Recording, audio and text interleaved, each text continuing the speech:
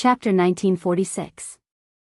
In the 2 years of high school, other than Yi Qian, Meng Wen was the only one who had been criticized by Yi Qian in front of the entire class. However, Yi Qian was still quite magnanimous towards Meng Wen. Whatever she said, she would laugh it off and wouldn't really take it to heart. After all, she had lived 2 lives, and it would be ungentlemanly of her to haggle over every little thing. In addition, Meng Wen was just being stubborn with her words and didn't do anything shady. Yi Qian, who had always disliked arguing with others, wouldn't make things difficult for her. However, it was different today. It was already rare for them to meet each other. In the end, as soon as they met, Yi Jian's mouth was already unforgiving. No matter how good Yi Jian's temper was, she could not tolerate Yi Jian's inappropriate words. What did she mean by a top student who came on time? She insinuated that she came on time on purpose and even mentioned Teacher Tong. Could it be that after half a year in college, she had forgotten the most basic principle of respecting your teachers and teaching? Meng Wen was someone who was amenable to the soft but afraid of the hard. She had always been used to going against Yi Qian. Although she was reluctant to part with Yi Qian after graduation, she couldn't help but feel a little arrogant when she saw that Yi Qian was still so popular and wanted to poke her. Who knew that Yi Qian, who had always disliked arguing with her, would actually embarrass her this time? Meng Wen couldn't react for a moment. When the surrounding students saw this, they all laughed together. They pushed Meng Wen, whose face was beginning to turn red, and joked, "Do you know your mistake now? Don't let Yi Qian give in to you every time. Giving in to you is her magnanimity. Meng Wen, don't always take Yi Qian's magnanimity lightly. Even a rabbit bites when it's anxious. You came up with such thorny words. We've been separated for half a year, and you're already a college student. How can you still be so petty? You're a top student after all." Meng Wen's face was already as red as fire, but she refused to admit her mistake. She straightened her neck and said, "I was born with such a mouth. You guys just ignored me." Yes. We all know that you're good at talking, so we're paying attention to you. If you have a sharp tongue and a sharp heart, not many people would dare to talk to you." Seeing this, Jessen laughed and fell into Yi Qian's arms. She said, "My stomach hurts." Even if she wanted to nitpick, she had to look at the time. Her classmates hadn't seen each other for half a year, and they weren't even in a hurry to catch up, unlike her. "Meng Wen, you have to change that mouth of yours. What if you meet a boy you like in the future? You clearly like him, but your mouth doesn't spare him. Even boys will be scared by you." And Jessen teased her. She didn't like her in the past, but Yi Qian told her that some people were just like that. They said things that offended others easily, but they were still kind at heart. Meng Wen was such a person. When she heard that the house in Yi Qian's hometown had been washed down by the rain, she was worried for a long time. Her classmates knew about it, so they didn't target Meng Wen. They only reminded her to watch her words in the future. However, Yi Qian saw a flash of awkwardness in Meng Wen's expression because of Jessen's words. He raised his eyebrows slightly and felt that there was something going on, so he joined in the teasing. "Meng Wen, I think what Jessen said makes sense. If that's really the case, won't you regret it to death?" "Sigh, I already regret it to death." Meng Wen sighed heavily. She was really worried. "It wasn't easy for my heart to ripple, but I scolded him and chased him away. I regret it so much that I'm beating my chest." When the surrounding classmates heard this, they actually wanted to persuade her. No one knew who was the first to laugh out loud, but they all laughed. Chapter 1947. The class monitor, Lu Xian, came in with Teacher Tong and the other teachers. They happened to hear the loudest laughter of the students, which came from within. It seemed that all the students were still sitting in the classroom of grade 12 class 1, preparing for the college entrance examination. "Teacher Tong, your students are still the same as before. I feel comfortable just looking at them. It's also the best batch of graduates I've ever taught." Yi Qian contributed the most. She pulled the whole class to fight together. "Teacher Tong, she is the unifying force of this class." Teacher Tong was deeply touched by the words of the teachers. Yes, Yi Qian is the best student I have ever met in my decades of teaching. She is very resilient and has a pure heart. She is very rare. Us boys call Yi Qian boss in private. We feel more confident when we study with her. The boys who went out to receive the teachers agreed with the teacher. Yi Qian was indeed the unifying force of the class. It seemed that with her around, everyone had a direction in their hearts and would not be easily lost. A long time later, when the news media interviewed this teacher who had taught a female general, 2 leaders of the Great Hall, 5 provincial officials, a diplomat, and several big entrepreneurs, they asked her what teaching methods she had used to let these students achieve the glory of number 1 high school in the province. The news media asked her what teaching methods she had used to let these students achieve the glory of number 1 high school. At that time, the white-haired teacher Tong smiled and said to the reporter, "Because there is one person who is the unifying force of the class of 99. My students all say that with her around, their goal and hope will always be there." The reporter asked teacher Tong, who had dedicated her life to education, who was the person she was talking about. Teacher Tong smiled and looked at the photos of the class of 99. After a long time, she answered, "Who do you think is the unifying force of this class?" At this moment, the students of grade 12 class 1 didn't know what their future would be like. When they saw teacher Tong and the other teachers standing at the entrance of the hall, just like how they used to do in class, they immediately stood up respectfully and greeted the teachers one by one. Yi Qian loved the 2 years of high school. Although there were teachers like Yi Ying and Yao Jing, all the teachers stood by her side and handled the matters between the students fairly. As for the form teacher in junior high, she had already forgotten about it. The time of laughter passed faster than any other time. The students planned to play all night, while the teachers needed to go home. The male teachers were in charge of each class. Yi Qian accompanied teacher Tong and sat outside, waiting for teacher Tong's lover to arrive. Teacher Tong, who had white hair on her temples, nodded gently when she saw that the student she had taught before was sitting upright like a pine tree. She was very pleased. "It's only been half a year since we last met. Yi Jian, you've changed the most in class. Even when I'm sitting in front of you, I can feel the valiance of a soldier. You are really very, very good. Seeing that you've come so far and still hold on to your original beliefs, Yi Jian, I believe that you'll definitely achieve great things in the future." She had taught so many good students, but Yi Qian had left the deepest impression on her. Sometimes, she would even dream of him walking to the front of the classroom and explaining difficult questions. Such a good student, I'm afraid I won't be able to meet another one for the rest of my life. Yi Qian respected teacher Tong very much. When old Madame Yi brought Yi Zhixiang to cause trouble, it was teacher Tong and Principal Chow who stood in front of her, afraid that she would get hurt. That was also the most touched she had ever been. After that, she tried her best to help her classmates in order to repay the school and teachers for their sincere protection of her. Chapter 1948. You don't have to do anything, but you have to have a clear conscience. Yi Qian helped teacher Tong sit down and smiled. "I remember when I first entered the school, I told you, sometimes, hiding your talent doesn't mean that you're weak. It's also a form of protection. And you said, only the fittest survive. You also told me, the provincial first high school is a big dance, right? It has a sky that allows students to roam freely. It was because of your words that I slowly started to interact with my classmates." Teacher Tong smiled as she looked at her student who remembered her words. The pride in her heart was self-evident. "To tell you the truth, when I returned to school, I was prepared to be isolated.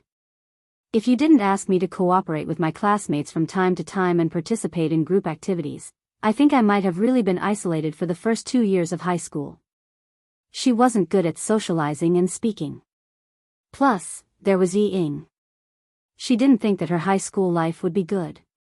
Later, as she gradually integrated into the class and often called to the office for heart-to-heart talks, Yi Qian's way of doing things had the smoothness, roundabout, and gentleness of a girl. She was no longer as domineering as a boy and didn't have the gentleness of a girl. At the mention of the past, teacher Tong's smile deepened. "When I asked you to fill in the admission form, you pointed at your parents and stopped me. The words you said to me made my heart ache.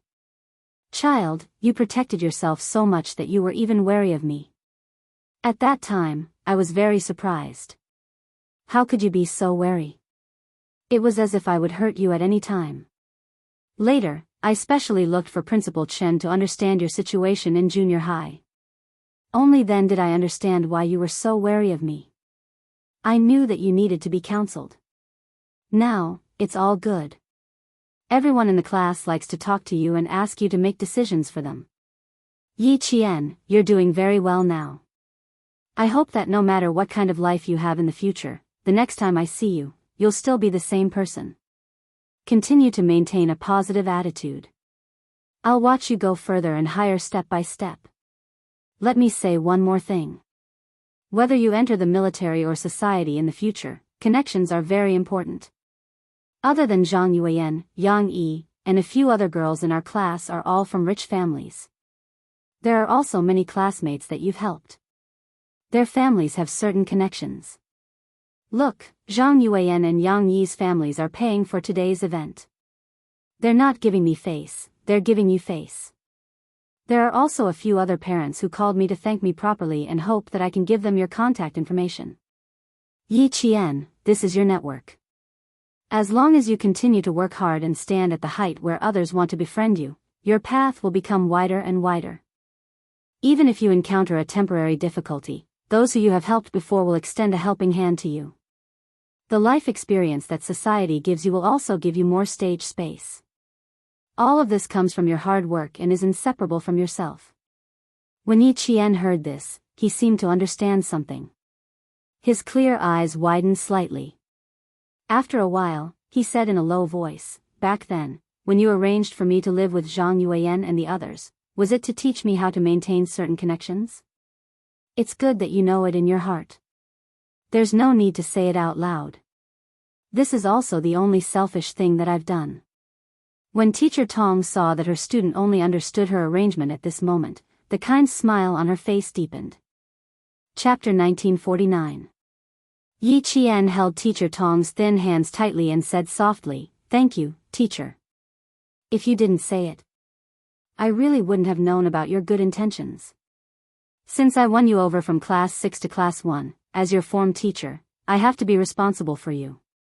Your grades are already very good, but you're still lacking in the way you handle things. I'll do my best to help you, but you still have to rely on yourself to stand up." Then Teacher Tong teased her like an old child. "I'm also very proud. The smartest student in my class only now understands that students are no match for teachers." Yi Qian smiled warmly. Her eyes were clear and bright like crystals under the light. "You're the most amazing teacher in the eyes of all of us. None of us are your match. You'll all surpass me. When that happens, I'll still be a teacher, but you won't be you anymore. You'll all be pillars of the class." Teacher Tong had a lot of confidence in this batch of students because the students in front of her would continue to influence the entire class. Even if they were separated, her influence would not disappear. This was Yi Qian's personal charm. Yi Qian leaned over and hugged her teacher. She said softly, "You have to be good. You have to see all of us in class 1 become successful. You'll be proud of us. I'm already proud of you now. There's no need to wait until the future." Teacher Tong helped her tidy her clothes. Looking at the energetic girl, even her kind wrinkles had a gentle smile. Lu Xian looks just like an adult when he wears a military uniform. He's very masculine. It's a pity that I didn't see you in uniform. Next time, send me a picture of you in uniform. I want to see what you look like in uniform. It was just a small request, but Yi Qian couldn't fulfill it. She said softly, "Teacher, I'm sorry. I intentionally avoided taking pictures tonight. I couldn't avoid the group photo, so I made some small movements and didn't get a picture of my face." Her words stunned Teacher Tong. Couldn't students take pictures in military schools? There wasn't such a rule. Yi Qian lowered his eyes and explained softly, "There are some unspeakable reasons. Please take a look." Although Teacher Tong did not understand why, she believed that there was indeed an unspeakable reason. She smiled slightly and said, I know that you are not an ordinary college student now. You are a soldier who will serve the country in the future. With your ability, I am afraid that you are not an ordinary soldier. No, it's fine. Just pretend that I didn't say anything. Study hard and do well in the future. I will always support you. The fact that Yi Qian was able to meet a teacher with such high moral standards had a deep impact on him. It had also affected the entire grade 12 class 1 students. After sending teacher Tong off, Yi Qian returned to the meeting room. Then, a group of people went to the hotel's KTV. All of them wanted to stay up all night. Zhang Yuan and Yang Yi's father would pay for all the expenses and told them to thank Yi Jian again. Zhang Yuan and Yang Yi's father would pay for everything. Yi Qian and Lu Xian did not drink. In the end, they went to the second half of the night with a few other students who did not drink to take care of the drunk students. Yi Qian didn't know whether to laugh or cry when Meng Wen ran onto the stage with a beer bottle in her arms and shouted that she wanted to win someone over. Chapter 1950. This time, Jessen was very obedient. She only drank a few glasses of beer and did not dare to drink too much. She was afraid that if she got too drunk, Yi Qian would not be by her side when she woke up the next day. Although they had agreed to party all night, in the end, Yi Qian arranged for them to stay in a hotel. 4 of them shared a room. When they were done, Jessen could not even straighten her back. Yi Qian did not drink, but he smelled of alcohol. When he came out of the shower, he saw Jessen lying on the bed, looking at him with sparkling eyes. What's with that look? I already said that I would chat with you tonight. You can't believe it. You guys are all so mysterious. You said that you would accompany me, but in the blink of an eye, you disappeared. You guys? Yi Qian sat on the edge of the bed while drying his hair. He asked her with a half smile, who else? Tell me about it. It sounds like there's a story, and it's not a simple one. I'll go take a shower first, then I'll tell you. It's a long story. I have to tell you slowly. Jessen blew into her palms. She looked at herself with disdain. What a strong smell of alcohol. Wait for me. Don't sleep. I'll be done soon. Yi Qian did not feel sleepy.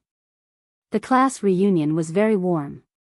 Even the students who had failed the exams chose to attend instead of avoiding it. In their words, 1 year later, we'll be good men again. Everyone chose to revise. With their abilities, their grades would not be too bad. The only pity was that the class monitor, Lu Xian, did not repeat his studies and chose to join the army. Yi Qian suddenly slapped his forehead. Why didn't he remind Lu Xian that he could enroll in a military school even if he joined the army? As long as he met the basic requirements for enrolling in a military school, he could definitely give it a try. Thinking of this, Yi Qian recalled Lu Xian's room number and dialed it without hesitation. He had to take care of a few drunk boys, so he was definitely not resting. Lu Xian quickly picked up the phone. When he heard Yi Qian's voice, he was surprised. Why aren't you resting? It's already past 4 in the morning. Class monitor, I want to ask you about your future plans. Are you going to be a conscript? Or volunteer? Or do you have other plans? Yi Qian did not immediately say what she was thinking. Lv Xian was a very opinionated boy. She should ask him first. If he did not have any plans to enroll in the military academy, she would bring it up appropriately. Lv Xian laughed. Don't tell me you called me just to talk about this. Yes, didn't I say that I wanted to talk to you? Yi Qian leaned against the headboard with a serious expression. I just feel that it's a pity that you didn't repeat your studies and directly joined the military. No, there's nothing to pity. Joining the military has always been my dream. When I found out that you were determined to enter the military academy, I was shocked. I didn't think that there would be a girl like me. A plop sound came from beside him. While speaking, Lv Xian turned his head and saw a drunk boy fall directly from the bed to the ground and roll to his feet. She covered the boy with the quilt on the bed and answered with a smile, I have some other ideas. I'll talk to you when I have the chance. I don't know if it'll work out yet. If it does, I'll get in touch with you." Since he already had plans, Yi Qian did not mention it again. After exchanging a few words with him and saying, "Good night," and Jessen walked out of the room with wet hair and slippers. When she saw Yi Qian hanging up the phone, she giggled and asked, "No way. You were on the phone with that person at your house? I realize that you're getting more and more troublesome after going to university. Why don't you blow dry your hair? We can have a good chat after you're done." Yi Qian left half of the bed empty and waited for her to dry her hair. Chapter 1951. I was afraid that you wouldn't be able to wait any longer, so I decided to blow it a few times. And Jessen jumped onto the bed and nimbly got under the covers. She looked at her best friend with a smile, and the more she looked at her, the deeper her smile became. It made Yi Qian's hair stand on end. What a strange look. Who are you looking at through me? Who are you thinking of? She smiled so sweetly as if she was in love. A guy who's been chasing me. He's just like your husband. You both know him. And Jessen pursed her lips and smiled, revealing a row of neat, white teeth. Come, guess who he is. Someone he knew, someone who knew Captain Xia, and even someone who knew Jessen. In less than a minute, Yi Qian narrowed his eyes. When did the two of you get together? He was a little surprised, but not surprised. He had heard from Xia Jinyuan that the T6 guy was interested in Jessen. What was surprising was that Zhang Bin had liked Jessen for so many years, but in the end, the T6 guy beat him to it. He wondered if he was so angry that he wanted to bang his head against the wall. I don't think so. I can't really make up my mind. I have a pretty good impression of him, and I feel that he's very reliable. But he came to look for me twice, and each time, he disappeared without saying a word. I even had to run out to look for him after class. Jane Eyre, do you think he's playing with me? We agreed to go for a walk together, but when I went over, he was gone. Isn't it a little too casual for him to suddenly disappear? Listening to her complaints, Yi Qian turned to look at his best friend and said softly, "There's no other way. He's a soldier. Sometimes, when the military calls, he has to return immediately. He really can't wait for you. Jessen, you have to think about it carefully. He can indeed give you a sense of security, but he'll also make you feel uneasy. He'll suddenly come back to give you a surprise, and then suddenly disappear to give you a scare. Jessen, you'll lose a lot of sweetness if you date a soldier. Especially if you were in a relationship with a special forces soldier who often carried out missions. Sometimes, you wouldn't even see him once a year. Sometimes, you would only receive a call for a few months or half a year. It would make you feel like you weren't actually in a relationship. They often disappear without a trace. It's normal for them to not call you for half a month. It's also normal for them to not call you for half a year. It's also normal for them to not call you for half a year. It's also normal for them to not meet you once a year. 1 minute, they're still chatting with you. The next minute, you might have to send them away. Yi Qian looked at the tears that flowed out of his good friend's eyes. He reached out and gently wiped away her tears. He did not stop because of this. She needed a reason not to make a choice, but she also needed a reason to make a choice. He would say what he should say and what he shouldn't say. In the end, the choice would still be up to Jia Xian. Jessen, if you can accept that you don't have his company when you're sick, that you don't have his comfort when you're sad or crying, that you don't have his sharing when you're happy or laughing, that you can accept the fact that there are couples on the street while you're lonely even though you have a boyfriend, then you can accept him. I can guarantee you that there's absolutely no problem with his character. As long as he has time, he'll be willing to use this pitiful time to accompany you wholeheartedly. He'll pamper you like a princess and treat you like a treasure. However, this kind of time is too little. Perhaps it's only a few days, half a day, or a few hours.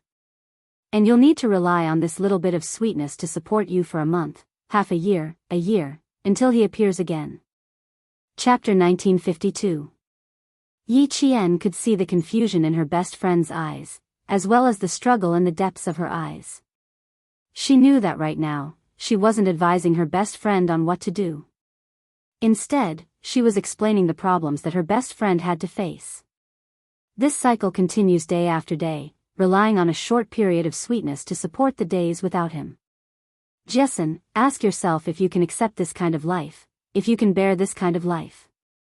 I can't give you any advice. I can only analyze and tell you what to do. Only you can make the choice. No one else can help you or make the decision for you. And Jessen, who hadn't cried out loud, choked up and couldn't say anything for a while. Yi Qian pulled out a tissue to wipe the tears on her face and quietly and patiently accompanied her. And Jessen waited until her emotions gradually calmed down. Her voice was hoarse, and her eyes were filled with pain. She asked softly, "What about you? Are you the same?" "Jessen, I'm different from you. The person I love and I are both soldiers. We both chose to join the military, which means that we have the same direction. Separation and silence are normal for us. We will get used to it and accept it, but our direction will never change. So, I'm different from you." And Jessen didn't give up. She struggled to ask, "Jane Eyre, can you accept that he wasn't by your side when you needed him the most?" "I can, because I know that even though he wasn't by my side, his heart has always been by my side. When he needed me by his side the most, I didn't accompany him. But my heart is always thinking about him. I can endure separation, accept separation, and get used to separation. Because every time we separate, we will work hard for the next time we meet." Yi Qian's words were very thorough. And Jessen understood even more clearly that accepting a soldier with a special status required a lot of effort. And Jessen had never thought so deeply. She only thought about why he liked to leave without saying goodbye since he was pursuing her. She also thought that it was too rude and didn't take her seriously. Yi Qian's words were like a bolt of lightning that struck her heart. She suddenly realized that there were so many problems in dating a soldier. Think about it carefully. You can only make a choice if you think it through. Yi Qian saw the confusion on her face and reached out to hug her friend gently. He said softly, "You won't be able to figure it out in such a short time. You're still in your first year. Why are you so upset over these things?" T6 was probably sincere to her, and she had no right to doubt T6's sincerity. However, she needed to tell Jessen how difficult it was to be in a relationship with T6. One was a comrade in arms, and the other was a good friend. She naturally hoped that the two of them could live well. However, she didn't want the two of them to fall in love in the future, only to hate each other in the end. The room fell silent. Even though it was past 4 in the morning, the city was still dark. Yi Qian, who was lying in bed, gradually closed his eyes. After some time, Yi Qian suddenly heard Jessen ask him cautiously, "Jane Eyre, what if I join the army? Am I the same as you?" The sleepiness that had just surged up was instantly swept away. Yi Qian opened his eyes and looked at her with clear eyes. "Jessen, I said just now that I'm different from you. You don't have to be like me. You just have to look at your own heart. My choice and my identity can't be your reference. Do you understand?" Chapter 1953. She couldn't do this and couldn't do that. How was she supposed to choose? And Jessen bit down on her lower lip, the struggle in her heart only intensified. "I don't think you've reached the stage where you've decided on him yet. Why do you have to make a decision so quickly? Jessen, there's still time ahead. You can take your time to think about it." Yi Qian looked at her friend seriously and said slowly, "Decisions made in a hurry are often incomplete. You can think about it carefully, but once you've made a decision, you can't regret it." And Jessen nodded slightly at her friend's serious expression. "Okay, I'll think about it carefully. Like you said, I haven't decided on him yet. I just think he's not bad. He's someone I can date properly. Yes, he's an outstanding soldier. You have good taste." In Yi Qian's eyes, his comrades in the Snowfield Brigade were all outstanding. She couldn't keep her eyes open. She rubbed her head against the soft pillow and yawned. "Go to sleep. Let's talk when we wake up. And Jessen couldn't take it anymore, but she forced herself to keep her eyes open. She waited for Yi Qian to fall asleep for a while before she closed her eyes. However, when she woke up, she was the only one lying in bed. She called out, Jian, in a daze. She, who was half asleep and half awake, did not receive any response. She opened her eyes abruptly and raised her voice, Jian, Other than her, Ling Chen, who was still sleeping with her, was no longer in the room. She muttered, Don't tell me they went to visit me. Out of the corner of her eye, she saw a piece of paper on the bedside table. Her eyes were still groggy, but she could read a few words on it. And Jessen had a bad feeling. She quickly picked up the piece of paper with a few lines of words written on it. After reading it, Jessen leaned against the headboard as if she had lost all her strength. Her best friend said that she had something important to do and needed to leave. She couldn't play with her for a few more days and asked for her advice. The last line was especially striking. Please forgive a soldier for leaving without saying goodbye. Most of the time, it's not that they don't want to say goodbye, but that they don't have the time or the means to say goodbye. Just like the soldier you like, leaving without saying goodbye is the last thing they want to do, but they have to do it. And Jessen clenched the message and let out a long sigh. She muttered to herself, Damn it, I made a wasted choice last night. I need to think about it carefully. Think about it carefully. It turned out that when Yi Qian had gone to bed in the wee hours of the morning, she hadn't gone to sleep because she was making a choice. In the end, Yi Qian's quiet departure made her decide to be with T6, waver again. When the students woke up one after another, they found out that Yi Qian had something to do and had left at the last minute. Zhang Yuan woke up with a hangover and looked at the gift in her hand that she hadn't given out yet. She cursed herself under her breath and took back the gift that she had prepared at home untouched. By the time the first class left the hotel, Yi Qian had already returned to her room on the 23rd floor of the Caesar Hotel. She sat next to the fax machine and stared at the fax papers. Her expression was terrifyingly cold. Chief Kai said that he would send over the test reports as soon as possible. He still needed to return the original copies. As soon as the first page was sent out, Yi Qian couldn't wait to pick it up. When his gaze fell on the blood type column, his pupils constricted slightly. The blood type matched.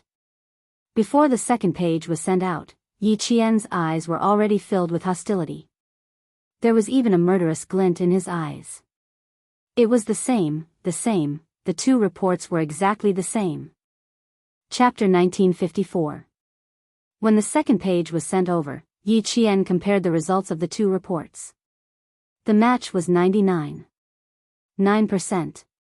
There was no need to investigate further. The two reports were enough to prove that Sun Yaozu was blinded by his mother. At the same time, Sun Yaozu also knew who blinded him. That was why he treated himself so viciously. With bloodshot eyes, Yi Qian slowly folded the two reports and put them away. Tonight, she needed to find Sun Yaozu. She had to properly ask him about what happened in the past.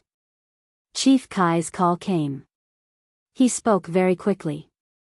Knowing that Yi Qian had already received the fax, he only said, "Wait for his call," and hurriedly hung up.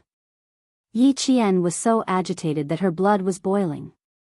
Chief Kai's hurried words were like a bucket of cold water splashing her heart. It was so cold that it made her slowly come back to her senses. She couldn't go find Sun Yaozu yet. At least she had to wait until Chief Kai was safe. She couldn't put Chief Kai, who had already risked his life to help her, in danger because of her hatred. Wait a little longer, Yi Qian. Wait a little longer. You've waited for so many years. It won't hurt to wait a little longer. Yi Qian sat on the bed and softly muttered a few words. Then she sat motionless like a statue. She didn't think about going back to her good friend in Jessen. Before she dealt with Sun Yaozu, she didn't want to be too close to her friend. She didn't want to implicate her friend and cause her to do something bad. Since she couldn't go find Sun Yaozu for now, she would go find old Madame Yi, who had been living in the sanatorium of the Southern Province People's Hospital. Old Madame Yi would know as much as Sun Yaozu. The sanatorium of the Southern Province People's Hospital was equivalent to a nursing home, but it was a little more advanced. The elderly who lived there were all wealthy families who could afford to pay for treatment and care. Old Madame Yi had Yi Zhixiang's money to take care of her, so she was living quite well. Yi Qian looked at old Madame Yi, who was sitting in a wheelchair, slurring her words and ordering the caregiver around. She walked in with a cold smile and said to the caregiver, "Auntie, go and rest for a while." The nurse had never seen Yi Qian before. Just as she was about to ask, old Madame Yi, who was sitting in the wheelchair, stuttered, Yi. Jian. The corners of her mouth were crooked to one side, and it was quite difficult for her to speak. It was also hard for the nurse to be scolded by her. "You're already stuttering. Why don't you speak less? I haven't visited you for a long time, so I thought it was time for me to visit you." Yi Qian walked in and put the fruits he bought on the way to the side. He even took the initiative to pass a glass of water to old Madame Yi.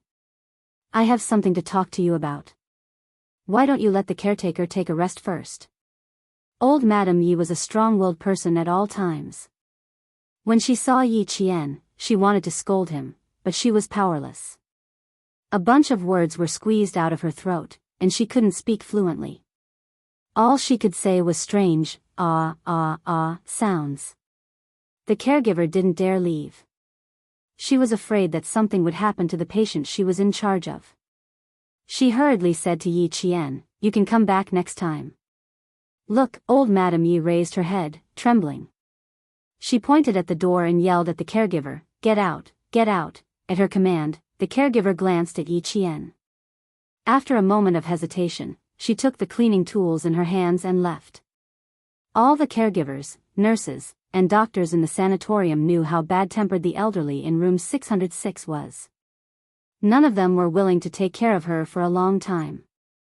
However, the hospital had specifically instructed them to take care of her. The caregiver who took care of her once a week left quickly. It was obvious that she didn't want to stay for even a moment. Chapter 1955. With no one else around, old Madame Yi stared coldly at Yi Qian. She raised her hand and swept the glass cup in front of her wheelchair to the ground. Bang! The glass cup shattered as it hit the ground. The water splashed all over the floor and the glass shards flew everywhere. Yi Qian didn't even raise his eyebrows. He smiled faintly and said, "It's better for an old lady who has suffered a stroke to remain calm. If you get angry too often, you might suffer a second stroke. I'm here to talk to you." "Why are you angry?" "But I don't know why, but seeing you angry, I feel quite happy." Old Madame Yi had been strong her whole life and rarely suffered in the hands of others. However, she had suffered in front of Yi Qian, whom she thought she could easily control. She couldn't swallow the anger in her heart. Otherwise, she wouldn't have asked Yi Zhifan to get rid of Yi Qian when she was just able to pick up a pen to write.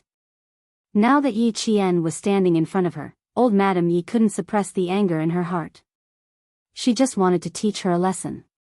She couldn't move and couldn't speak clearly. The only thing old Madame Yi could do was glare fiercely to express her feelings. She couldn't do anything else. "Why are you, still, not dead?" Old Madame Yi slanted her lips and said viciously, "I don't know, where did this bastard come from? Why aren't you, dead?" When Yi Qian was young, he often heard old Madame Yi call him a bastard. He became numb after hearing so much. Now that he heard it again, he didn't think much of it. With an indifferent expression, she looked down at old Madame Yi, who used to be awe-inspiring and strong-willed. She smiled faintly and said, "Your current appearance really suits you. You've been pretending to be kind all your life, and now you're finally living the truth. Old madam, your serious illness was worth it. You did something wrong back then and didn't let Sun Yaozu kick me to death. It was your mistake. You can continue to watch and see how your family will suffer retribution. Old madam, although you can't walk, you're still living a good life and haven't been tortured. But it's hard to say whether I'll have a good life in the future." Yi Qian slowly bent down. She stopped sneering and looked into old Madame Ye's murky eyes. Her dark eyes were filled with murderous intent. One killed my father, and the other killed my mother. Old Madam Yi, your retribution has just begun. She spoke very slowly, and her words were very light and cold, like an invisible blade that suddenly cut into old Madam Ye's heart. Suddenly, old Madam Yi, whose mouth was crooked, and the stiff muscles on her face twitched as if she had been greatly stimulated. Her eyes were filled with fear. You. What do you want to do? Not only were her eyes filled with terror, even her tone was filled with terror. She was afraid, very, very afraid. Yi Qian, who had originally only wanted to trick Sun Yaozu, knew that she had made the right choice in coming here. She didn't need to know too much. All she needed to know was that her mother's sacrifice had something to do with Sun Yaozu. He stood up and said softly, "What do you think I want to do?" "I just want to do something that your family once did to my parents and me. Whatever you and Sun Yaozu did, I will return it to you truthfully, one by one." Bastard, bastard. Bastard, you're not. You're not. Old Madam Yi, who had been holding on to her courage, let out a strange cry. She shouted anxiously and in shock, and her entire body began to twitch in the wheelchair. Chapter 1956. Old Madam Ye's expression made Yi Qian even more certain that she knew something about his mother's sacrifice. He was even more certain that she had something to do with his mother's sacrifice. Otherwise, she wouldn't be so scared. If he continued to question her, old Madam Yi would definitely suspect something. No matter how much he wanted to get something out of her, he had to hold it in for now. He had to take things slowly. Furthermore, what he said just now had successfully made her think that he knew something. Based on his understanding of this old woman, she would definitely take action next. Old Madam Ye's heart would be even more ruthless and hardened. In order to get rid of a future threat like her, she would either tell Sun Yaozu or Yi Jifan about what happened today so that they could deal with her. She would tell Sun Yaozu as soon as possible. Sun Yaozu already hated her to the bone. If he knew that she had found out about what happened in the past, he would definitely take action.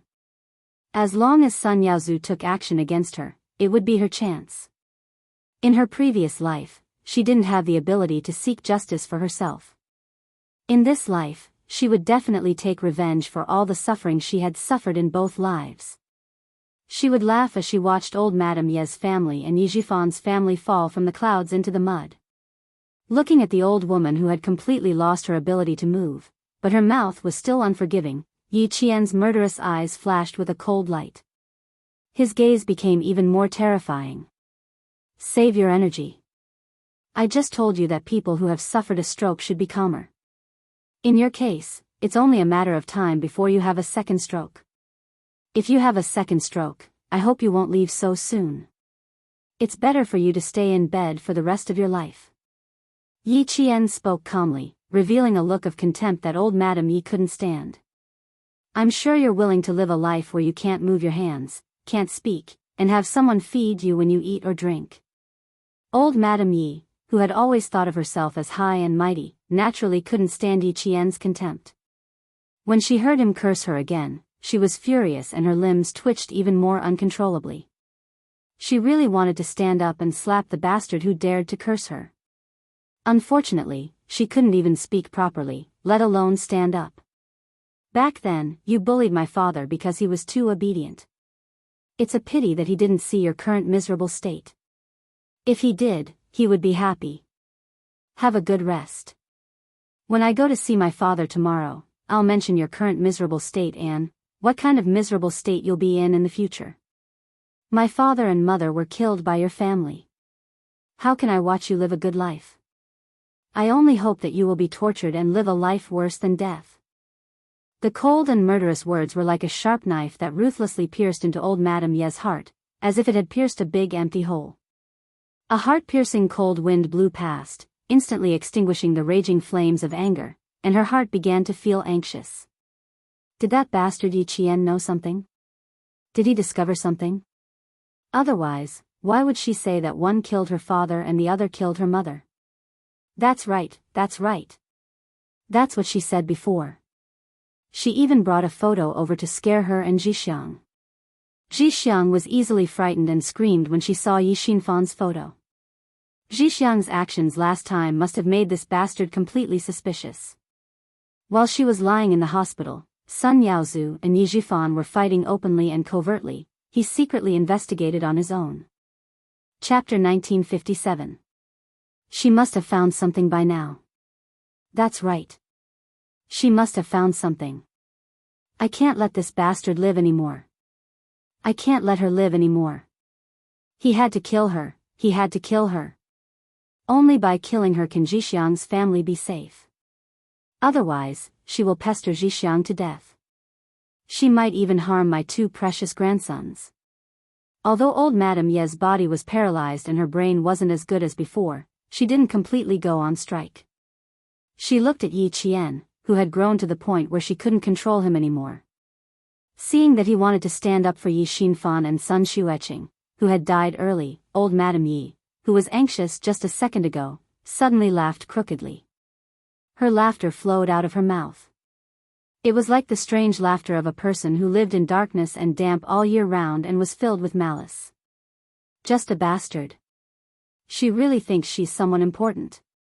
Old Madame Yi had never liked Yi Qian, not even for a moment. She stared fixedly at Yi Qian, who was now so arrogant that he could make her angry. Old Madame Ye's mouth moved a few times. Suddenly, she spat out a mouthful of thick phlegm at Yi Qian. Seeing Yi Qian nimbly dodge, old Madame Yi gripped the wheelchair's armrests tightly. Her face and eyes were filled with malice. Yi Qian, do you know why I don't like you? Because, you're a bastard. You're the bastard your mother gave birth to outside. She spoke in a hurry, so her words were even more unclear. However, Yi Qian heard everything clearly. Hearing this, his gaze suddenly sharpened. He stared at the old woman who couldn't even walk and was still acting like a tyrant. What did you just say? The ferocious-looking old Madame Yi looked at Yi Jian, whose expression had changed. Her upper lips trembled uncontrollably as she let out an unpleasant cackle. I said, your mother's, bitch, outside. Martyr? Cackle, cackle. Your mother is such a promiscuous slut. How can she be a martyr? Old Madame Yi was overjoyed and said happily, let me go, like a bastard. Tui. Yi Qian, who was about to leave, narrowed his eyes. He squatted down again and looked at old Madame Yi with a gloomy expression. So, you scolded me because of this? What right do you have to talk about my mother? What right do you have? Boss is a good-for-nothing. He clearly knows that his wife gave birth to a bastard, but he doesn't even dare to sleep with her. I raised him up, but he didn't listen to me and strangled a bastard like you. He wants me to treat him well? Bah. Just a piece of trash. The gloomier Yi Qian's expression became, the more comfortable old Madame Yi felt. Strange laughter kept coming out of her throat. A martyr with a lover, how ironic. Shut up. Yi Qian could not tolerate such a vicious person slandering her mother. The killing intent that she had been suppressing grew again. She reached out and grabbed old Madame Ye's neck. She gritted her teeth and said fiercely, those who slander my mother, die. Come, strangle me to death, you, strangle, ye girl. The door of the ward behind her was pushed open with a bang. Principal Chen's angry voice shook the air. What are you doing? Stop it. Strangle. Strangle me to death. Strangle me. Old Madame Ye's laughter was unusually loud. She continued to provoke Yi Qian fiercely. You're not boss's child. You're a bastard. Ha ha ha, you want to make my life difficult? Bastard, let's see who's the one who's going to suffer. Chapter 1958. You're a bastard. Your mother gave birth to you with another man. Your father is a good-for-nothing. He knew that you weren't his child, but he still raised you. Old Madame Ye's continuous curses seemed to come from the void, expanding in circles. When they reached the ears, they all swarmed in like a whirlwind, squeezing into the brain in an instant. It was incomparably sharp, piercing the brain and causing pain. Yi Qian, whose eyes were red, glared at the old woman whose face was completely distorted. He gritted his teeth and wanted to bite her throat so that she could no longer speak and say those vicious words. Little Yi, she wants to destroy you. Are you really going to let her destroy you? Principal Chen held Yi Qian's wrist tightly. His gaze was as sharp as a knife. Do you know that your loved ones will be hurt and your enemies will be happy? Where did your rationality go? Where did your calmness go? Principal Chen scolded in a low voice. He didn't want old Madame Yi, who was like a mad dog, to hear him scolding Yi Qian. He wanted her to be happy. He was really glad today. He suddenly wanted to contact Chief Kai to ask about the progress of the investigation into martyr Sun Xueqing's death. He wanted to see if he could leak some information to Little Yi. It was also because of this phone call that he found out that Little Yi and Chief Kai had been in contact for a long time. He also found out who the eyepiece on the dagger in martyr Sun Xueqing's hand belonged to. When Chief Kai found out that Little Yi didn't leak any information to him, he immediately said, "Oh no," and asked him to come out and find Little Yi immediately. After searching for a few hours and taking a big detour, he finally found Caesar Hotel. When he knocked on the door, he bumped into Caesar's boss, Ho Zi. With his help, he successfully found the hospital. Principal Chen, who ran until his forehead was sweating, was anxious and angry. His voice was several times stricter than before. Little Yi, if I came even a little later, you would have committed a heinous crime. Do you know that? Yi girl had always been calm. No matter how big the matter was, she would not lose her mind completely. However, the situation was different this time. The old woman of the Yi family had coincidentally made Yi girl, who had just found out that Sun Yaozu was related to the sacrifice of martyr Sun Xueqing, suddenly lose her mind. No child could bear the humiliation of their parents, not to mention the humiliation of the enemy who had killed their parents. Even if a saint was alive, he would not be able to bear it. Moreover, Granny Yi was truly detestable. Every word she said was disrespectful. Wake up, Yi girl. Do you remember what I said to you before I died? Look at you now. Are you worthy of this old uncle? Principal Chen was obviously really angry. He even mentioned Uncle General. When Yi Qian heard the words Uncle Gen, her muddled mind suddenly cleared up. She looked up and seemed to have realized who was holding her back. Uncle Chen, she scolded my mother. I couldn't help it. I couldn't help it. She's the only one who's collapsed on the bed. Do you still need me to clean her up? The person you want to deal with isn't here. Do you understand? Seeing her eyes gradually clear up, Principal Chen heaved a sigh of relief. He looked at Granny Yi, who was laughing maniacally. He lowered his voice and said, "She's not important at all. If you want to strangle her to death today, you'll have fallen into her trap." Granny Ye's expression just now clearly showed that she wanted to drag Yi girl down with her. She wanted to completely destroy Yi girl. Yi Qian gently closed her eyes and forced back the tears in her eyes. I know, Uncle Chen. Let go first. I want to ask her a few questions. She wanted to ask if what she said just now was true. Chapter 1959. Yi Qian knew that he had lost his composure, but he had already restrained himself. He hadn't really killed this vicious old woman. Faced with Uncle Chen's reprimand, Yi Qian didn't regret his loss of composure, nor did he regret strangling old Madame Ye's neck. As a child, if he didn't do anything when someone insulted his parents, how could he be a child? Seeing that Principal Chen didn't intend to let go of his wrist, Yi Qian swallowed back his salty tears and said, Uncle Chen, Yi girl has never disappointed you or me. Even if she lost her composure and did something unwise, I still tolerated it. You know that with my skills, if I really wanted old Madame Yi to die, I wouldn't even have to strangle her neck. All I would have to do is twist her head. Uncle Chen, I'm very angry, but I know how to control myself. After all, my status restricts my actions and I can't make any mistakes. I won't do anything that would make my enemies happy. I will never do that. Principal Chen thought for a moment, then slowly retracted his hand. That's right. With Yi girl's skills, if she really wanted to kill old Madame Yi, she wouldn't have to go through the trouble of strangling her. She could have just twisted her neck. But what she wanted to ask?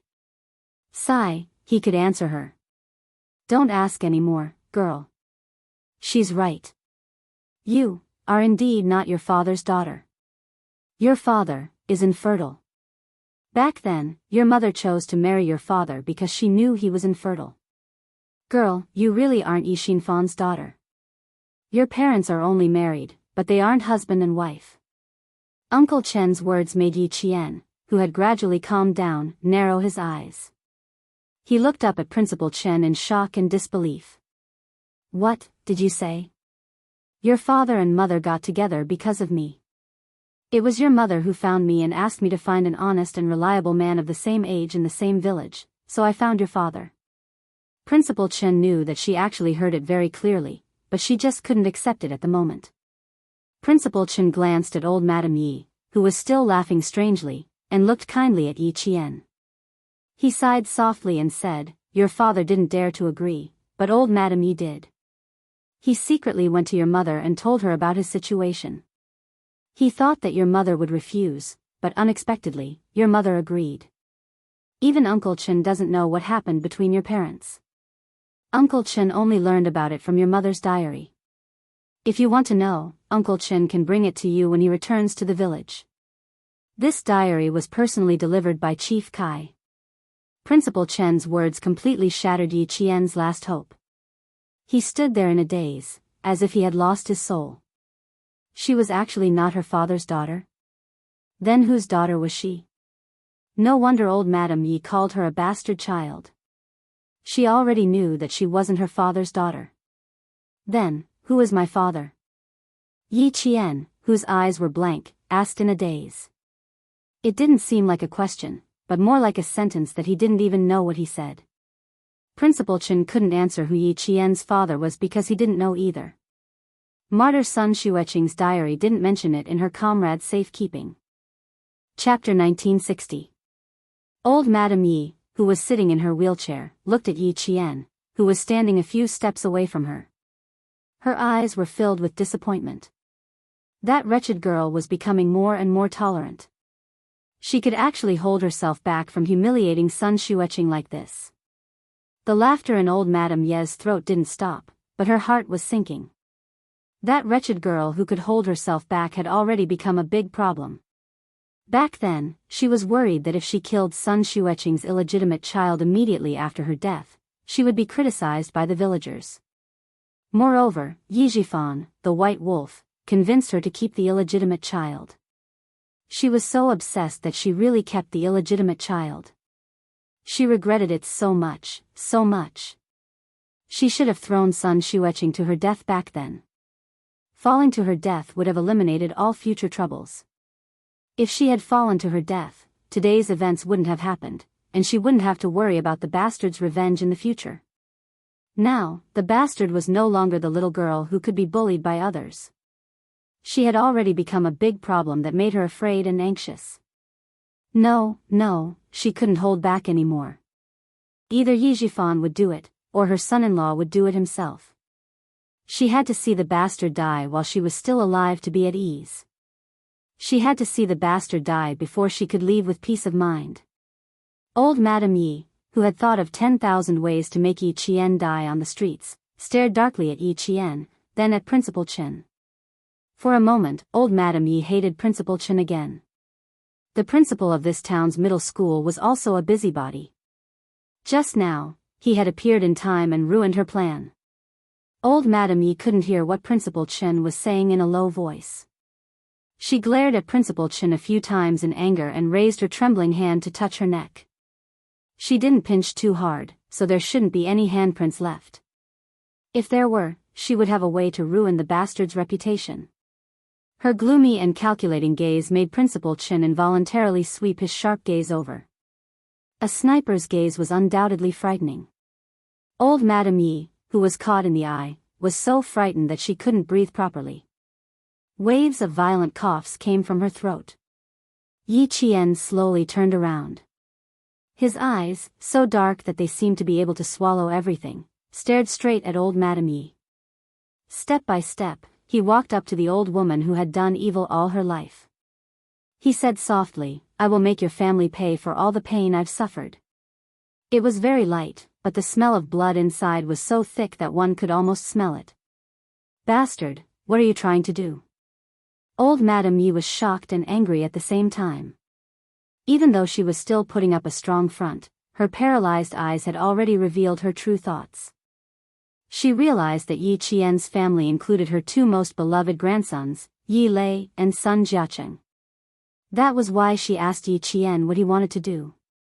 "I want to do what you're most afraid of." Yi Qian coldly spat out a few words, then ignored the struggling old woman. He turned to Principal Chen and said, "Uncle Chen, let's go." She knew enough. She could stop here for today. Next, she quietly waited for Sun Yaozu or Yi Zhifan to come. After leaving the hospital, Principal Chen didn't blame Yi Qian. When they returned to Caesar Hotel and walked out of the revolving door, a man in a suit who looked like a hotel attendant immediately came to greet them. He respectfully said to Yi Qian, "Miss Yi, Zi Gu invites you to his office." He glanced at Principal Chen and said, "He also invited the person beside you to come with us." Ho Zi's office was on the top floor of the hotel. The hotel's guest elevator hadn't arrived yet, but there was a special elevator that led directly to the top floor. Chapter 1961. When the elevator doors opened, they could see the bulletproof glass door. The man pushed the card open and invited Yi Qian and Principal Chen to enter. He then stood at the elevator entrance and waited. Ho Zi had been waiting for Yi Qian in the office. The moment Yi Qian stepped into the hotel, he received the news. He personally brewed tea and served it to Principal Chen. He smiled and said, "Please have some tea. I'll talk to Xiao Yi for a while. Please listen and see if there are any suggestions that need to be changed." Suggestions? Principal Chen glanced at Ho Zi calmly. Although he had never been in the underworld, he had heard of Ho Zi. He was a well-known underworld boss in the southern province and even in other countries. He was also a very law-abiding underworld boss. Both the white and the underworld would give him some face. He had heard of him, but when he saw him in person, he could only say that the real person did not show his true colors. Who would have thought that the underworld boss would be so gentle? Principal Chen took the tea from him and smiled. "You're too polite. If it's about little Yi, I'll have to be thick-skinned and listen to it." He really did not know that little Yi was in contact with Ho Zi. When he received Ho Zi's help, he was shocked. "It is indeed about little Yi. Yuan has asked me many times to take care of little Yi. Therefore, I know a little about any movements on little Ye's side. It can be said that little Ye's matters are Ho Zi's matters. Whatever she wants to do, I'll support her." Ho Zi was a righteous person. When he spoke, he was calm and had the demeanor of a general. As he spoke, he explained how he knew Yi Qian. Principal Chen understood when he heard this. So that was the case. He immediately felt relieved. Seeing this, Ho Zi smiled faintly and said to Yi Qian, "Is Sun Yaozu's matter not over yet? How far has it progressed? Can you tell me? Sixth brother told me in secret that if you make any big moves in the southern province, I must help you. I reckon that your actions this time were indeed a little too big." In addition, this old senior's expression changed a little. "I thought that your actions might not be as big as what I saw. It's very likely that there's an even bigger movement in the dark. You're Lalio's girlfriend, and I'm your brother Zi. With such a relationship, Xiao Yi, you can tell me what to do next. I need to say one more thing. With my status, it will be easier for me to do things." This sentence made Principal Chen, who was quietly drinking tea, raise his eyes slightly. That's right, it was indeed easier to do things with Ho Zi's identity than with little Ye's identity. However, dragging Ho Zi into this mess was a little unkind. Yi Qian thought so too. He smiled bitterly and said, "Brother Zi, you've helped me too much. If you continue to help me, you'll be in deep trouble. I'll be honest with Brother Zi. Sun Yaozu and I have a grudge against each other for murdering my mother. There are too many things that are related to this grudge. I'm afraid that if I'm not careful, a disaster will befall anyone who has anything to do with me. Chief Kai clearly told her that her mother's sacrifice had deep implications. Some things were still classified and couldn't be revealed. They could only be buried by time. And she needed to dig through the mud of time to find the truth behind her mother's sacrifice and the murderer behind it. She really didn't dare to involve too many people, even though many people were already involved. Chapter 1962. Ho Zi sneered. If you want me to get involved in the military, I can tell you right now that I definitely won't. But if I want to deal with Sun Yaozu, it won't be a problem. If sixth brother was here, he would definitely think of me first. He wouldn't even bother with his childhood friends. Xiao Yi, just tell me your plan. If Gu Zi can help, he will. If he can't, he will tell you immediately. He then looked at Principal Chen, who had been silent all this time. Senior, what do you think? Xiao Yi didn't mind.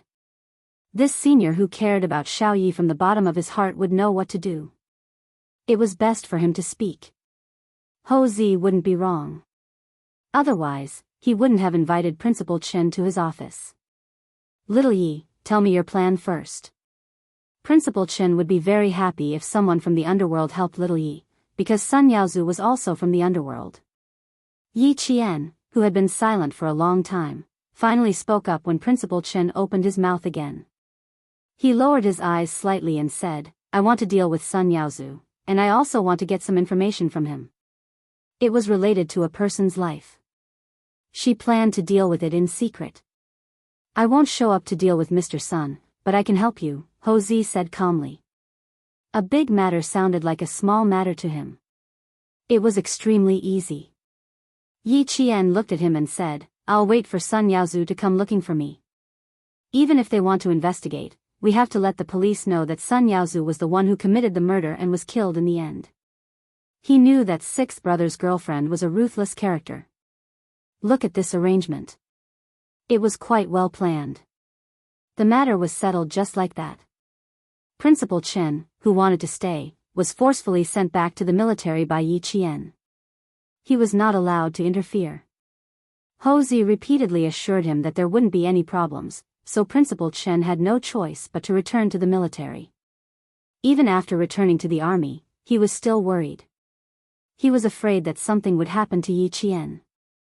Sun Yaozu found out that Yi Qian had gone to look for old Madame Yi 3 days ago, and it was from his wife, Yi Zhixiang. Sun Yaozu glanced at his clueless wife and immediately drove to the People's Hospital. When he came out of the People's Hospital, his eyes were stitched and bandaged, and there was a fierce look on his face. That damned girl still dared to come here? It just so happens that I'm looking for her too. You want to settle accounts, right? Fine, I'll settle accounts with you. If I don't kill you this time, my surname isn't Sun. How could old Madame Yi bear to let her daughter and son-in-law take the risk first? She thought of asking Yi Zhifan to step in, but Yi Zhifan hadn't come to the hospital recently, so there was no way to make this plan come true. Since his son-in-law, Sun Yaozu, had come over, he could only be the one to solve the problem. Yi Qian did not let Sun Yaozu search for too long. She had the intention of letting him find her, so how could she delay it? She wanted to meet Sun Yaozu more than anyone else. Miss Yi, someone is following you. Don't look back. Keep walking forward.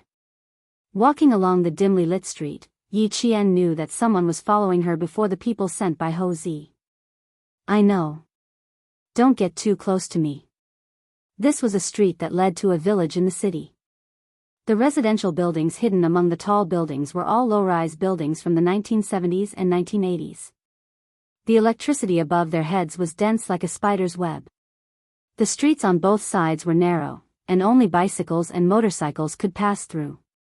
Yi Qian had been in and out for 2 days. Finally, the people sent by Sun Yaozu arrived. Chapter 1963. In the depths of the alley, someone hurried past, as if there was a terrifying monster behind him. The footsteps became faster and faster, and in the blink of an eye, he turned into another alley. After confirming that he had not caused any trouble, the pedestrian pressed his back tightly against the cold wall. While gasping for breath, he hurriedly knocked on the rusty iron door outside his house. The lights in the house were turned on, and a woman answered, "Coming." She opened the inner door with a creak, and then opened the outer iron door. Before the door was fully opened, the frightened pedestrian squeezed in with a frightened face. "Come in, come in." His voice was soft and hurried, as if he was afraid of being seen. Seeing this, the female owner was also shocked. What happened? She conveniently turned off the lights. The male owner, who worked overtime until 11:00, found his chair in the dark. When he sat down, he realized that even his legs were trembling. A group of hooligans blocked a little girl. I wanted to help with a stick, but when I saw that they even took out a knife, I was so scared that I almost peed my pants. I didn't dare to help and quickly came back. They were in a village in the city, the most chaotic place. 5 people lived together, and no one knew each other. Robberies were discovered at the end of the year. But it was the first time that he had encountered someone with a knife. The female owner, who was so scared that she kept gasping, was so nervous that she stuttered, You, are you okay? This is none of your business. Our family depends on you. If anything happens to you, who will we rely on? I don't care. I don't dare to care even if I wanted to. 5 or 6 of them all had knives.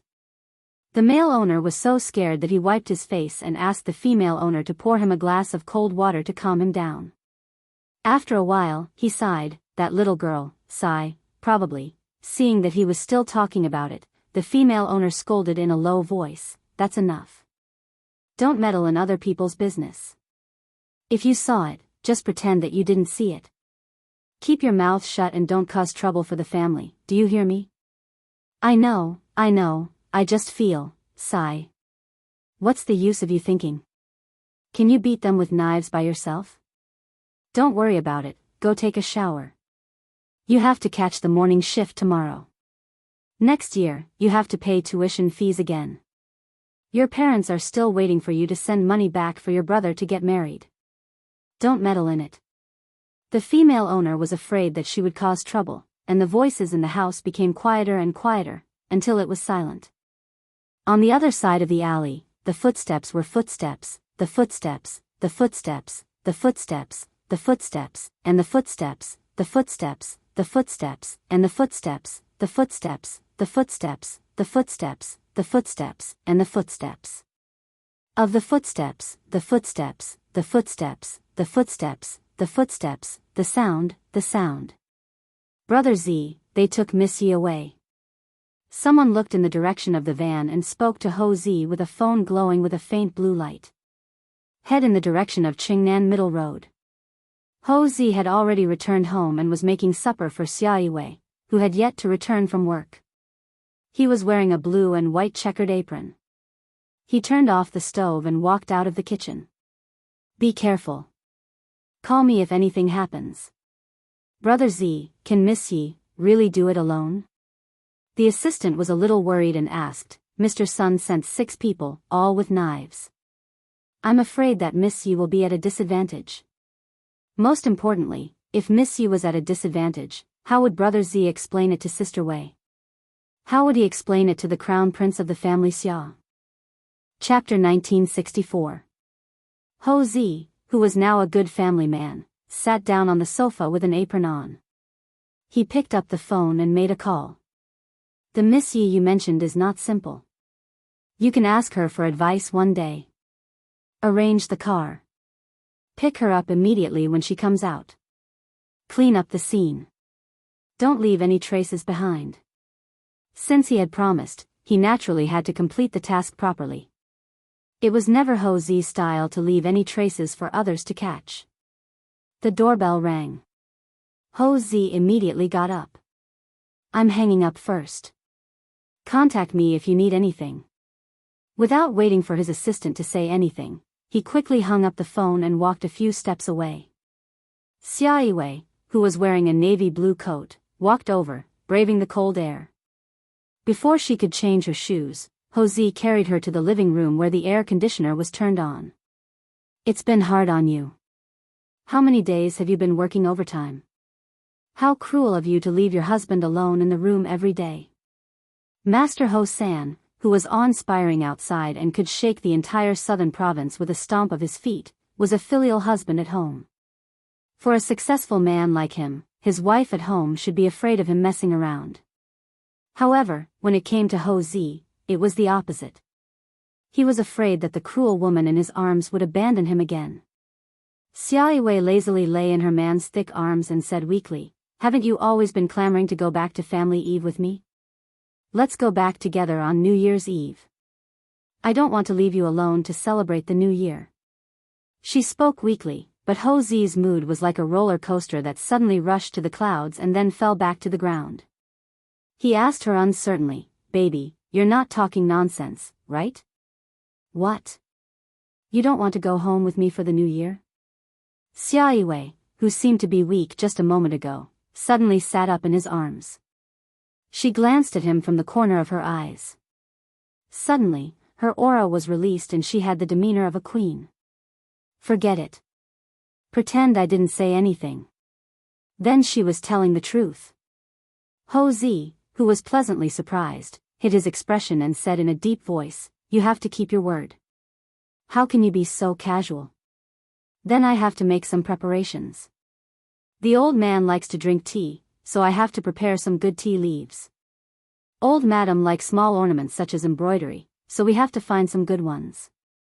It would be best if they were old. Uncles, aunts, brothers, and sisters-in-law, you have to give me a list of what they like. It's my first time visiting, so I have to be polite. Where are your brothers? Is there anything you like? Apart from you, I only have a younger sister from my aunt's side. I'll have to spend some effort on this younger sister." When it came to marriage, Jose was just like any other man. He was afraid that he would leave a bad impression on his first visit, so he tried his best to be perfect. Xiaoyue looked at him with a serious expression, and the smile in her eyes had long been overflowing. She and the man in front of her had been going around in circles for almost 20 years. They had been on and off, but in the end, they were still together. Looking at the young man who used to be so handsome that the delinquents in Chang and went crazy and the socialites threw themselves at him, he became a mature and steady middle-aged man in front of her. Time was kind to him. He didn't become uglier, but more handsome. He was full of charm that could make women fall in love with him. Especially his peach blossom eyes, which were deep and reserved. Looking at them for a long time would make her heart beat faster. Although his appearance was handsome, what made her even more fascinated was his feelings for her. For nearly 20 years, he had never had another woman, not even a scandal. He had always kept himself clean and honest. Once, he said to the young her, "You will be my one and only. My one and only will never change." Chapter 1965. For nearly 20 years, she was indeed his one and only. She was in the past and still was now. He had always kept the promise he made when he pursued her. She was his one and only. A gentleman's promise was engraved in his heart. Xiaoyue raised her slender arm and hooked it around Jose's neck. She lowered her head and kissed his sexy lips that were still chattering away. "Master Hosan, did you plan to come home with me a long time ago? Otherwise, how could you know so much about my family's hobbies? You even know that the old madam likes embroidery. Everyone thinks that the old madam likes reading." Jose was the most vulnerable to Xiaoyue's teasing. His sexy Adam's apple moved slightly as she nibbled on his lips. Even his breathing became heavier. "Of course I have to find out. Otherwise, who will I ask for help if there's a fire at home? Darling, you're a big family, and I'm alone. I need the Yu family's support. Only with the Yu family's support can I." He turned around and pressed the bewitching woman in his arms onto his body. His peach blossom eyes, which had charmed countless women and frightened countless opponents, were filled with darkness. "Only then can I lock you by my side. Don't even think about leaving my side for the rest of your life." Meeting Xiaoyue was the biggest disaster in his life. For her, he was willing to go through hell. Xia Yiwei smiled coquettishly. Her eyes were filled with deep affection as she stared at the man who moved her heart and wanted to spend the rest of her life with him. As his kiss traveled down her lips, she gently closed her eyes and murmured softly, "Giving birth to a child can lock me in. Yes, my queen."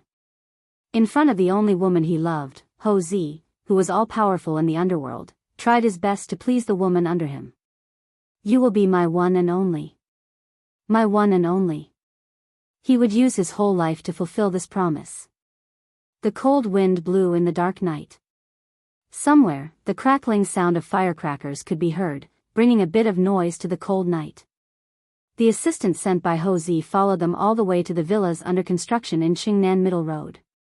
Seeing the van stop in front of a villa whose exterior had been painted, he said to the person beside him, "Drive the van to the back door. Be alert. I will contact you two at any time."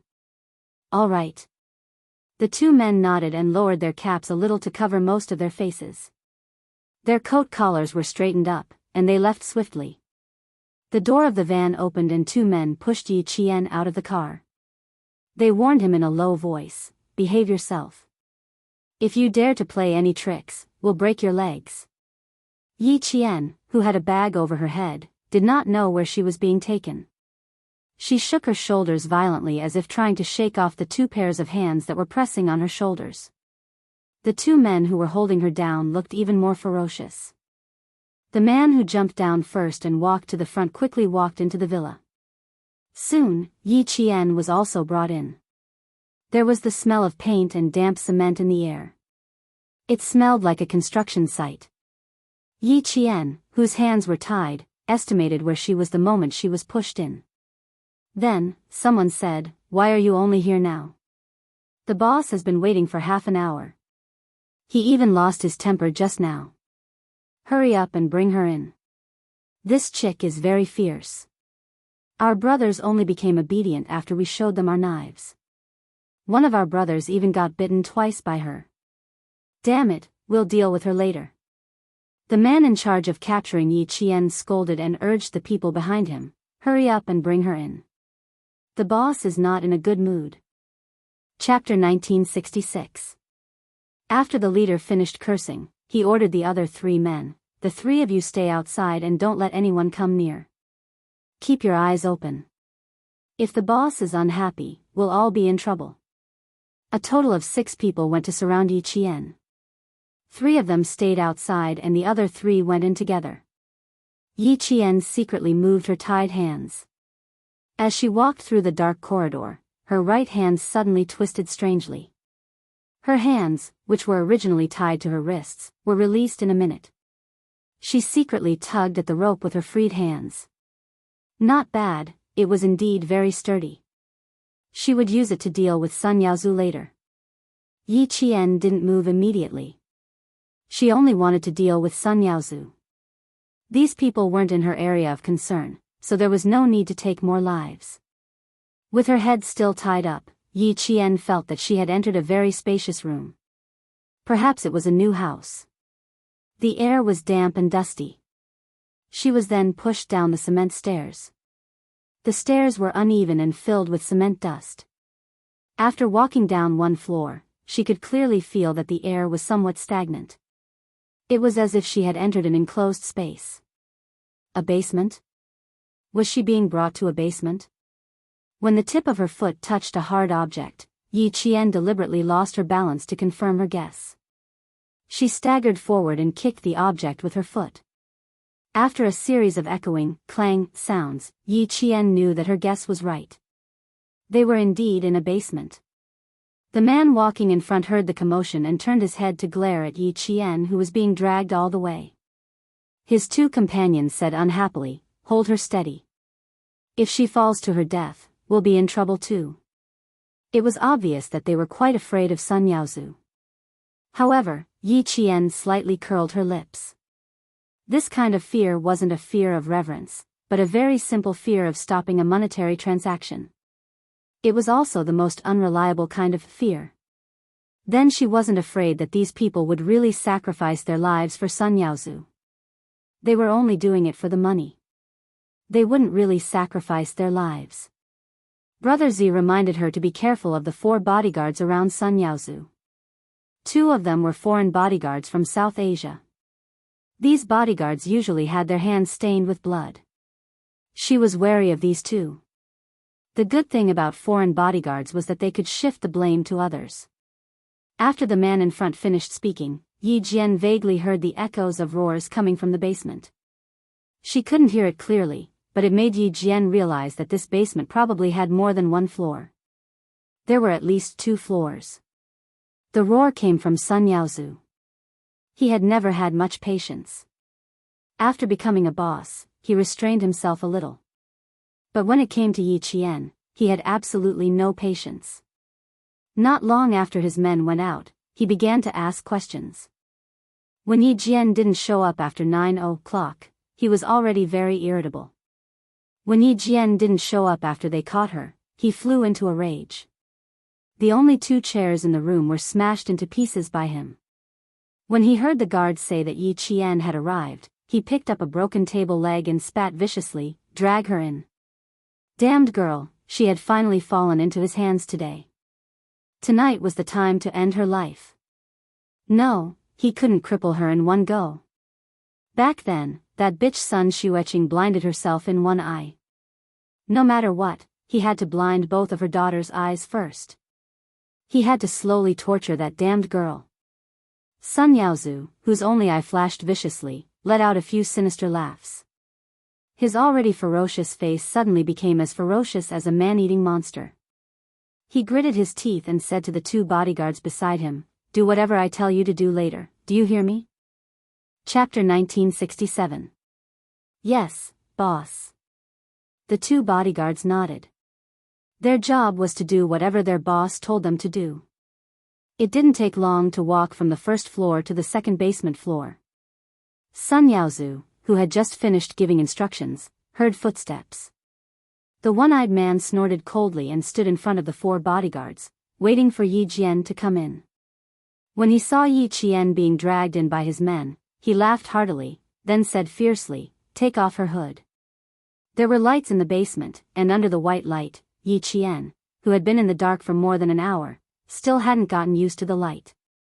Sun Yaozu stared at her and said sarcastically, "TSK, TSK, TSK, and you call yourself a military school student. Look at you, ha ha ha, are there any military school students as cowardly as you?" 2 foreign bodyguards stood beside him, and the other 2 bodyguards guarded one of the exits to the 1st floor and the other to the garage on the 2nd floor. Yi Jian narrowed his eyes and looked around. Finally, his eyes fell on the exit where the wind came in, which was the exit to the garage on the 2nd floor. "Sun Yaozu, you've got guts," Yi Qian said coldly. "You dare to kidnap a military school student? Looks like you're not afraid of being caught." Sun Yaozu laughed as if he had heard a joke. "Catch me? Ha ha ha, damn girl, I'm the one catching you now. Who the fuck dares to catch me? Who am I? I have money and people. You're just a poor military school student. What do you have to fight me?" At this point, Sun Yaozu seemed to have realized that there shouldn't be too many people present. He yelled at the 3 men who brought Yi Jian in, "Fuck, what are you standing here for? Get out of here." The 3 men were used to being yelled at, so they said, "Yes," and quickly turned to leave. After the 3 of them left, Sun Yaozu glared at Yi Qian fiercely, "You want to cause trouble for me? Who the fuck do you think you are? The old hag said you want to kill my whole family?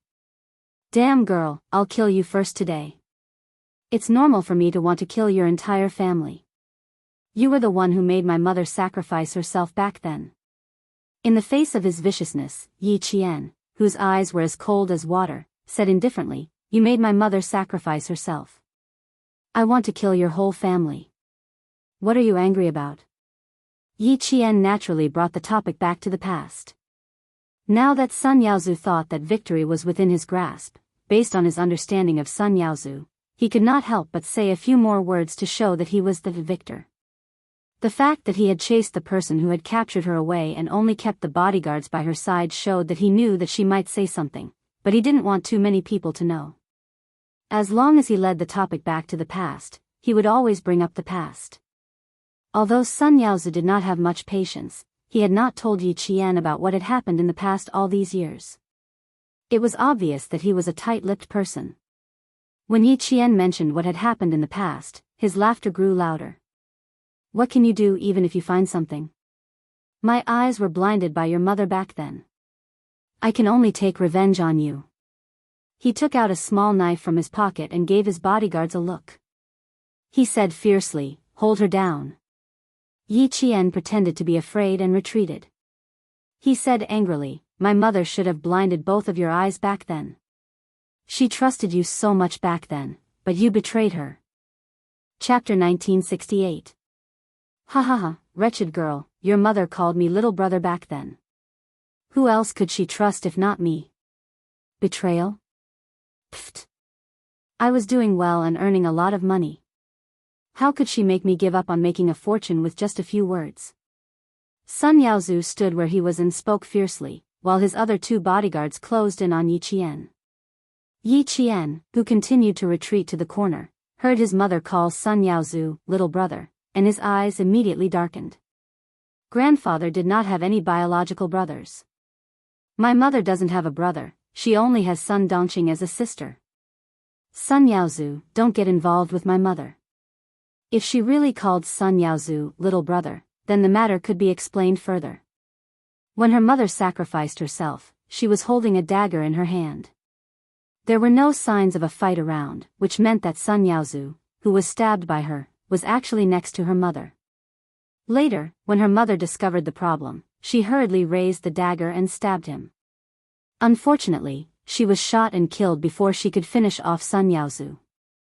My surname is Sun, and so is your mother. What's wrong with calling me little brother? Sun Yaozu smiled strangely. His fierce eyes were filled with murderous intent as he stared at Yi Qian. He gritted his teeth and said, "I'll remember the wound that blinded my eyes. Today, I'll get it back on you.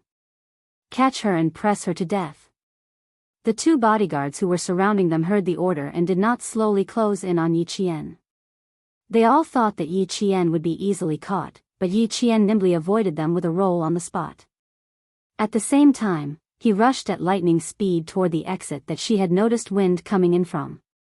Wind meant that the airflow was flowing, and airflow meant that it was unobstructed. This was the exit to the underground garage, and the bodyguard was from South Asia. He probably did not expect the girl who was dragged in by a few hooligans to be so agile. When he reacted and reached out to grab her, he only managed to grab the corner of Yi Qian's clothes. In just a few seconds, Yi Qian, who was in front of them just a moment ago, rushed out of everyone's sight. Even Sun Yaozu, who had been watching closely, did not react. When he came back to his senses, he roared angrily, "Fuck! Why aren't you chasing after him? I fucking invited a bunch of trash." The four bodyguards raised their sleeves and quickly chased after him. Yi Qian had already rushed out of the second-floor basement exit and was heading towards the entrance of the villa. Now, she needed someone sent by Ho Zi to distract the bodyguards. Ho Zi's assistant wasn't an ordinary assistant. When he saw Yi Qian's figure flash past him, he immediately knew what to do. A stray cat's meow came out of its mouth, and Yi Qian quickly hid after hearing it. Soon, four figures came out and caught up with the vague shadow in front of them. The three men guarding outside the villa had already been tied up.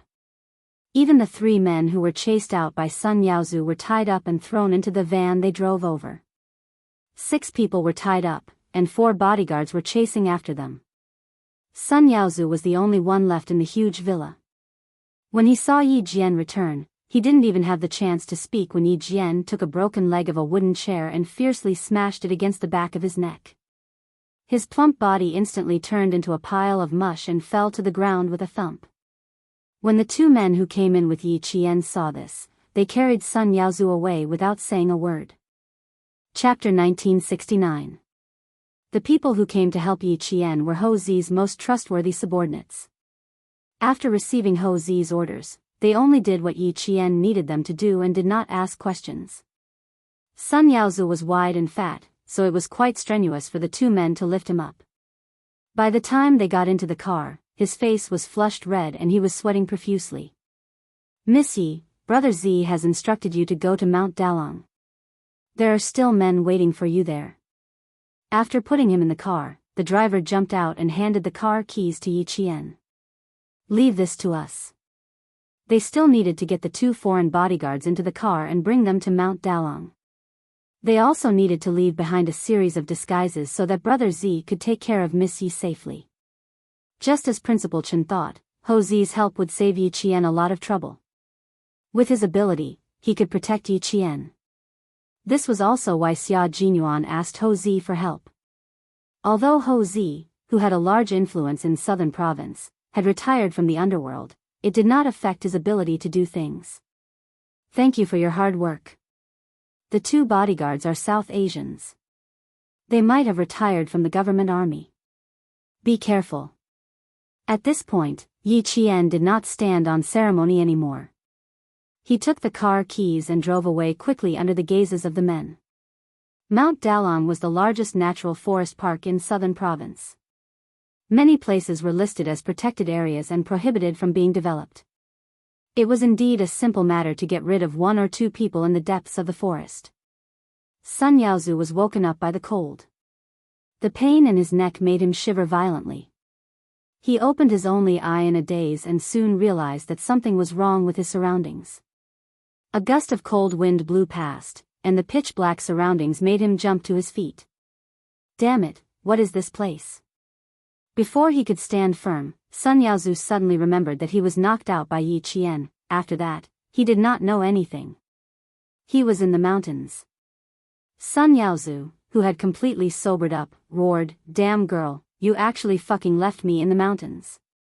He had been careless and ended up being tricked by the wretched girl. Sun Yaozu clenched his teeth and leaned against the cold tree. His eyes were filled with malice as he said, "Wretched girl, just you wait." At this time, he was still unaware of the danger. Some wild animals were drilling through the frozen bushes. The sudden rustling sound startled Sun Yaozu. He then lifted his foot and kicked the tree he was leaning against. He cursed, "Damn it. Here." Before he could finish his sentence, his raised left leg was pulled back, and his entire body crashed into a tree. Sun Yaozu, who was seeing stars, realized that his legs were tied up. When he tried to kick the tree, he tripped over himself. Yi Qian, who had been looking at him nonchalantly, said coldly, "You didn't really think that I would just leave you on the mountain, did you? Did they go all the way just to bring him to the mountains? Heh, they really thought too highly of themselves." Her voice was faint, but it was enough to make Sun Yaozu's heart sink. He raised his hand to cover his head and stood up again. He looked at the pitch-black surroundings and roared violently, "Damn girl, get out here. Back then, I was also thrown into the snow by your family. Didn't you say that you would let me have a taste of what it was like to be stabbed in the eyes? Then I'll let you have a taste of what it's like to be frozen to death. As for you wanting to stab my eyes, I won't give you the chance." Chapter 1970. Yi Qian, who was stepping on a pile of clothes, chuckled coldly. Then, he slowly said, "It's not nice to be frozen to death. Enjoy it slowly." After being reminded by Yi Qian, Sun Yaozu was shocked and angry. Only then did he realize that he was only wearing a thin shirt and pants. No wonder it was so cold. It turned out that the damned girl had taken off all his clothes. No, this was the mountain. She couldn't have gotten him up the mountain alone. Someone was helping her in the dark. Sun Yaozu was shivering all over. He hugged his arms tightly. The ferocious glint in his single eye didn't diminish. He really thought of himself as a local tyrant who couldn't be offended. As usual, he shouted, "You want to play with me? I'll play you to death, you fatherless bastard." Sun Yaozu, who hadn't realized that his life was about to end, had the confidence to say these words because he had money and power. And in his eyes, Yi Qian was just a little military academy student who didn't have anyone to protect him. She wanted to kill him? Sun Yaozu didn't even think about it. Ho Zi's subordinates, who were guarding nearby, heard this and couldn't help but look up. Only this boss son didn't know that he was about to die. Aren't I playing with you right now? Yi Qian laughed softly. His laughter was even colder than the cold wind blowing past. Your words are exactly what I want. If I don't play you to death tonight, I won't leave. He spoke softly and softly. His words were wrapped in the cold wind and drifted into everyone's ears. Instantly, the sound of a bloody massacre was heard. Sun Yaozu didn't feel anything. Instead, he raised his head and laughed loudly. Play me to death? Ha ha ha, an orphan like you wants to play me to death? Ha ha ha, are you fucking kidding me? I have money in the southern province. I have people above and below me. You, a little military academy student, dare to go against me? Damned girl. I can pinch you to death with a single finger. Let go of me first, then kowtow to me 10 times. I'll consider letting you go tonight. Ha ha ha, you want to play with me? Ha ha ha, what do you have to play with me? Money? People? Do you have any? Ha ha ha. Ha ha ha. He laughed maniacally. He was absolutely certain that Yi Qian would not dare to do anything to him. That was what he thought. Yi Qian smirked. You don't believe me? All right, let's begin then. The more you don't believe it, the more scared you will be in the end. If you are complacent, there will be a time when you beg for mercy. She didn't open her mouth to respond, and the surroundings quieted down. The cold wind blew through the pine needles that had even frozen the leaves, bringing a bone-chilling cold that could freeze the blood in one's body. After laughing maniacally, Sun Yaozu was still waiting for Yi Qian to kowtow and admit his mistake. When the surroundings were so quiet that he could only hear his own breathing, he began to look left and right. It was too quiet, so quiet that it was as if he was the only one here. It was too cold, so cold that his joints were about to stiffen. He couldn't help but panic in his heart. Even his confidence gradually began to falter. Damn girl, get the hell out here. Get the fuck out here. Sun Yaozu roared loudly, but in return, there was still a deathly silence. There was not a single sound. He roared a few more times, but there was still no response. Sun Yaozu, who was so cold that he couldn't stop trembling, began to realize that he was in danger. He stopped roaring and squatted down, trying to untie the rope that bound his legs. No matter how hard he tried, he couldn't untie it. It was getting colder and colder, and his fingers were getting stiffer and stiffer. It was getting harder and harder to untie the rope. Chapter 1971. He was so anxious that he didn't dare to untie the rope anymore. He clenched his teeth and roared, "Get out here. Fuck, you dare to play with me? Do you fucking want to die?" There was still no response. The only thing that accompanied him were the cold trees around him and the occasional rustling of some small animal in the bushes. After another 10 minutes, there was still no movement. Sun Yaozu couldn't help but jump up in an attempt to warm himself up. With a ferocious look on his face, he roared again, "Get out here. Get out here. Son of a bitch, get out here." Insults floated over one after another. Yi Qian remained unmoved and continued to lean against the tree with his eyes closed. The show had just begun. Let him torment himself for a while, until he was completely scared. Sun Yaozu wasn't like old Madame Yi, who could curse 18 generations of people's ancestors. He also didn't think of insulting martyr Sun Xueqing. He just kept on cursing Yi Qian, saying unbearably ugly things. Son of a bitch, stop fucking pretending to be a ghost. Get out here if you have the guts. His words were ugly, but it was obvious that he didn't have much confidence left. The only reason he could still shout was because he was holding on. Sun Yaozu, who had shouted until his throat was sore, had a look of panic on his face.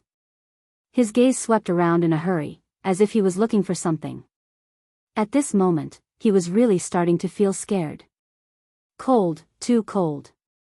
Even jumping on the spot didn't bring any heat.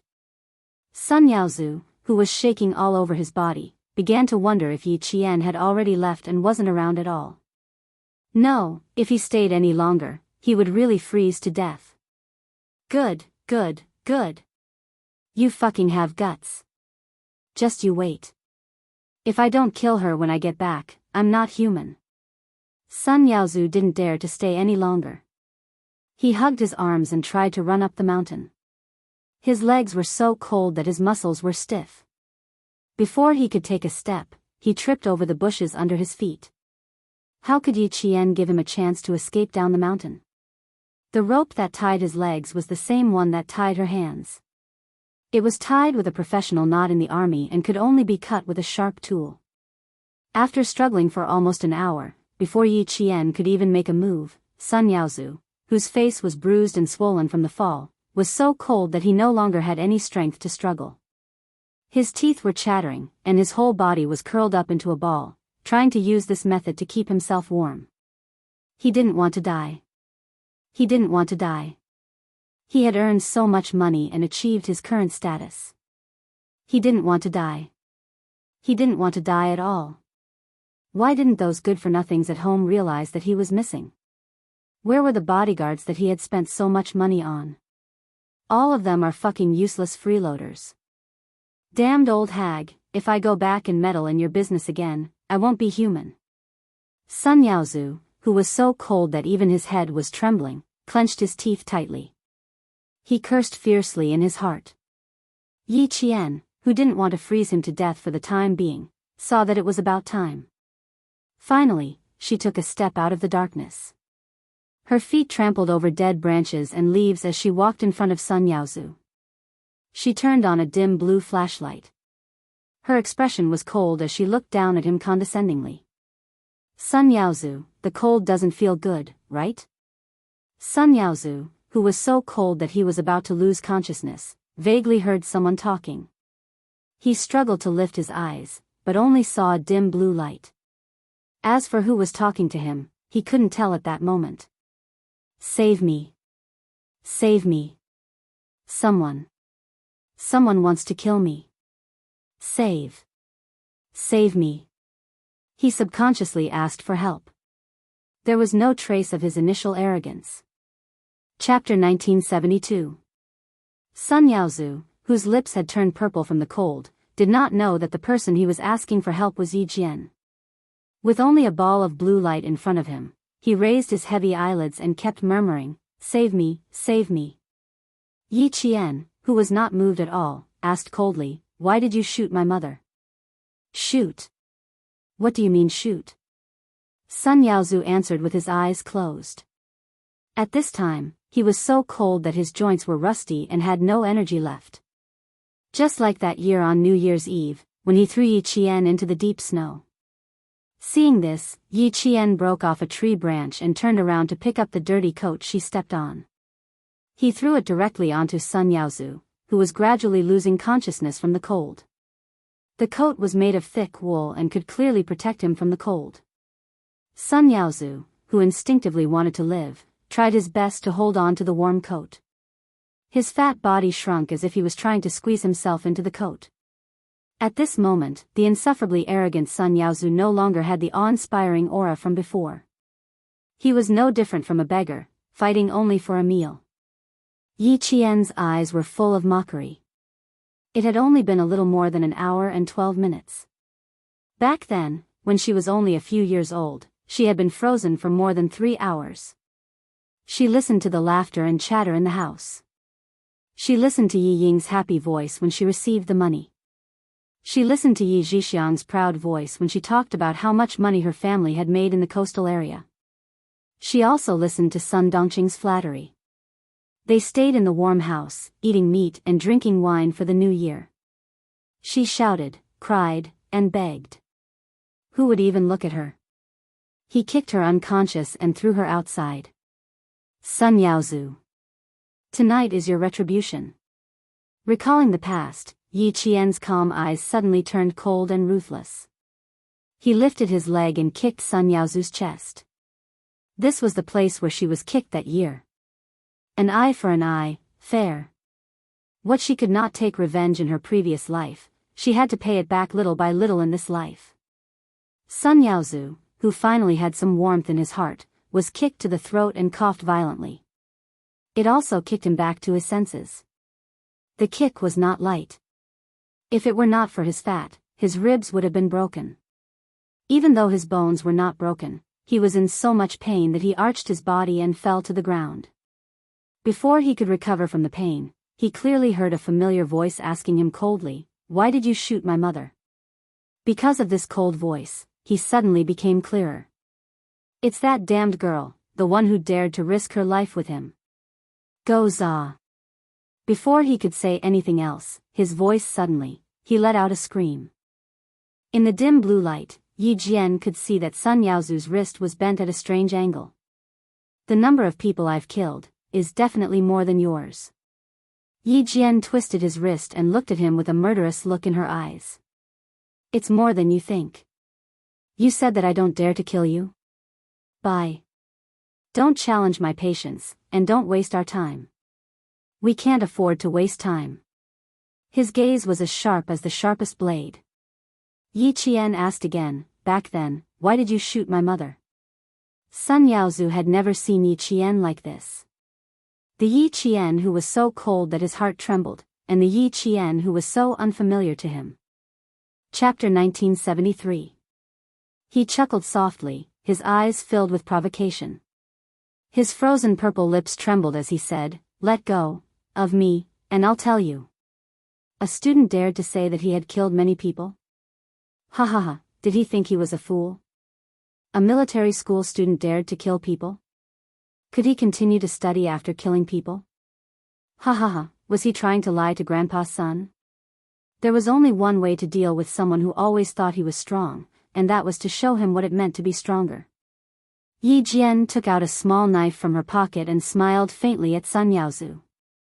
She grabbed two of Sun Yaozu's fingers, and a cold light flashed in her dark eyes. The moment she swung the knife, Sun Yaozu covered his little finger and ring finger that had been cut in half and screamed in pain. Ow, ow, ow. Ah! His screams traveled quite far, and even scared a few birds away from their nests. Let me give you a gift for our first meeting. Kindly accept it. Yi Qian wiped the blood-stained knife on his coat and smiled faintly. Your knife is very sharp. It's quite handy for me. Yi Qian, who had been captured, did not carry any other weapons other than the silver wire on his wrist. This small knife was the one Sun Yaozu had wanted to use in the basement to stab Yi Qian in one of his eyes. Now that she was using it, it was quite good. Speak properly. If you say something wrong, I'll continue to cut off your other 8 fingers.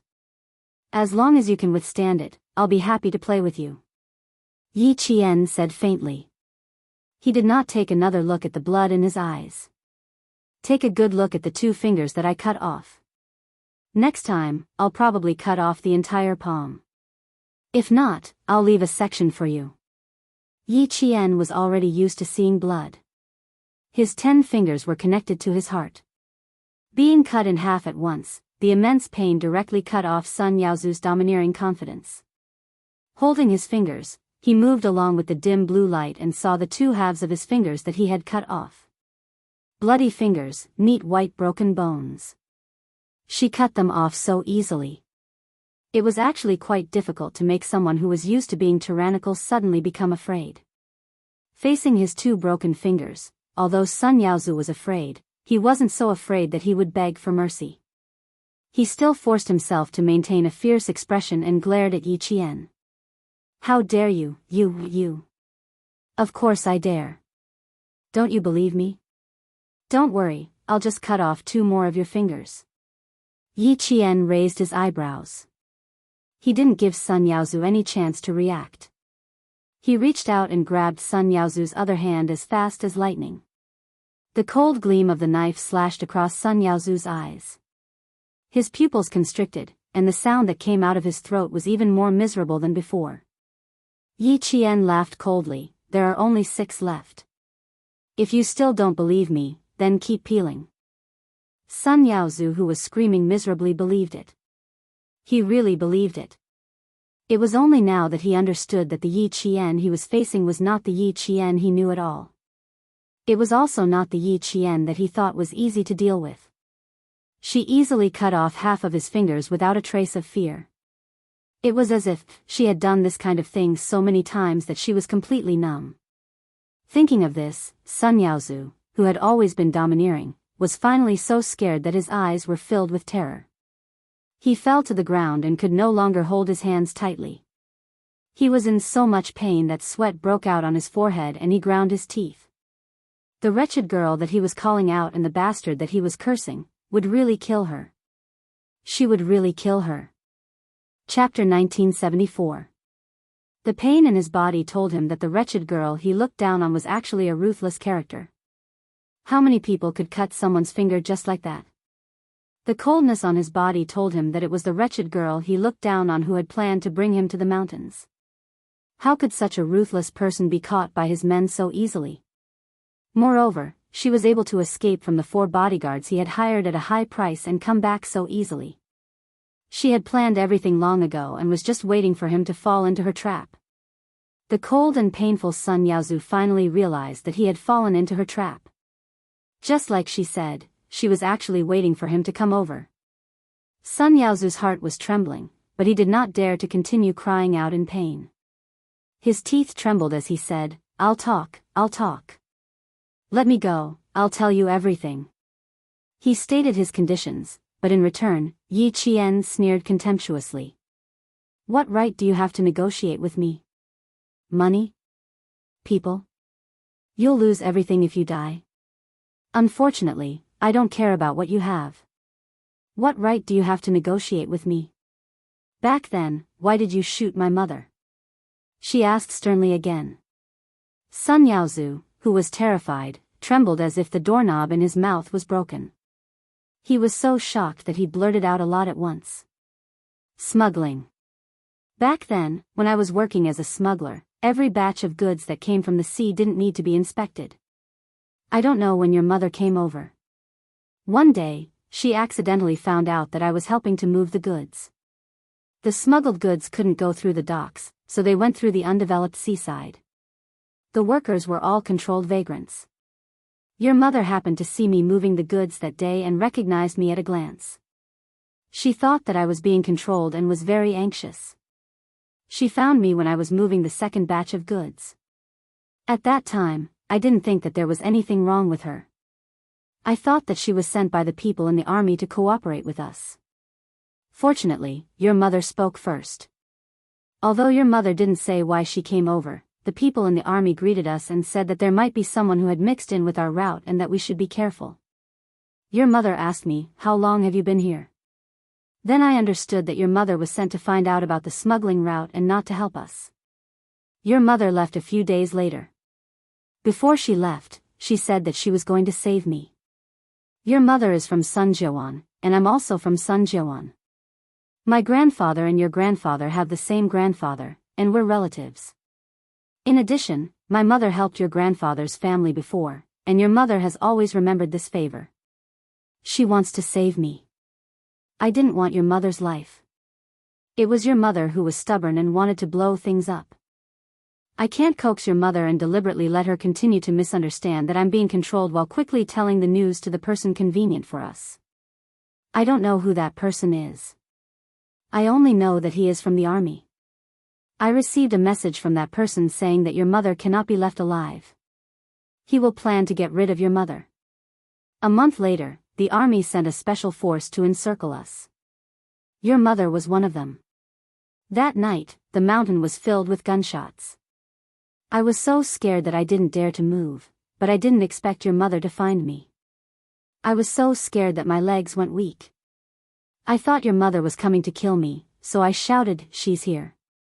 Your mother reacted really quickly and immediately realized that there was something wrong with me. She was shocked and angry. She shouted my name in her native language and even pulled out a knife to stab me. Chapter 1975. My eyes were blinded by your mother, but I wasn't the one who shot her. I didn't have a gun. The one who shot her was someone wearing the same clothes as your mother. It was your mother's men who shot her. It had nothing to do with me. He spoke very quickly, afraid that he would make Yi Qian angry if he spoke too slowly. But because he spoke too quickly, Yi Qian began to doubt the veracity of his words. Yi Qian, who was getting closer to the truth, didn't want to waste any more time. "You're telling too many lies," she said darkly. She pressed the knife against his right thumb with the back of the knife and said, "The diary my mother left behind is very different from yours. Do you really want me to cut off 2 more of your fingers?" Sun Yaozu screamed in fear again. He looked at the young man's ruthless face and shouted, I'll talk, take the knife, away, away." Sun Yaozu didn't suspect that he was being tricked. He really thought that Yi Qian had the diary. Otherwise, why would she come looking for him? Someone found me, told me to let your mother see it on purpose. I don't know who it was. I took a sum of money and listened to his arrangements. I let your mother see it on purpose. Someone wanted your mother's life. They took someone else's money and worked for someone else. Ouch, ouch, ouch. I'm telling the truth. It's all the truth. Knife, take the knife away, take it away. Yi Qian didn't doubt the veracity of his words. Chief Kai told him that his mother seemed to have realized that she might not be able to return safely, so she secretly asked her comrades to help her and handed the diary to Chief Kai, whom she trusted the most. In other words, his mother had already guessed that someone wanted to kill her. Yi Qian, whose heart felt like a huge rock, asked in a hoarse voice, "Who are they? Did you see the person who shot my mother clearly?" The person who shot her mother was wearing the same clothes. The truth was so cruel that she couldn't believe it was the truth. How could they shoot their own comrades? She couldn't believe it. There must be something wrong. There must be something wrong. I don't know. I really don't know. I've told you everything I know. I didn't shoot your mother. I didn't do it. Yi Qian stared at him closely, scrutinizing his eyes and facial expressions. This time, he was not lying to her. You were a fugitive. Why did you recover your identity later? Yi Qian asked his last question. As long as he got an answer, the culprit in front of him who had worked together with another person to kill his mother should be dealt with. Someone helped me and told me that they could help me resolve my identity, but the condition was that I had to keep a close eye on Yi Jifan. But I couldn't go and cause trouble for Yi Jifan. His voice was processed, so I couldn't tell who he was. I'm not lying to you. I really don't know who this person is. Sun Yaozu didn't hide anything at this point. He told her everything he needed to know in order to save his own life. I know about your father's death too. The old woman didn't like your father. All he did was ask about where he could earn the most money, but the work was dangerous. Your father was forced to leave home by the old woman. The work he found was also forced by the old woman. Yi Qian, I've told you everything I know. If I hide anything, may the heavens strike me with lightning and I'll die a horrible death. He even swore a deadly oath. Yi Qian, who knew enough, glanced at Sun Yaozu, who still thought he could leave this place alive. He smiled faintly and said, Okay, I got it. I'll continue to investigate what you said. She would continue to investigate until she found the truth. Chapter 1976. In the face of difficulties, Yi Qian in this life would always face them head-on. Even though she could tell from Sun Yaozu's words that her mother's sacrifice involved the higher-ups of the army, she wasn't afraid. She wouldn't risk her life to find out the truth. Having been reborn, she cherished her life very much.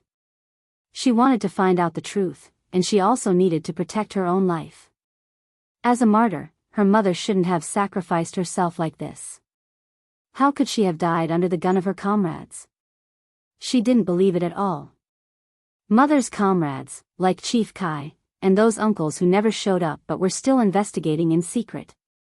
They were loyal, hot-blooded, and had an unwavering sense of justice. How could someone like them raise a gun and shoot at their own comrades? She didn't believe it at all. When Sun Yaozu heard Yi Qian say that she would investigate thoroughly, a sinister sneer flashed across his eyes. Investigate thoroughly? Ha ha ha, that's right. He admitted that he had underestimated Yi Qian. He also knew that he had been too careless. He had fallen into her trap and almost froze to death on the mountain. But she said that she would investigate thoroughly. Ha ha ha, although she was a ruthless person, she was a ruthless person who didn't know the immensity of heaven and earth. That person could easily mobilize an army and cooperate with a smuggling team. She even had a way to collect illegal money. Would someone like that be afraid of being investigated? With such power, who would dare to investigate? She actually said that she would investigate thoroughly. Fine, he would wait for her to investigate thoroughly. If she did, she would end up like her mother, she would end up losing her life. Sun Yaozu, who didn't notice anything from her indifferent expression, sneered in his heart. He put on his coat, and his body of fat warmed up his limbs. His mind became active again. He smiled ingratiatingly and said, "Okay, okay, okay. Investigate, investigate. I won't disturb your investigation. I have to go. If I don't go now, I'll be covered in blood. I'm afraid I'll bring you trouble." Huh, was he threatening her? Yi Qian sneered. "You won't bring me trouble. You won't have the chance to bring me trouble." She was involved in the murder of her mother, and she still wanted to leave alive? Naive. Looking at Yi Qian, who was smiling at him, Sun Yaozu narrowed his eyes. He swallowed hard. What do you mean? Aren't my intentions clear enough?" Yi Qian raised his eyebrows. "Oh, that's right. You think I don't dare to kill you? Wrong, wrong. Didn't I just say it? I've killed many more people than you can imagine, and..." There was a cold smile on Yi Jian's beautiful face. She slowly bent down and looked at the other party with a little coldness in her clear black eyes, as if there was a handful of snow. "And it's all legal killing. Although killing you is not legal, it's still a very simple thing." The girl in front of him smiled faintly. Her youthful face gradually overlapped with the face in his memories, as if they were the same person. The only difference was that the Rong Yen in his memory was worried about him and told him that she would definitely save him. But the youthful face in front of him was filled with murderous intent. One wanted to save him, the other wanted to kill him. Sun Yaozu retreated in horror, trying to find a place where he could feel safe. No, you can't do this. Murder is against the law. Aren't you a military academy student? How dare you kill me? If you kill me, you won't have a good ending. Chapter 1977. If I don't kill you, do you think I'll let the tiger return to the mountain and wait for you to come back and kill me? Yi Qian laughed. His dark eyes were filled with endless murderous intent. Do you think I'm stupid enough to wait for you to come and kill me? I don't want to do it myself. I'll just kill you the way you tried to kill me back then. No, if you kill me, you'll be destroying yourself. Yi Qian, it wasn't easy for you to get to where you are today. Yes. Look at how hard it was for you to escape from the Yi family. Now Yi Jifan can't do anything to you. Yi Ying will forever be inferior to you. You can't kill me. If you kill me, you'll go to jail. Sun Yaozu, who was so cold that he was about to lose consciousness, now truly felt that he was going to die here. Fear and panic came crashing over him like a raging tide. He was very, very afraid of death. He never thought that death would be so close to him. Right now, he could only beg for mercy. He cried bitterly and begged for mercy. He wanted to live. He didn't want to die. A life for a life. If you kill me, you won't have a good ending either. If Yi Ying knew about this, she would be so happy that she would immediately return to the country. Yi Jifan and Sun Dongqing would be even happier. Yi Qian, let me go. I beg you, let me go. Tell me what you want me to do. I'll definitely work for you obediently from now on. Old hag Yi, you must hate her, right? She also took money back then. She also had a part to play in killing your mother. I'll get rid of her for you, okay? If you let me go, I'll be a dog in your hands from now on. If you tell me to go east, I won't go west. In order to live, Sun Yaozu threw away all of his dignity just to live. As long as he was alive, there would be a chance for revenge. However, Yi Qian laughed softly when she heard this. She had always been a narrow-minded person. Seeing him kowtow to her and beg for mercy, she had to admit that it felt good to see it. "All right, I won't tease you anymore." Sun Yaozu's eyes lit up when he heard Yi Qian's words. He thought that Yi Qian was just teasing him when he said he would kill him. He was so scared that his beer belly deflated a little. Then he heard Yi Qian say coldly, "I'll let you go as soon as possible. It's boring to tease you for too long." From heaven to hell, Yi Qian only needed to say a few words. Sun Yaozu looked at her and raised her hand. Someone walked out of the darkness and asked her respectfully, "Are you going to tie him to the tree directly?" "Yes, and he's wearing too many clothes. Let's take them off." Yi Qian's casual words made Sun Yaozu completely despair. His fat legs twitched violently a few times, and a strong smell of urine drifted over with the cold wind. The man standing in front of Yi Qian glanced down and said to Yi Qian without changing his expression, "The car is parked at the foot of the mountain. We still need to walk some distance before we can get there. We'll take care of the rest.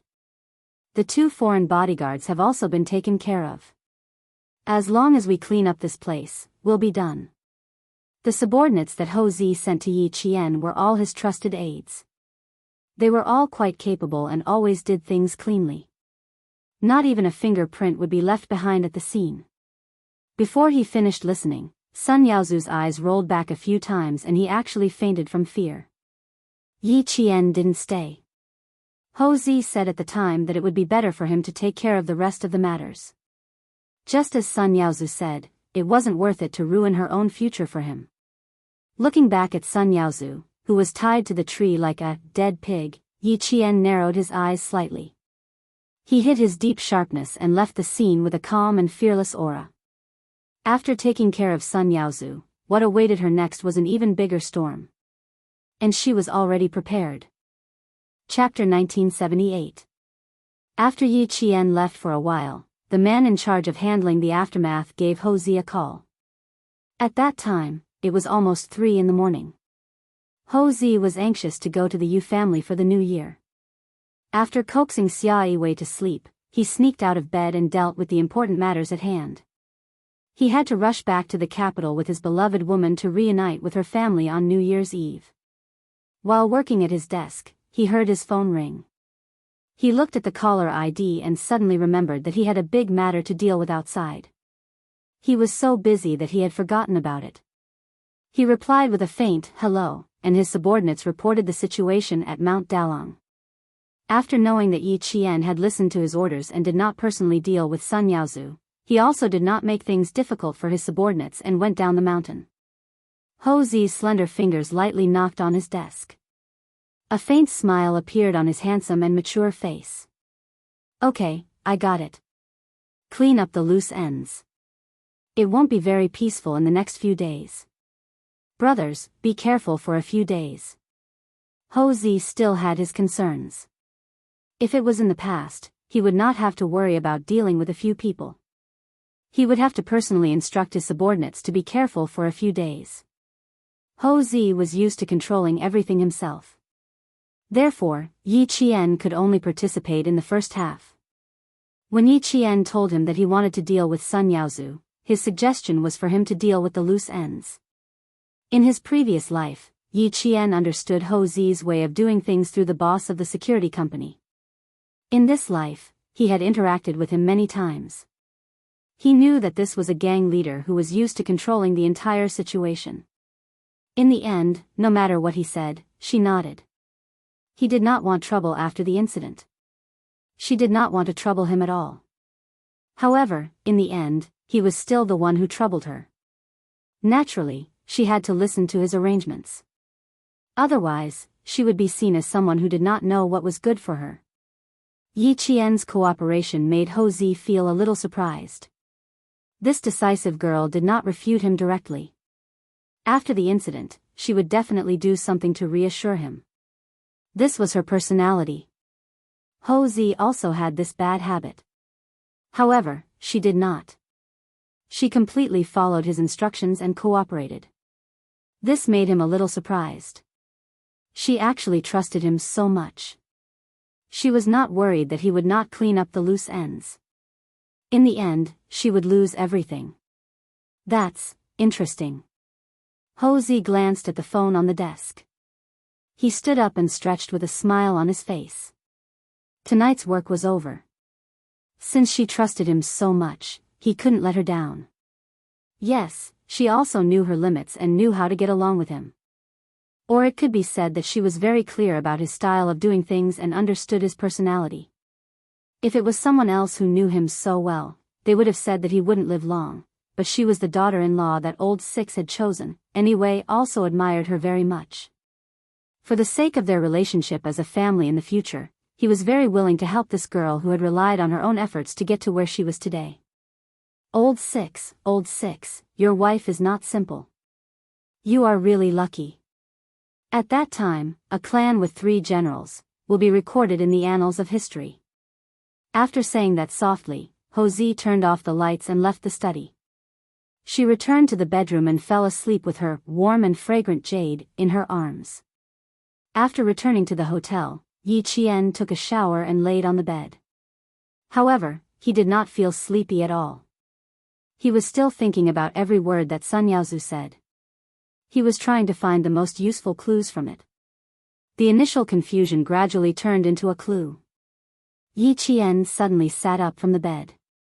He picked up the pencil that the hotel had prepared and started to write and draw on a piece of paper. Chapter 1979. Soon, a relationship chart appeared on the paper. In the end, Yi Qian focused on the someone who helped Sun Yaozu recover his identity and asked him to keep an eye on Yi Jifan, but didn't allow him to cause trouble for Yi Jifan. In the end, Yi Qian drew a thick line around the someone. Could she assume that this person was the person she was looking for? Yi Jifan took her mother's jade pendant and rose through the ranks. This person, who hadn't helped Sun Yaozu recover his identity for so many years, suddenly made a move one day and asked Sun Yaozu to keep an eye on Yi Jifan. Could she assume that this person was afraid that he wouldn't be able to control Yi Jifan in the future, so he asked Sun Yaozu to keep an eye on him?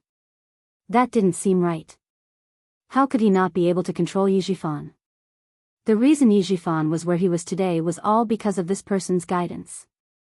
Oh, right. When Sun Yaozu mentioned the army, Yi Qian drew a star in a thick circle and a promotion sign. This meant that if this person was still in the army, then he must be a high-ranking official. There was another question. If he was a high-ranking official in the army, how could he reach out to political power? What if this person's family members were high-ranking officials in the political arena? Every time Yi Qian thought of a question, she would write it down. Every time she thought of a possibility, she would write it down. Yi Qian, who had a strong sense of logic, circled one question after another based on what Sun Yaozu said. She then analyzed the various possibilities. She sorted out the messy situation bit by bit and slowly organized it. In the end, Yi Qian confirmed that this person was a high-ranking official in the army, and his family members were high-ranking officials in the political arena. Only the coexistence of these two could explain her current predicament. It looked like she would have to trouble Captain Xia again. She needed to ask him which high-ranking military officers had powerful connections in the political arena. This way, she could narrow down the scope of her investigation.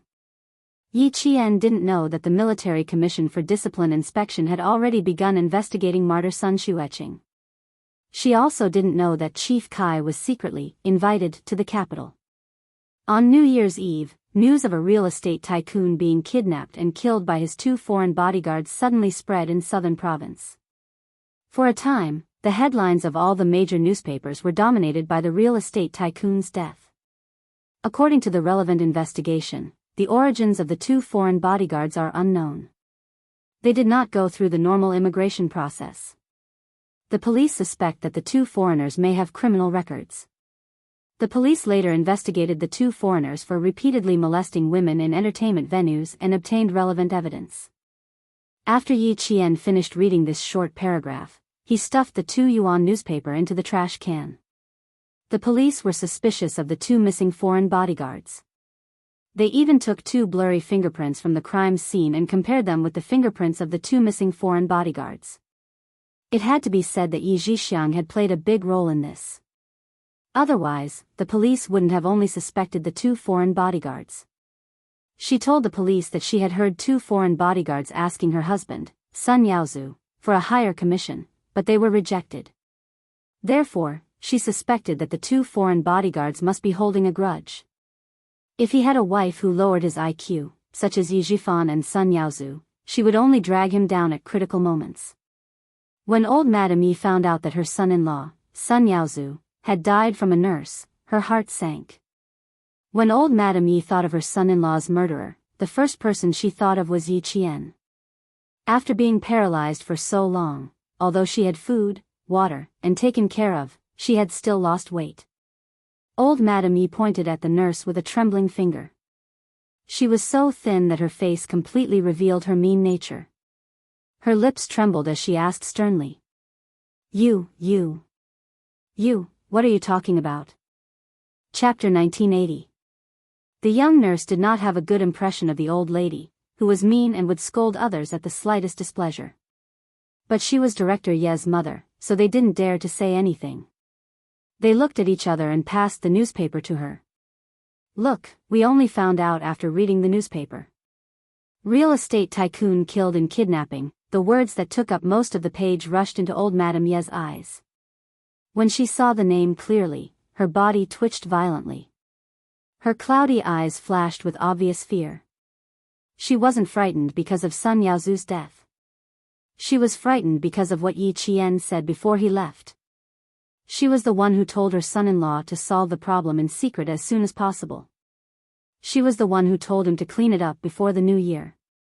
Because there were many crimes before the new year, as long as it was handled properly, the police wouldn't necessarily know if a life was lost. Who knew? The bastard was fine, but her son-in-law was in trouble. At this moment, old Madame Yi didn't think of the 2 foreign bodyguards as the culprit, but Yi Qian. Her intuition told her that Yi Qian had a lot to do with this. What a coincidence. She suspected that Yi Qian had something to do with her son-in-law's death. When she saw the newspaper and what her daughter Yi Zhixiang said to the reporters, she muttered, "Idiot, idiot." She was still holding the newspaper when she suddenly foamed at the mouth and fell out of the wheelchair. Just as Yi Qian said, old Madame Yi had a second stroke.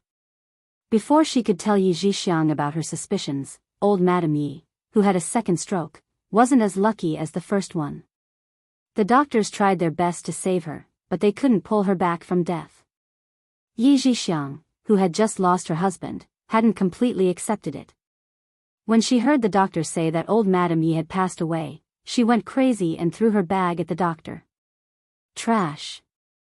You're all a bunch of trash. You're all a bunch of quacks. I give your hospital more than 100,000 yuan a year, and you can't even save my mother. You're all a bunch of liars. The doctor wanted to comfort her, but he didn't expect a weapon to fall from the sky and hit him squarely on the head. When Yi Zhixiang came at him again, the doctor raised his hand to block it and quickly stepped back. He said sternly, "This is a hospital, not a place for you to be unreasonable." The old lady is easily irritable. Us doctors, nurses, and the nurses who take care of her have to remind her to pay attention to her emotions every day to prevent a second stroke. I remind him every day, but the old man turns a deaf ear every day. We've also made it very clear to the family about the consequences of a second stroke. Now, the old man has suffered a second stroke due to emotional agitation. Our hospital is already doing our best to save him. If you continue to be so unreasonable, I will directly call the police. How could Yi Zhixiang listen? The 2 nurses who were driving her were kicked several times. Yi Zhifan, who had rushed over, happened to see Yi Zhixiang throwing a tantrum. His expression immediately darkened. What are you doing? Don't you think things are messy enough? Sun Dongqing, who came later, took a look and gloated, "She's never worried about messy things. The messier, the better." Shut up. Yi Zhifan, who had been in a bad mood all day, glared at his wife and hurried over. "Doctor, something big happened to my sister's family, and now something happened to my mother." She's in a bad mood. Please forgive her. He didn't know that old Madame Yi hadn't been saved yet. For Yi Jifan's sake, the doctor nodded with a cold face and didn't say anything else. He covered his bleeding forehead and left. Chapter 1981. Yi Jifan's arrival was a relief to the hospital. Although he was a provincial official, he was not arrogant and had a good temper.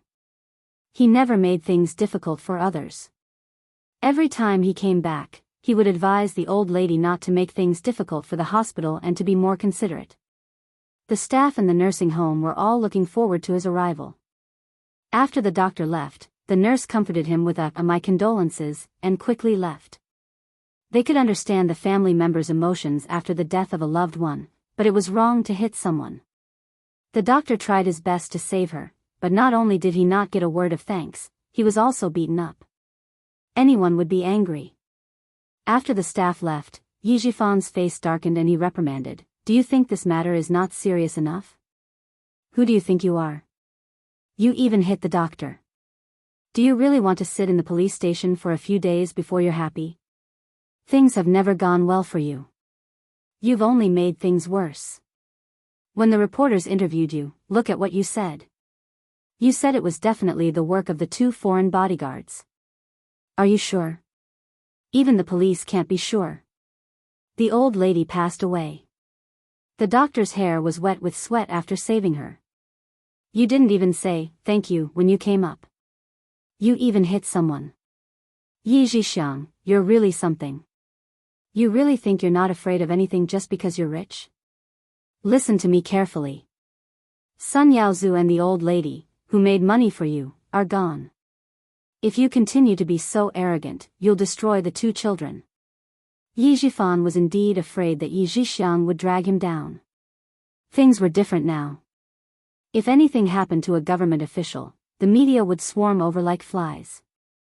They were just waiting for you to commit a crime so they could expose you. Although he had people protecting him, he was still cautious. If he were to become the subject of gossip because of his relationship with Yi Jixiang, he would definitely teach her a lesson. At this time, Yi Jifan was not concerned about the old lady's death. He was worried that Yi Jixiang would implicate him in the future. Yi Jixiang didn't inherit old Madame Ye's intelligence, but she inherited her temper. How could she be intimidated?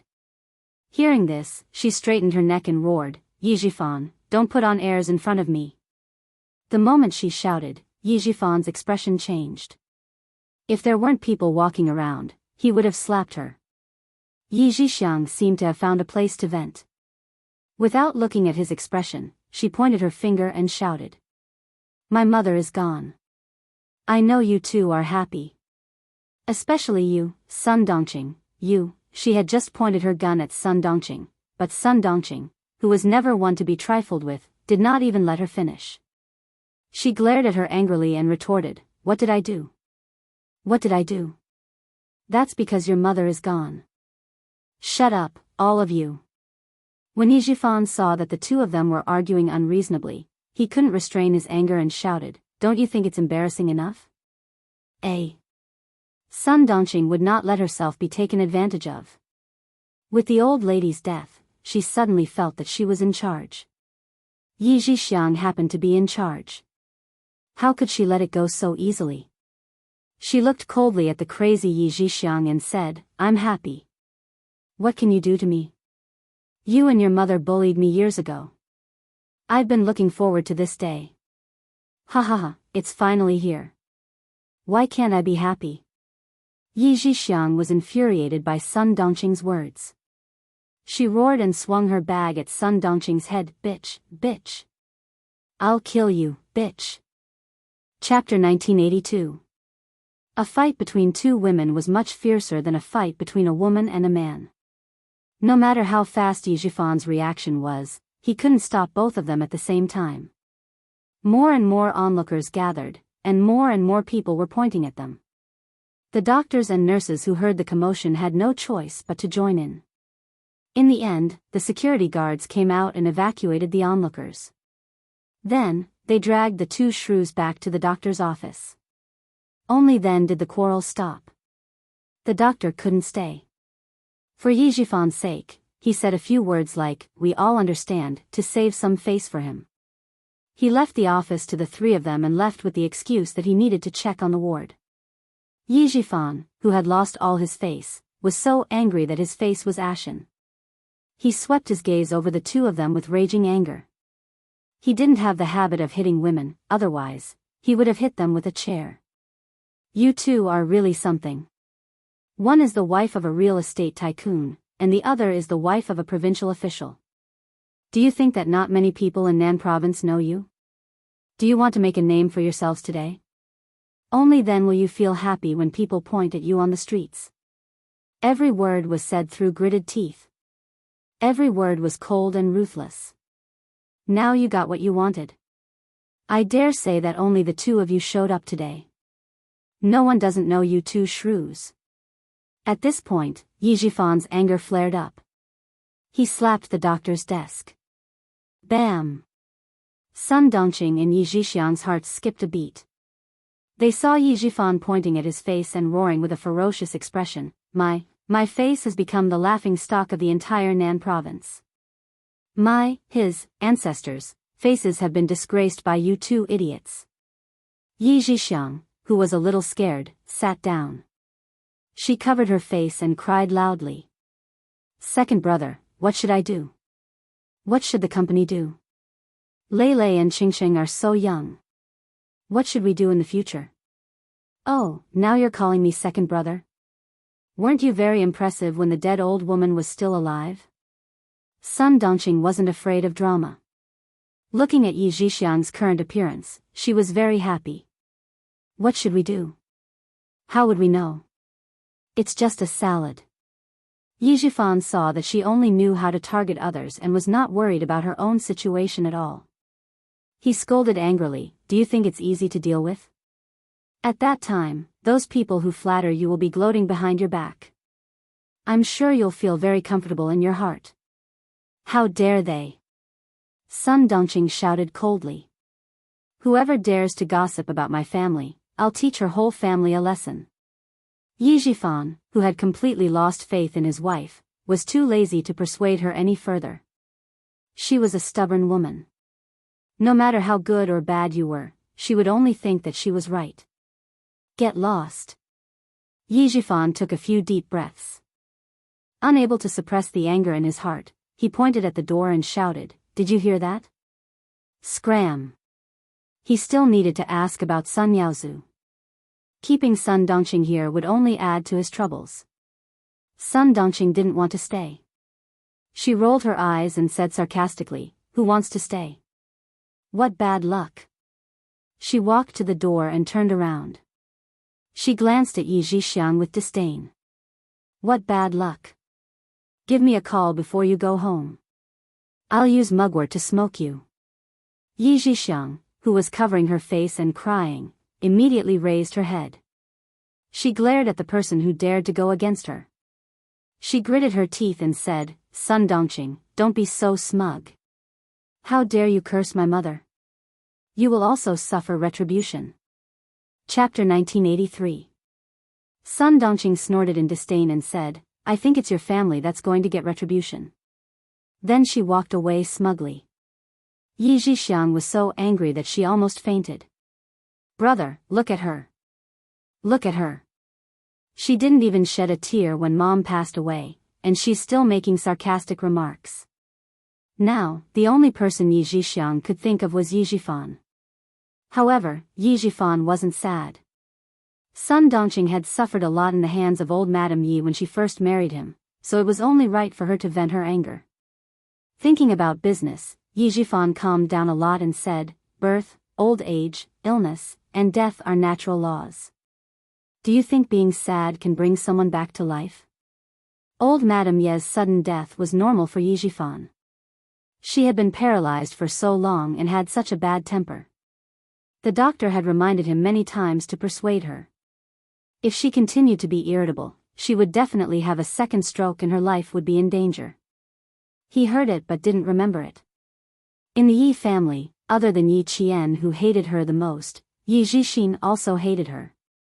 When he received a call from Yi Jixiang saying that old Madame Yi had another stroke, He used the excuse that he was far away and that it would take him a few hours to get back.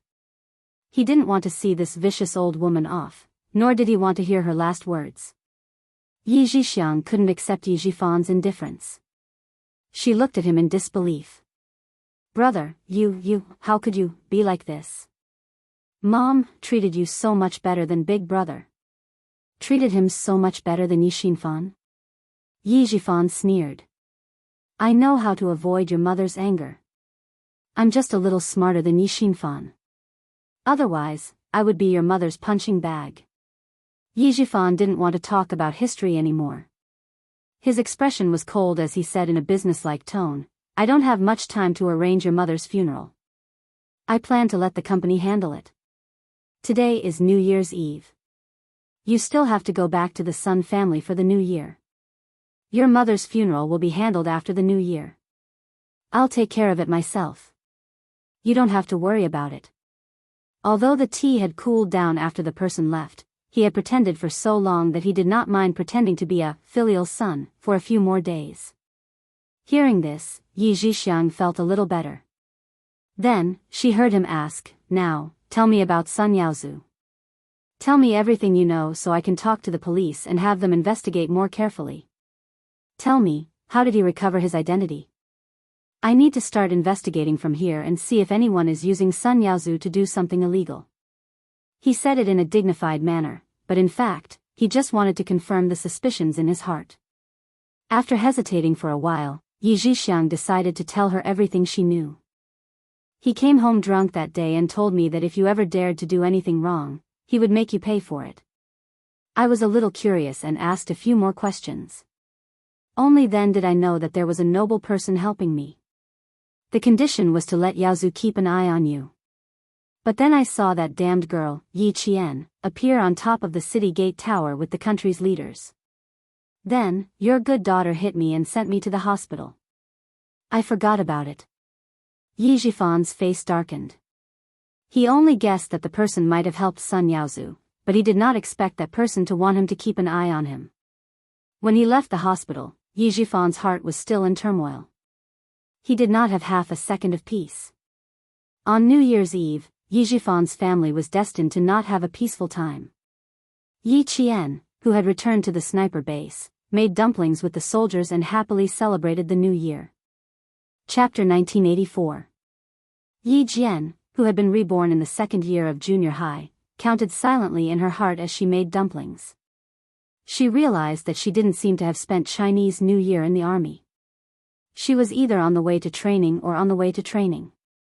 Looking at the less than 100 recruits and veterans of the sniper base gathered in the canteen to make dumplings in full swing, Japan's somewhat impetuous heart gradually calmed down. The familiar color and the familiar temperament were what she liked only in this life. Take it easy. Although there's still space in your stomachs, if each of you makes 100 dumplings, you'll have to make more than 1,000 dumplings tonight. If you can't finish them, you'll have to go back to the dormitory. A middle-aged man in the middle joked. His fingers moved nimbly, and in just a few words, he made a perfectly shaped dumpling. It was obvious that it was made by a master chef. The middle-aged man's surname was Deng. He was a captain and a company commander. He was the commander of the sniper base. He was also a soldier with outstanding military achievements. He was 34 years old this year. The soldiers all laughed. Someone replied, I'm not afraid of being full. I'll run 3 kilometers after eating a few. 100 dumplings won't be a problem. That's a good idea. Comrades, what do you think? There was a collective objection. The laughter was joyous and harmonious. Yi Qian didn't have much contact with Commander Deng. Firstly, she had only been here for a short time. Secondly, when she was here, Commander Deng went out on a business trip and didn't come back until yesterday. Today, it was Principal Chen who introduced her to the sniper base that she spoke a few words with Commander Deng. Commander Deng, who came from the northeast, was a famous Chinese New Year holdout in the sniper base. He had been in the army for 8 Chinese New Years and hadn't come home. Including this year, it had been 9 years. He had planned to go home to visit his wife and children this year. An instructor who was supposed to be on duty during the Chinese New Year had a seriously ill father. Commander Deng took over his duty without hesitation and asked the instructor to go home early in the morning to visit his family. Principal Chen looked at Company Commander Deng, who was talking and laughing with the soldiers, and said to Yi Qian, "He bought the tickets a long time ago. The night before the business trip, he told me that he could finally go home this year to see his family and his daughter, whom he hadn't seen for a long time. He also told me about his old father at home. When his mother found out that he was going home, she was so happy that she cried. When he came back yesterday, he found out that an instructor's father was seriously ill. Without hesitation, he gave his train ticket to his comrade. He's also a true man. Little Yi, the thing we don't lack the most in our army is true character." Yi Qian thought they were just talking about Commander Deng, but when she heard the last sentence, she immediately understood that Principal Chen had put in a lot of effort into this matter. He was using this as an excuse to lecture her because he was afraid that she would act rashly again. "Chief Kai, did he say something to you?" Yi Qian put down the weirdly wrapped dumpling in her hand. She lowered her eyes and picked up another dumpling skin. She didn't look up at Principal Chen. Her long, thin eyelashes trembled slightly. "Can you tell me more?" Principal Chen felt that Yi Qian was good at everything, except for one thing: she was too thoughtful. He sighed softly and tried to persuade her. "Little Yi, I'm starting to suspect that your father and I have taught you to be so strong. Have we gone overboard? So much so that you want to solve everything by yourself, and you like to do it in secret. Even Uncle Chen doesn't know what you've been doing in secret. If it wasn't for Chief Kai's call, he wouldn't have known that she had left the base to seek revenge." 7 days. For 7 whole days, he still hadn't noticed anything wrong with this little Yi girl. Yi Qian pursed her lips and revealed a stubborn look. She gently pinched the dumpling skin with her eyes lowered. She said softly, "You need to rest. I didn't want you to worry, so I didn't tell you." Chapter 1985. This time, I got some information from Sun Yaozu and found some clues myself. In the future, I won't be as impulsive as I was a few days ago.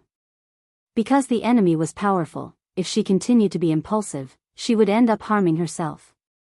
It had not been easy for her to get to where she was today. How could she harm herself because of impulsiveness? After putting away the weirdly wrapped dumplings, Yi Qian, who knew she was wrong, finally raised her eyes and dared to look into Principal Chen's eyes. "Uncle Chen, what else did Chief Kai say to you? Can you tell me about it?" The cafeteria was very lively. Company Commander Deng even asked the soldiers to move the large color TV, which was usually used for news broadcasts, into the cafeteria and put it on 2 stacked steel tables. Festive songs were played on the TV, adding to the Chinese New Year atmosphere in the cafeteria. Principal Chen looked around and picked up a towel to wipe the flour off his hands. He said to Yi Qian, "Girl, let's go for a walk." It was snowing outside again. They walked out of the cafeteria and walked along the cement path towards the field. The light in front of them was very bright, but behind them was darkness. It was just like Yi Qian's life, who had walked through the darkness and was moving towards the light. The thin white snow left a trail of footprints that extended all the way to the field. Principal Chen pointed at the obstacle course that was usually used for physical training. "I haven't seen you do a 400-meter obstacle course in a long time. Let's go. Run a lap with Uncle Chen." "No, your body has just recovered. You can't do such intense training," Yi Qian refused without thinking. She then said, "Give me the time, and I'll finish it. The throne of the world sniper is not that easy to sit on. Girl, don't underestimate Uncle Chen." Her refusal was useless. Principal Chen unbuckled the belt around his waist and put it aside seriously. He then challenged Yi Qian, "Come on, girl, show me what you're capable of. Show Uncle Chen what you're capable of." For the 400-meter obstacle course, one had to first run 100 meters in the air, then turn around and cross the 5-step pile. Yi Qian saw Principal Chen shoot out like an arrow as soon as he finished speaking. She still wanted to say a few more words to persuade him, but her reflexes were faster than her brain. She was a few seconds behind him and rushed a few meters away. Principal Chen was 3 steps ahead of him.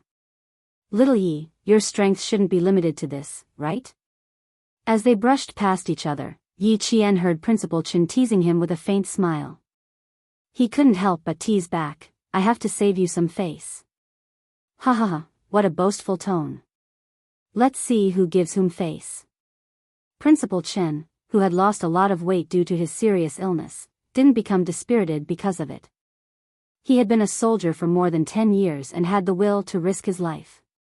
He leaped over the deep pit and soared into the air like a tiger released from its cage. In the blink of an eye, he jumped over the low wall.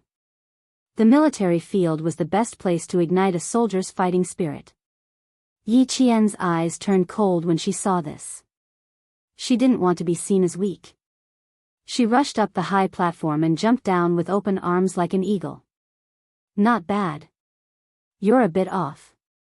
Principal Chen jumped up the high wall and smiled at Yi Qian, who was already beside him. You're not even halfway there.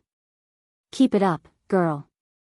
Climbing up and down the high wall, Yi Jian crawled over the net of low posts. She was much faster than Headmaster Chen here. She supported herself with one elbow and slightly bent one knee to make her body as close to the snowy ground as possible. With a sound of swish swish swish, she nimbly crossed the net. Once her feet were out of the net, she quickly climbed up and returned to the low net. This time, she had to jump over the low net. Chapter 1986. Principal Chen looked at the silhouette in the light. His kind and gentle gaze was fixed on her. Her slender and small figure was like an eagle that could spread its wings and fly. She no longer needed much protection and could fly freely in the sky and the 4 seas. As for him, he was really getting old. Yi Qian quickly climbed over the 2-meter-high wall and leaped into the air. Like a snake, she ran across the single-plank bridge at lightning speed. As if she felt something, she looked back and saw a figure standing proudly in the light, quietly looking at her. In the light, she saw Principal Chen smiling. Start running, girl. Principal Chen, who was standing in place, waved his hand. His eyes were full of encouragement. Start running, girl. Your excitement has already begun. The scenery in front of you is the most beautiful scenery. You must enjoy it well. Don't let down the most beautiful scenery and your most beautiful self. Yi Qian waved her hand. She ran up the high board and down the platform. She crawled through the short hole. In the blink of an eye, she disappeared from the flat ground. A few seconds later, she climbed out of the ground. She went down the deep hole and then went back up again. It depended on her overall fitness. Once the 5-step pile was done, he turned back and completed the last 100 meters of the empty run. Yi Qian ran back. Although her breathing was messy, her eyebrows were high. She was full of fighting spirit. Wearing a combat uniform, she was a qualified soldier. It's better to run 10,000 meters than to run 100 meters. Soldiers in the army would feel like dying at the end of the 5-kilometer and 8-kilometer runs. However, a 400-meter obstacle run would make soldiers wish they were dead. Although Yi Qian didn't feel like dying, her breathing was messy. She had to run, jump, grab, climb, and roll. She had to use all kinds of martial arts to pass the 400-meter obstacle run.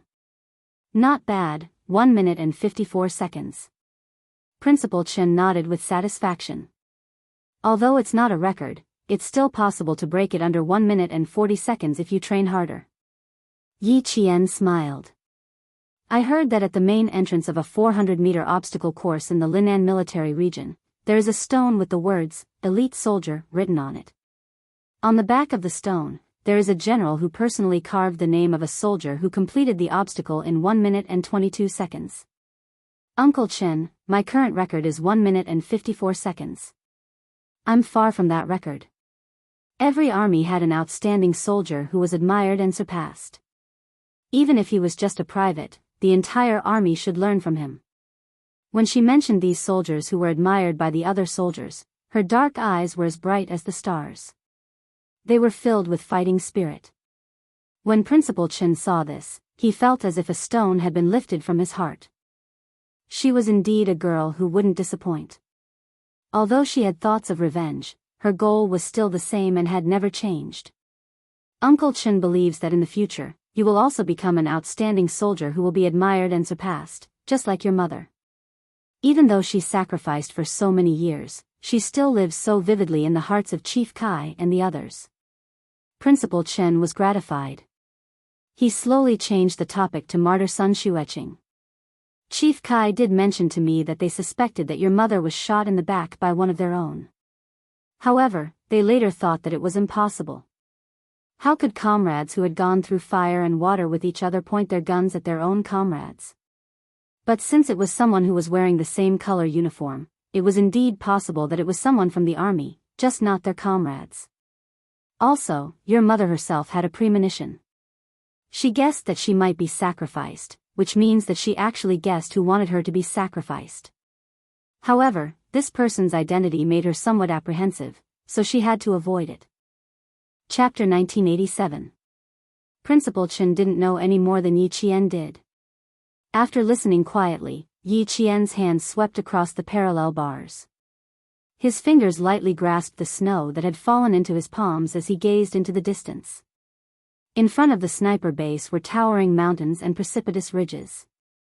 As far as the eye could see, there were only rolling mountains. On the other side of the mountain, there might be another mountain, or it might be a flat road. Just like her journey today, there might be mountains blocking her way, or there might be a flat road. She didn't know what the future would hold. Now, she only knew to take every step steadily and not leave behind any regrets. Just like when she took action to get rid of Sun Yaozu, she didn't regret it at all, nor did she leave behind any regrets. Grasping the present was the foundation of a person standing. Uncle Chen, this person is very likely still in the army. He might even have become a powerful general.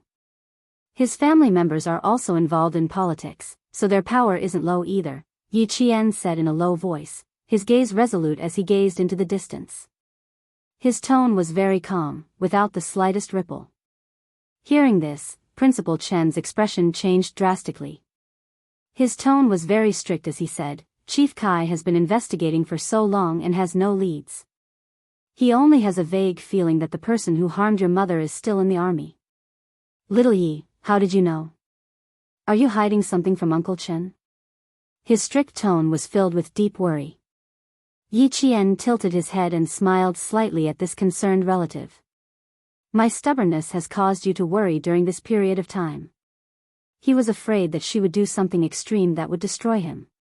Hearing that something was wrong, he immediately became vigilant. Even his usually gentle gaze became exceptionally sharp.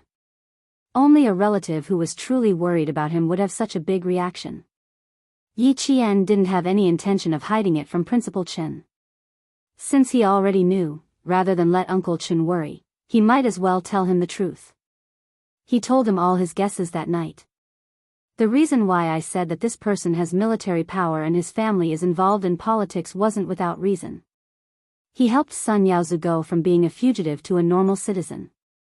He also helped Yijifan rise to the top. Uncle Chen, from these two things, we can see that his identity is not simple.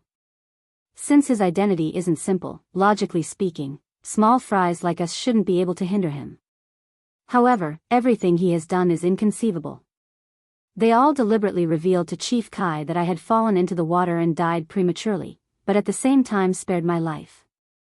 Uncle Chen, what do you think he wants? My mother let him go through so many twists and turns to take her life. I can still think that my mother might have discovered something about him and brought a certain threat to him. What about me? What threat could I possibly pose to him? Yi Jifan, Sun Dongqing, and old Madame Yi treated me like that. I wonder if he was the one who instigated me to live in the past. He secretly spared my life, and also instructed Yi Jifan's family to raise me until I'm useless. Uncle Chen, am I worth him setting up such a big trap? I don't think so. I don't think I'm worth him spending so much effort to deal with me. But then I thought, since he plotted against my family, can't we say that as long as my family lives, we'll be a threat to him? Speaking of threats, my father passed away early, my mother sacrificed herself, and the adults are no longer alive. What else can threaten him? Me? More than 10 years ago, I was only a 2 or 3-year-old child. What could I possibly threaten him? If he really felt that I was a threat to him, he could have asked Yijifan's family to find a way to deal with me when I was young. Chapter 1988. Falling into the water, all sorts of accidents could easily take care of a 2 or 3-year-old child. But why didn't he do anything? Why did he only let Yijifan's family beat me, scold me, and torture me? Did he feel a sense of accomplishment for raising me into a good-for-nothing? In her previous life, she had become a good-for-nothing, and in the end, she had been chased around by Ying like a stray dog until she died. Did that fulfill that person's wish? I can't figure it out, Uncle Chen. I've thought about it for a long time, but I still can't figure it out. After listening to her analysis, Principal Chen couldn't calm down for a long time. He simply grabbed a handful of snow and rubbed it on his face. The cold feeling could at least calm his restless brain down a little. He asked her in a deep voice, "Girl, why are you thinking so deeply? After listening to your analysis, I faintly feel that there are more unspeakable secrets behind your mother's sacrifice. That night, before I took care of Sun Yaozu, I intentionally got information from him. Sun Yaozu was afraid of death and wanted me to spare his life, so he used what he knew as a condition and told me some things about the past." She summarized Sun Yaozu's words for Principal Chen. Her voice was cold and indifferent. Principal Chen's face darkened bit by bit. After about 5 minutes, Principal Chen's expression was so cold that it was heavy. "Girl, if it's possible, I suggest you mention this to Captain Xia. The army that your mother was in when she was alive erased all of your mother's deeds. It's very obvious that this person is in the army. Now, even Sun Yaozu's identity was taken care of by someone and asked him to monitor Yijifan. From this, it can be seen that this person has been keeping an eye on you. If Yijifan is also one of his people, he must have been suspicious of Yijifan when he asked Sun Yaozu to monitor him. Perhaps you can say that because you're successful now, he suspects that Yijifan has the intention to cultivate you, so he no longer trusts Yijifan and sent Sun Yaozu to monitor you." Principal Chen was also a logical and rigorous person. Coupled with his life experience, he would often cut straight to the heart of the matter and find the key to the problem. For Yi Qian, he suddenly understood why Sun Yaozu was sent to monitor Yijifan. Then, he seemed to have thought of something. His dark eyes flashed like shooting stars, and even his tone became lighter. I know, Uncle Chen."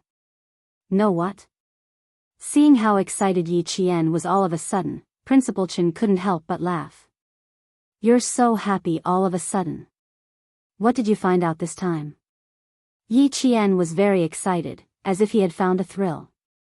"As long as we know why you only want to waste me but don't dare to kill me, then we have nothing to be afraid of."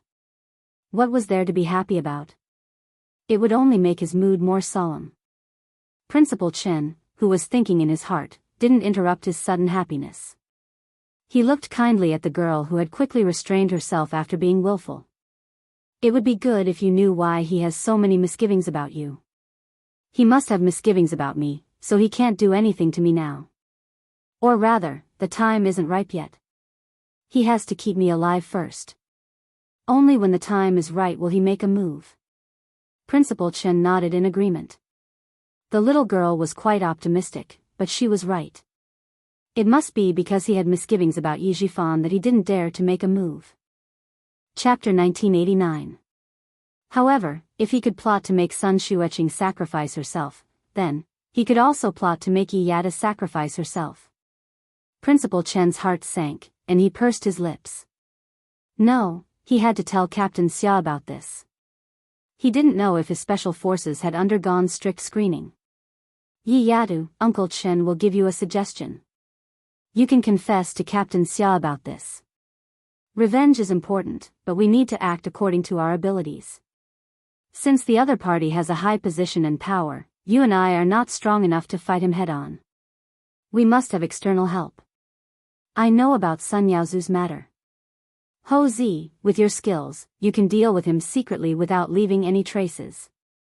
However, with Ho Zi's help, even if there are any problems, they won't be able to trace it back to you. Yi Qian had already pursed her lips. She didn't want to tell Captain Xia everything about her. She only wanted to ask Captain Xia about which generals in the army had powerful political power. Seeing her expression, how could Headmaster Chen not understand? There was a trace of regret in his heart. He regretted teaching her the principle of not asking for help in everything. He also regretted raising her to be too independent. Yi Yadu, two people get along differently.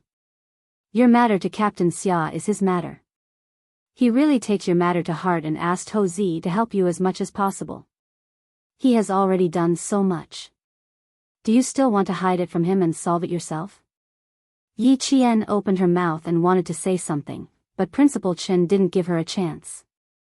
He continued, if you really do that, I can tell you with certainty that Captain Xia will be very angry. Because he treats you as one of his own, but you treat him as an outsider who can't be trusted. Yi Yadu, do you think that Captain Xia is an outsider? Yi Qian didn't hesitate and answered firmly, no, I don't think so. It's just that I don't want to trouble him too much. He has enough things to do, and I don't want him to worry about me. As the commander of a special forces team, he had too many things to deal with. She couldn't bear to let him bear another burden. Her problem wasn't something that could be solved in a day or two, and it involved a lot of people. If she implicated him, she wouldn't be able to rest easy for the rest of her life. Child, aren't you usually very clever? Why are you so muddle-headed and worrying? Principal Chen's chest tightened a little. Seeing that she still hadn't reacted, he didn't know whether to laugh or cry. If he thought it was troublesome, why would he ask Ho Zi to take care of you? He's definitely not afraid of trouble, and he doesn't think that you're trouble. In Captain Xia's heart, your problem was his problem. It was something that he had to solve personally. He placed you in his heart and only wished to share your burdens and relieve your worries. He only wished that you would be happy in the future. Since Uncle Chen has said so, you should understand.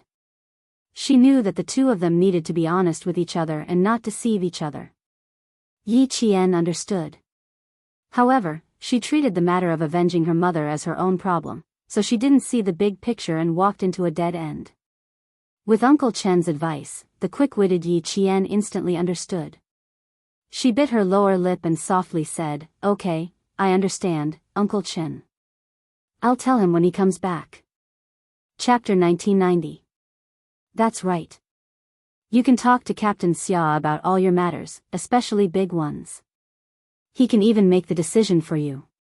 Principal Chen paused after he finished speaking. He deliberated for a while before he continued, of course, you can't rely on him to make decisions for you. You have to have your own judgment and personality. After all, you don't have to rely on him completely.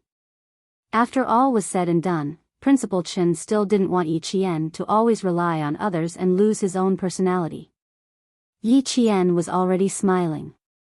Uncle Chen, you're really making things difficult for me. You're too contradictory. You want me to tell Captain Xia everything, and you also say that I have to make my own judgment. Then what should I do? Then you have to rely on yourself to figure it out. Uncle Chen only knows this much. Principal Chen also knew that his words were a little contradictory, but sometimes there was no logic to the interactions between men and women. It all depended on personal exploration. Then they talked about Chief Kai. After receiving the inspection report, she didn't contact Chief Kai again. Principal Chen said, when she contacted me, she had just returned to Tongzhou. She should be celebrating the new year at home now. Tomorrow is the first day of the new year. I'll call Chief Kai early to wish him a happy new year. A soldier came over. Before he even got close, he said happily, Chief Instructor, the dumplings are cooked. Sergeant Deng invites you over to eat the dumplings and say a few words to us at the same time. Military leaders usually didn't just say a few words, but Yi Qian knew that Principal Chen really only said a few words. Hearing that, he laughed. Don't really say a few words. You should at least say 10. What's the point of saying so much nonsense? I'll try my best to say 10 sentences. Principal Chen didn't think much of it. He walked over to the soldier who came over and asked about the situation in the cafeteria. Hearing the soldier laugh, the three of them returned to the cafeteria. It was very lively at the sniper base. Every face was overflowing with a happy smile. Around 9:00, the 4 landlines set up in the base began to be busy. The soldiers who had finished eating the dumplings lined up to call home. There were too few landlines. Principal Chen even took out his own cell phone and gave it to the soldiers. Yi Qian dialed Chief Kai's number to wish him a happy new year in advance. He called 3 times in a row, but no one picked up. Yi Qian frowned slightly.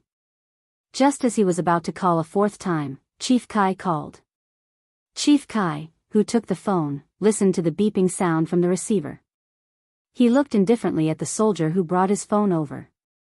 Then I'll just tell you where I am now. Yes, if the leader says so, she can know. The guard from the military commission nodded with a serious expression. Try to get her to come over tomorrow. Tomorrow was the first day of the Chinese New Year. Within 10 seconds of picking up the phone, Yi Qian's face darkened. He immediately said, "Okay, I'll immediately rush to the earliest flight." Chief Kai, don't make things difficult for yourself. The military commission is famous for being strict.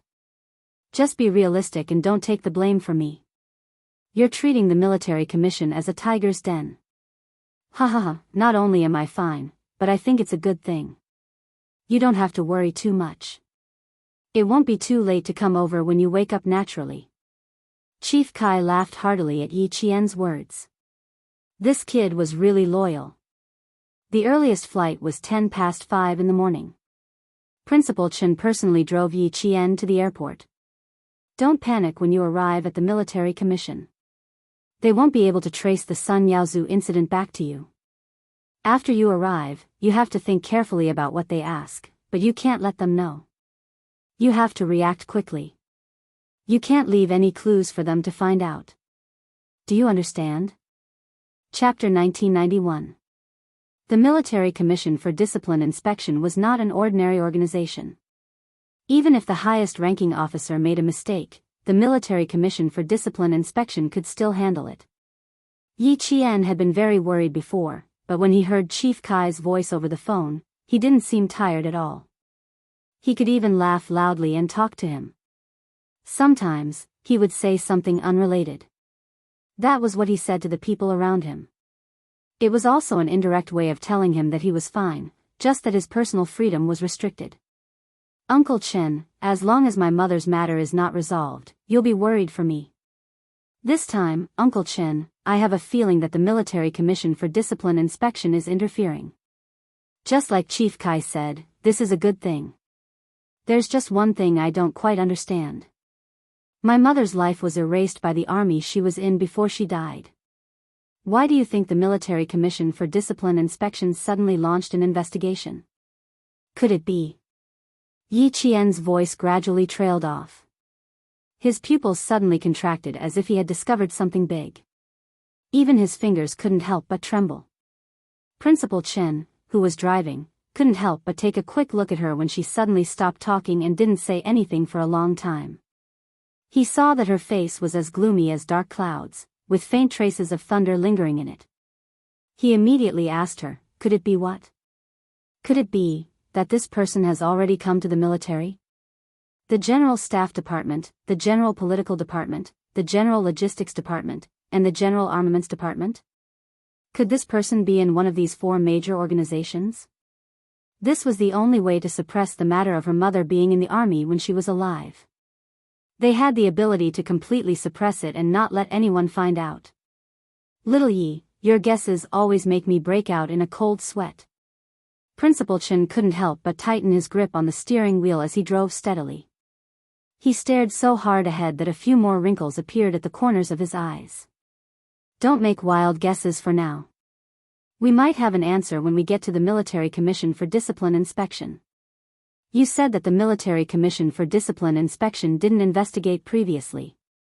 Now that they're suddenly investigating, I think it might be Captain Xia who did it. But Captain Xia is a major, so the possibility of him doing it is not high. I'm afraid it's Commander-in-Chief Xia. Yi Qian was stunned. You're saying? Commander-in-Chief Xia reported my mother's matter to the Military Commission for Discipline Inspection? This was too shocking. She could believe that Captain Xia had reacted to the Military Discipline Inspection Commission, but Commander-in-Chief Xia's reaction. She really couldn't believe it. But even if he didn't want to believe it, he had to. When he arrived at his destination, Yi Qian saw a familiar figure standing in front of him. His hands were clasped behind his back, his tall and straight figure towering like a mountain. His imposing military aura caused the sentries on both sides to tense and straighten their legs. Seeing Yi Qian get out of the car, Commander-in-Chief Xia, who had been waiting for about 10 minutes, strode over. As he strode over, the golden military rank on his shoulder flashed with a cold golden light. Yi Qian did not dare to let the Commander-in-Chief receive him. He hurriedly jogged over. When he was a certain distance away, he strictly followed military etiquette and stood at attention. He saluted and greeted the Commander-in-Chief who was walking towards him. His actions were done smoothly and smoothly. He took a deep breath and said in a cold voice, National University of Science and Technology's first-year commanding student, Yi Qian, reporting. Greetings, Chief. Happy New Year. Commander-in-Chief Xia smiled and returned the greeting. When he saw Yi Qian's imposing military aura, he was also very happy. He said, You're really early. Didn't I tell you last night? There's no rush. It won't be too late to come over after you rest. This was his son's girlfriend and the daughter-in-law he was satisfied with. As a father, it was only right for him to care about her. Chapter 1992. Hearing this, Yi Qian understood that it was indeed Commander-in-Chief Xia who made the Military Disciplinary Committee investigate his mother's case.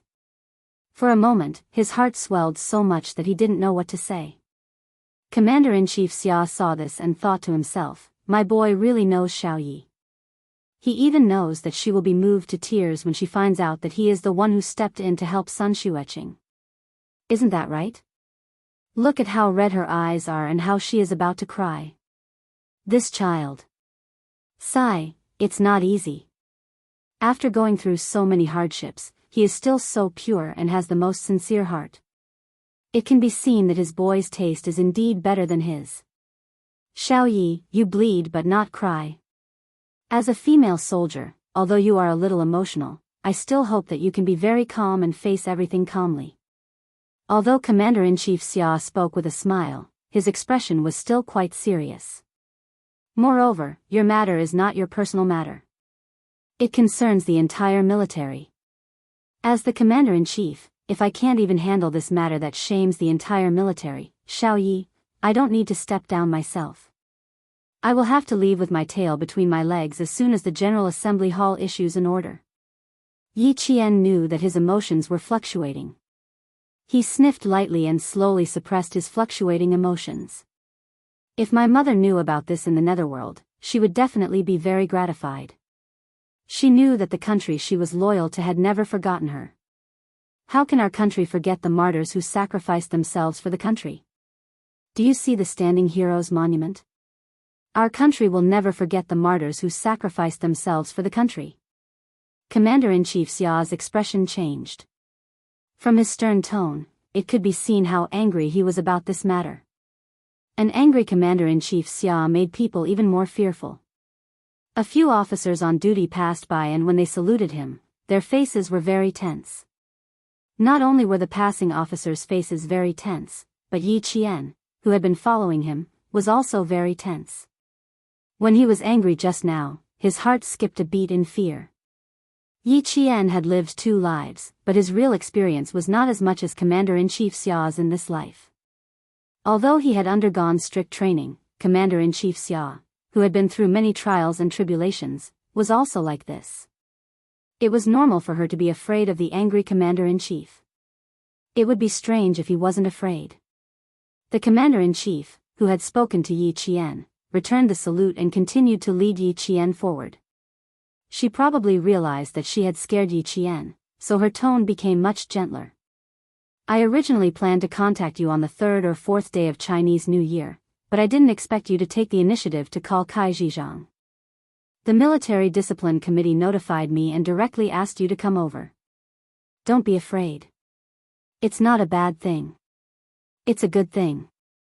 Don't be nervous. Relax and have a good chat with the comrades from the Military Commission for Discipline Inspection. As long as I'm here, you can say whatever you want to say.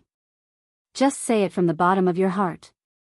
She reminded him that everyone in Yi Qian was trustworthy and that there was no need to hold back. Yi Qian, who understood, nodded gently. She did not show any signs of fear even when she saw the leader of the Military Commission for Discipline Inspection. Commander-in-Chief Xia had specially rushed over to calm Yi Qian down. When Yi Qian was brought in, he directly sat in front of the surveillance camera, turned on the microphone, and said, "Just say whatever you want to say. There is nothing to hold back." The leader of the Military Commission for Discipline Inspection, who was in charge of recording the conversation, glanced at the commander-in-chief and laughed. "Old Xia, are you afraid that we will bend the law for personal gain? I feel very assured with you all in charge. A military academy student facing a group of leaders will definitely feel a little pressured. I will counsel her a little." Commander-in-Chief Xia, who had turned off the microphone, sat down calmly. His calm words made the leader of the Military Commission for Discipline Inspection fall silent. Chapter 1993. Yi Qian's mental fortitude was excellent. She wasn't afraid of the Military Disciplinary Committee leader.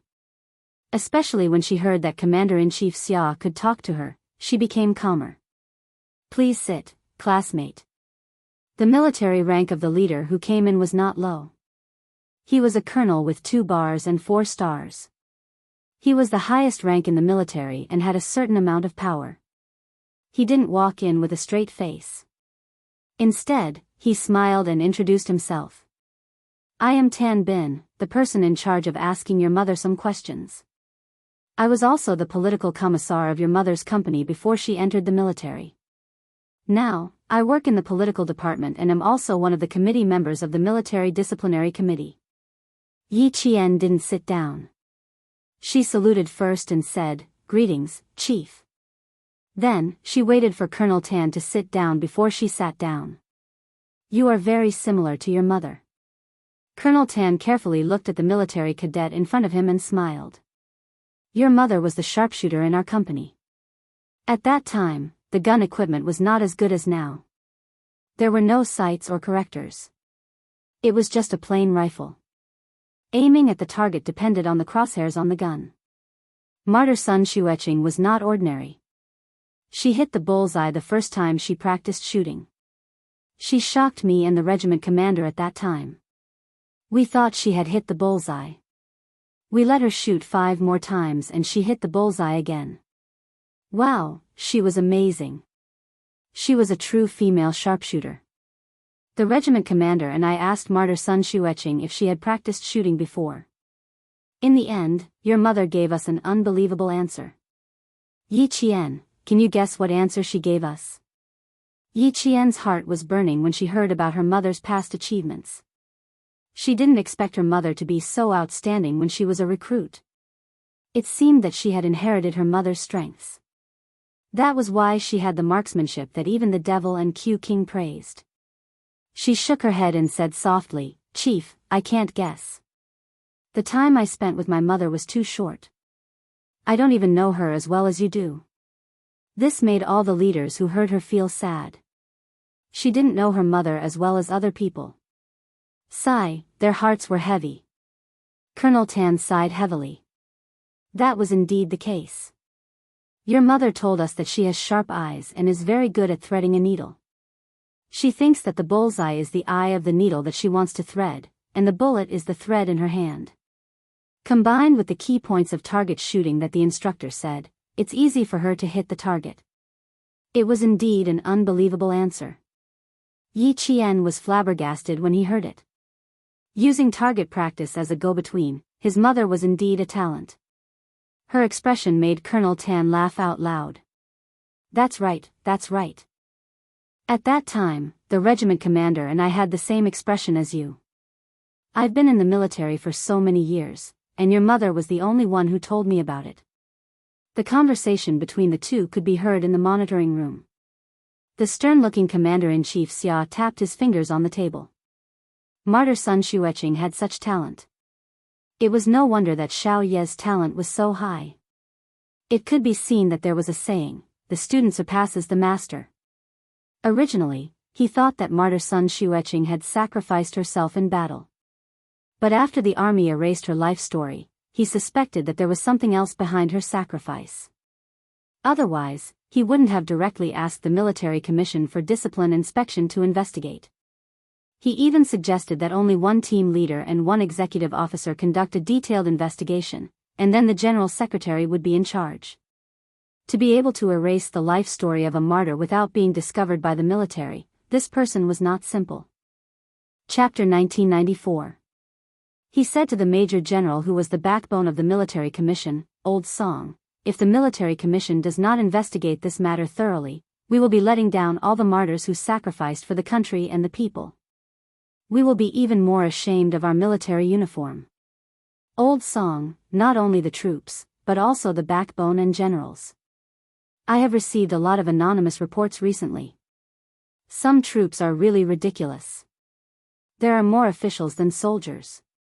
The heavens were high and the emperor was far away. They were sure that they were far away and the relevant departments would not be able to monitor him. They are bold and presumptuous. They don't do anything practical and only seek personal gain.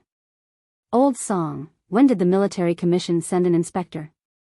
Major General Song was once the director of the political department of the Linchuan military region. He was also one of the leaders of the military commission. Hearing this, he said solemnly, "It's time to clean up. If you didn't report the matter of Martyr Sun Xueqing to the military commission, all of us here would be in the dark. The superiors are not strict and the subordinates are incompetent. Our mistakes in work caused a righteous martyr to be humiliated like this. Who can tolerate it? The higher-ups are already paying close attention to this matter. We intend to investigate in secret first, gather all the evidence, and arrange the replacement personnel in place. We will make a clean cut." Commander-in-Chief Xia was also one of the members of the military commission. However, because of the relationship between Yi Qian and Xia Jinyuan, he chose to avoid suspicion. Hearing this, he nodded and said, "I'll leave it to you. The Navy, Army, and Air Forces have to be reorganized properly. Otherwise, the military commission will be useless and useless. The higher-ups have given us a death order. If we don't investigate the matter of Martyr Sun Xueqing properly, the few of us will report it to the entire military and apologize." Major General Song watched closely and asked Commander-in-Chief Xia, "Yi Qian is still a military school student, but her information is encrypted. Old Xia, what are you guys doing?" Only the secretary of the military commission had the authority to look at her information. The leaders and committee members did not have the authority. Although Yi Qian was a reserve member of the Snowfield Brigade, her information was classified and not just anyone could check it.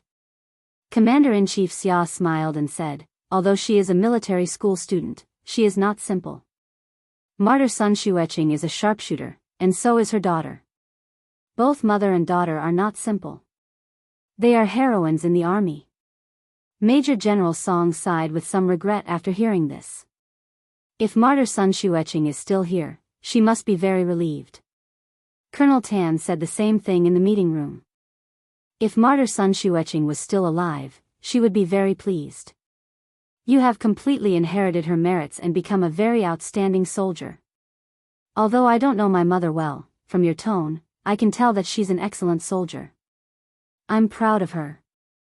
The atmosphere was as relaxed as if they were having a casual conversation, but Yi Qian knew that the real conversation had yet to begin. What they were talking about now was just to make her lower her guard. Senior Colonel Tan saw that she had a slight smile on her face, and her expression was more relaxed than before. He smiled and said casually, "Yes, we are all proud of her. It's a pity that she died so young. Chief, would you believe me if I told you that my mother's early death wasn't simple?" Yi Qian immediately followed up with a cold and sharp tone. "Chief, I suspect that my mother's sacrifice wasn't simple." The colonel wanted to test how much she knew about her mother. There was no need for that. Other than the matter about Sun Yaozu, she would tell him everything she knew and guessed. Chapter 1995. Senior Colonel Tan, who really wanted to test her, sat up straighter and looked sternly at the military academy student who said, "Newborn calves are not afraid of tigers." At this moment, Senior Colonel Tan no longer had a smile on his face. On the contrary, his expression was so cold that it seemed to twist the air around him. "Yi Qian, how much do you know?" he asked again. He didn't test her anymore and asked directly. From Yi Qian, he saw the toughness that a soldier should have. He didn't give in to power and disdain to scheme. It was better to speak openly and honestly when talking to them. Yi Qian didn't like to test people. Since the military commission had already intervened and the commander-in-chief said that they were all trustworthy leaders, she trusted the commander-in-chief's arrangements and also trusted this senior colonel in front of her. She looked at the senior colonel with her clear black eyes and replied calmly, "Chief Kai said a lot. In addition to the guesses I had in the past, I know a lot. This time, I suddenly came to the military commission and saw you and the two figures that flashed past the door. I'm even more certain that the person who killed my mother is of a high rank. Otherwise, why would the leader of the military commission be alerted?" Senior Colonel Tan crossed his arms on the walnut desk. He was surprised and asked in a low voice, "From what I know, Chief Kai didn't say much." "Yi Qian, how did you guess?" "He didn't say much. I just needed to say the main points." In the face of the senior colonel's domineering aura, Yi Jian replied calmly, "Now that I have the main point, I can think about it on my own and come up with my own guesses. It's not a difficult thing for me to do, sir. First of all, my mother's life was erased for no reason and no one in the military noticed it when she was alive. Even the military didn't know about it. This alone shows that this person's identity is not simple. Secondly, your appearance and the appearance of the other two chiefs shocked me. This shows that my mother's sacrifice is not simple. Also, I know that when my mother came back, the Prime Minister personally covered the flag and told the military to take good care of me. However, before the second year of the Chinese New Year, I didn't receive any special care from the military. On the contrary, Chief Kai and the others thought that I died when I fell into the water at a young age. Chief, do you think I can't guess what's going on? I've guessed many things, but I still can't believe it." He had guessed many things, but he still couldn't believe it. It was a few simple and calm words, but they made all the senior officials who heard it feel extremely heavy in their hearts. Even so, she still believed in the army and her country. Therefore, although she had guessed many things, she still did not dare to believe it. Commander-in-Chief Xia and Major General Song's faces sank. How could they disappoint the soldiers who were loyal to the country and the army? Absolutely not. "Old Xia, no matter how big the scope of this matter is, let's work together and get to the bottom of it." Major General Song clenched his fists and slammed the table angrily. He said sternly, "I don't believe that we can't find the truth after a strict investigation." He was the leader of the investigation team. The highest leader had given him full authority to investigate this matter in order to give martyr Sun Xueqing justice. In the meeting room, Yi Qian gave his own guesses. They were all based on what Chief Kai had said before. It was so reasonable that Senior Colonel Tan nodded his head repeatedly. Occasionally, when he raised a question, Yi Qian would immediately answer it. He would also use his own careful reasoning to rationalize the situation. Chapter 1996. He was eloquent and unhurried.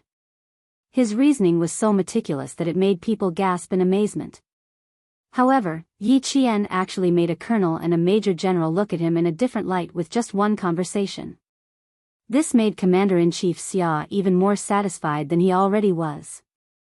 "Your guess is correct, Yi Qian. We invited you to the capital to tell you that there is something wrong with your mother's sacrifice. It's related to a major case from more than a decade ago."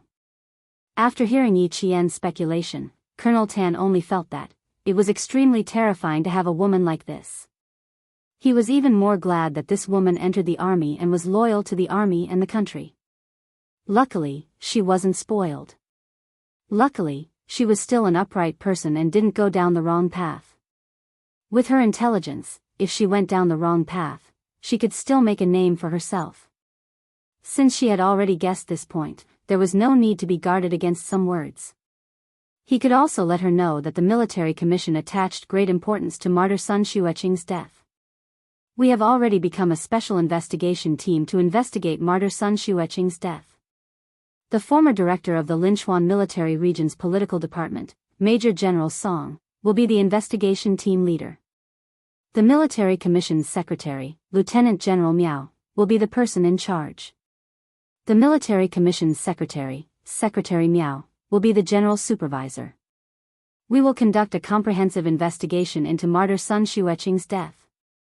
You were never disappointed in the country, and the country never gave up on you. It's even more impossible for a martyr to be humiliated like this after her sacrifice. The country won't allow it, and the entire army won't allow it. Yi Qian stood up and saluted Colonel Tan. His dark and bright eyes were filled with his trust in the country and the military. I've always believed in it. Justice may come late, but it will never die. This is great.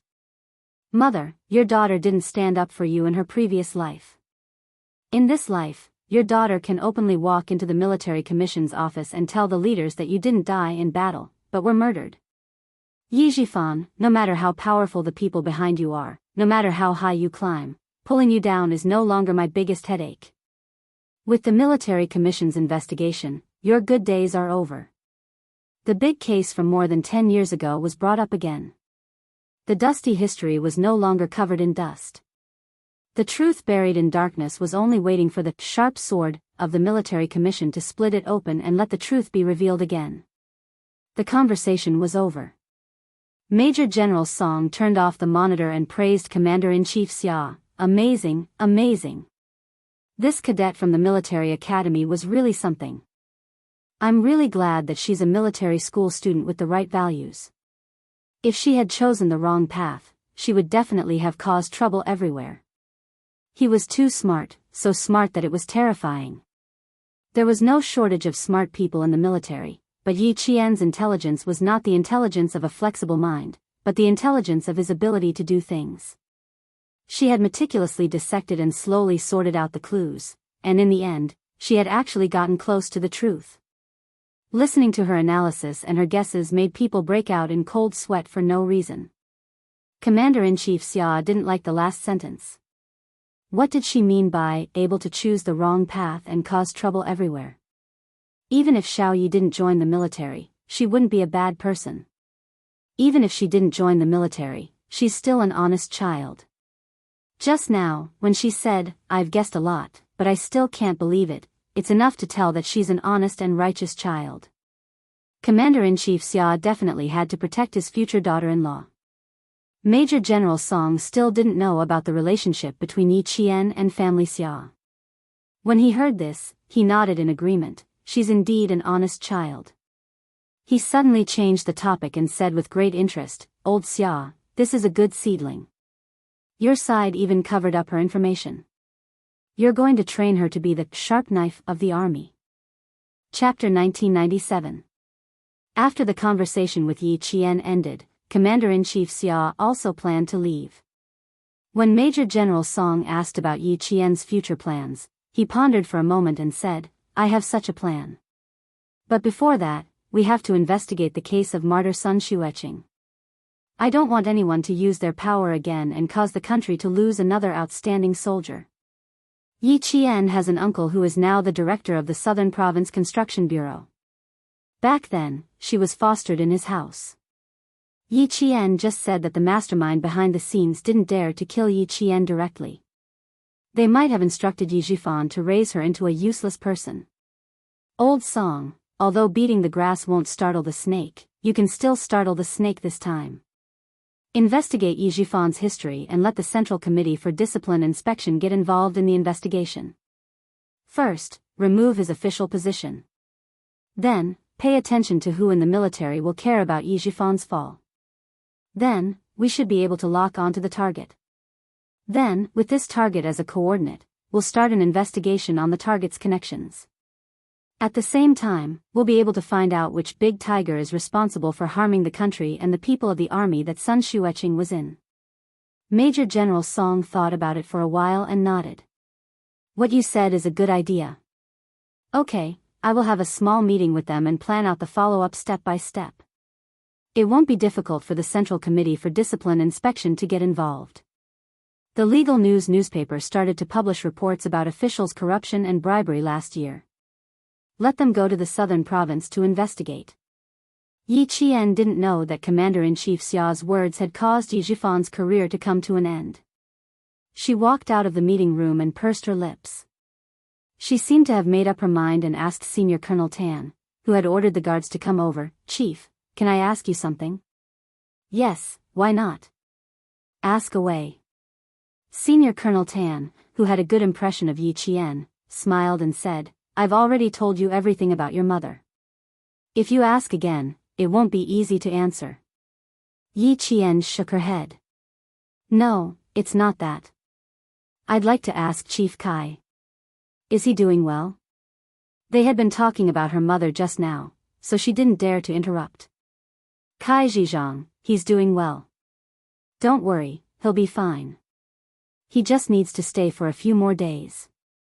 There are also a few comrades who have a good relationship with your mother and are investigating together with Kai Zhizhang. They haven't come yet. When they come, we can ask them some questions and then let them leave." With Colonel Tan's words, Yi Qian was relieved. Just then, a guard came over, and he followed the guard out of the military discipline inspection building. She always walked fast. Commander-in-Chief Xia only chatted with Major General Song for 2 minutes before she saw Colonel Tan walking over alone. "Where's Xiaoyi?" "Gone." Colonel Tan saluted before replying, "She just left. I asked the guards to send her away." "Is there anything else you need from her, Commander-in-Chief?" "Yes, I have something to ask her. Go look for old Song. He's still waiting for you." When Commander-in-Chief Xia heard that Yi Qian had left alone, he quickened his pace and led the guards outside. It was the new year and he hadn't given her a red packet yet. As for the old mansion, he wouldn't make things difficult for her for the time being. She would definitely feel uncomfortable following him there. He could only wait for his brat to come back and take her to the old mansion to visit old master and old madam. Yi Qian had already asked the sentinel at the door.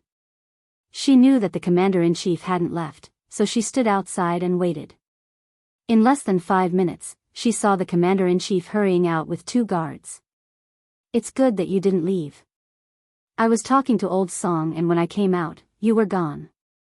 Commander-in-Chief Xia signaled the guard to drive the car over.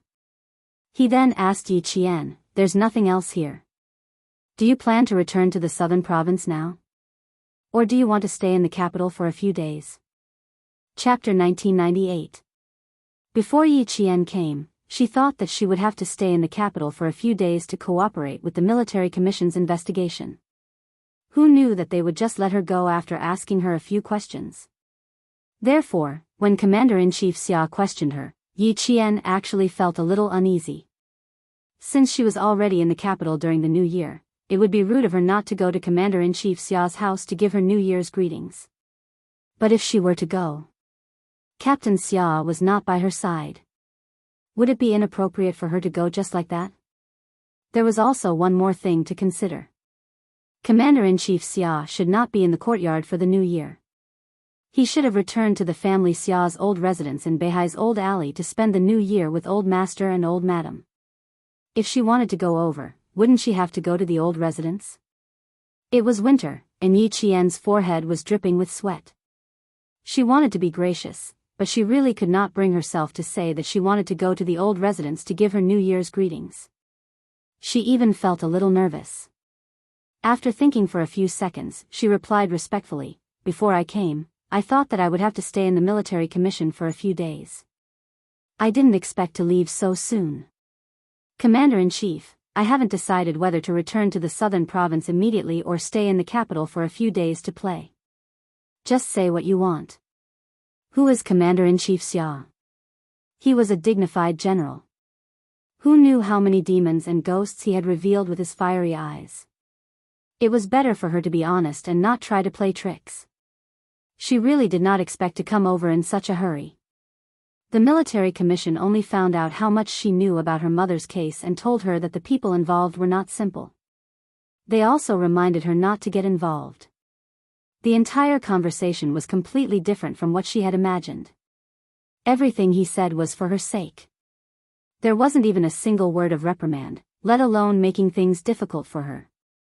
Commander-in-Chief Xia felt a little helpless at her respectful attitude. As a very open-minded parent, he had repeatedly expressed to his future daughter-in-law that he was an easygoing elder. But in the end, she was still as reserved in front of him. She lowered her head and looked at him submissively. She did not have the imposing manner she had when she was talking to committee member Tan. Could it be that he had no affinity at all? Commander-in-Chief Xia, who suspected that he was not amiable enough, smiled pleasantly and said, "If you want to stay in the capital for a few days, I'll ask your sister Wei to come and play with you. If you want to go back to the southern province to accompany old Chen, I'll ask the guards to send you to the airport now. I won't take you to the old mansion today." If old Sixth was here, I would have asked him to pick you up without hesitation. But he's not in the capital now, so I'll have to wait for him to come back.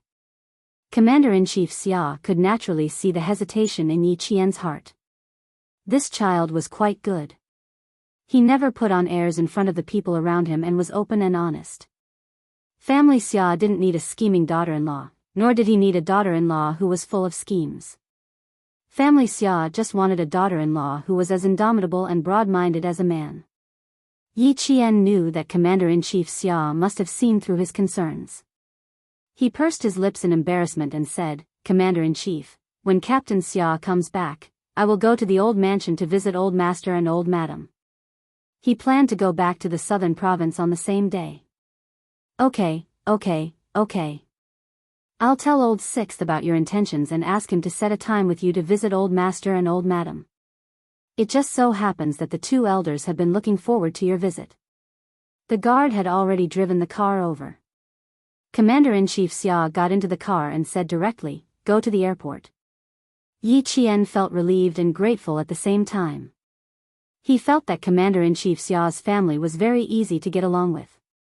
In the future, yes, in the future, she would be filial to the Commander-in-Chief, Old Master and Old Madam. Chapter 1999. Thinking of this, Yi Qian blushed. She was determined to marry Captain Xia. Do whatever you need to do when you return to Southern Province. Don't be distracted by the conversation with the military commission. I believe you've seen the military commission's attitude towards you, so don't take it to heart. In the car, Commander-in-Chief Xia maintained a gentle tone and told Yi Qian that he was a friendly and open-minded parent. Sixth brother didn't accompany you during the new year. I hope you can spend the holidays happily and don't burden yourself. Dad, Yi Qian, who was still blushing, almost choked on her own saliva. She thought uneasily, did the Commander-in-Chief see through my thoughts just now? The thin-skinned Yi Qian felt her face heat up even more. Commander-in-Chief Xia saw this and laughed out loud. He teased, little Yi, you can't be so thin-skinned if you want to get along with Sixth brother. Do you still remember what I said?" She remembered everything and did not forget it. Yi Qian, whose face was burning red, nodded. "I remember. I need to be more thick-skinned." "That's right. Sixth brother's skin is known to be thick-skinned. If you want to subdue him, you need to train yourself to be more shameless than him. However, the two of you have your own way of getting along. I'm just giving you a suggestion. I don't know if it'll work." She wondered if being thick-skinned was hereditary. Yi Qian thought silently and felt a chill in her heart. How could she think like that? The person sitting next to her was the Commander-in-Chief. In front of you, looking at your military rank, I still don't dare to be presumptuous. Yi Qian knew that the Commander-in-Chief was teasing her because he saw through her restraint. Yi Qian pursed her lips and smiled gently. If I want to be on Captain Xia's level, I need to continue practicing. Commander-in-Chief Xia could tell that his future daughter-in-law was being reserved not because he was not friendly enough, but because she respected him from the bottom of her heart. He suddenly felt a headache coming on. If that's the case, we should still meet more often. Commander-in-Chief Xia was not just saying it. He was seriously considering it. Military Academy students will be assigned to the company to study during the second semester of their second year. Little Yi, why don't you come directly to the military to study? Yi Qian was shocked. To study. She hurriedly said, if I have time off in the future, I will definitely come to the capital to visit you. Then it's settled. The commander-in-chief laughed heartily. Even though he was wearing a military uniform, he still looked like an amiable elder. For some reason, Yi Jian had a feeling that the commander-in-chief had been waiting for her to say that. There was some distance between the Military Discipline Inspection Commission and the airport. The guard in the front passenger seat booked Yi Qian's flight for 2:00 p.m. Commander-in-Chief Xia looked at the time. It was only 11:00 p.m. He could still go to the airport for a light meal. Worried that the Yi family would be waiting for him, the commander-in-chief called the old housekeeper and asked him to tell old Master Xia and old Madam Xia that he would not be home for lunch. Yi Qian, who heard the commander-in-chief's call to the Yi family, sat up straight. He was afraid that he would make a noise. The old housekeeper would not ask about his master's itinerary in detail. Commander-in-Chief Xia saw that he agreed and ended the call. He continued to chat with Yi Qian about daily life and matters in the military. Although Yi Qian was a little reserved, she was not so reserved that she stuttered when she spoke. She was in awe of the commander-in-chief. She felt that she could express herself well. She spoke fluently and could answer any of the commander-in-chief's questions immediately. However, Commander-in-Chief Xia felt that she still had a lot of room for improvement. When the guard went to collect her plane ticket back to Nan Province, Commander-in-Chief Xia said earnestly, Little Yi, you can be in awe of me in the military. But you don't have to be in real life. You can still talk back to Dad like sixth brother. Yi Qian, who almost couldn't hold her plane ticket properly, could only nod. Her back was sweating profusely. Take care of yourself. I'll come back to visit you next time. Her heart's ability to withstand the pressure from the commander-in-chief increased. Chapter 2000. Uncle Chen felt that this was very good. From their conversation, it was clear that Commander-in-Chief Xia was very satisfied with Yi Qian. Commander-in-Chief is right. You have to respect him in the army and in your daily life, but you don't have to be afraid. Is there a need to be afraid when your family gets along well? After running around the capital, Yi Qian returned to the sniper base at 7:00 in the afternoon. She held a cup of hot water and told Principal Chen everything that Commander-in-Chief Xia had said to her. Principal Chen was very happy. Commander-in-Chief is Captain Xia's father and also your elder. His attitude is very important. He paused for a moment, then said meaningfully, You're valued by Commander-in-Chief. Little Yi, you'll have someone to rely on in the future. Do you understand? Someone to rely on? But she had never thought of finding someone to rely on. She only wanted to rely on her own hard work to win everything. Yi Qian gently placed the cup on the table. There was a hint of doubt in her eyes. Uncle Chen, are you saying that my mother's situation was actually all because of Commander-in-Chief Xia? Is that right? You can understand it that way. After having a heart-to-heart talk with Yi Qian last night, he found out that she still wanted to hide her situation from Captain Xia. She thought that it was her own problem and did not want to trouble Captain Xia. Principal Chen knew that he had to teach Yi Qian another side of her that no one knew, but everyone knew about. Yi Qian, who had heard Principal Chen say something like this for the first time, couldn't help but sit up straight. Uncle Chen, don't tell me that my hard work today can't even compare to a relationship. A backer? There was a hint of anger in her calm tone. Why was she angry? Because she had lost too badly in her previous life. But she admitted it. Who asked her to be so useless? What if she lived a cowardly life? In this life, she had worked so hard with her life on the line. Did she still need a backer? In order to reach Uncle Chen's level of sniping, she carried more than 5 kilograms of weight on her hands. Even if she was so tired that she could not lift her arms, she would still grit her teeth and continue training the next day, just to be able to hold the sniper rifle steadily at any time and in any environment. In order to be able to figure out the model of the gun with her eyes closed and find the parts that truly belonged to this gun from a pile of parts, she could stay up all night just to reach Grandpa Jen's standard. In order to be able to react quickly, she listened to the bullets as they flew past her. She tried to find a way to survive the bullet's trajectory and avoid being hit by the bullet. In order to reach the peak of overall fitness, regardless of wind or rain, he never missed a day of training. He never raised his hand and said that he wanted to rest because he was tired. In order to become a qualified Special Warfare Special Forces soldier, she advanced and retreated together with the male soldiers. She could do what the male soldiers could do. Even if the male soldiers couldn't do it, she would still grit her teeth and complete it. Uncle Jen and Principal Chen had taught her that it was better to rely on herself than to rely on anyone else. She had been through a lot in her previous life, so she believed in their words and tried her best to only rely on herself.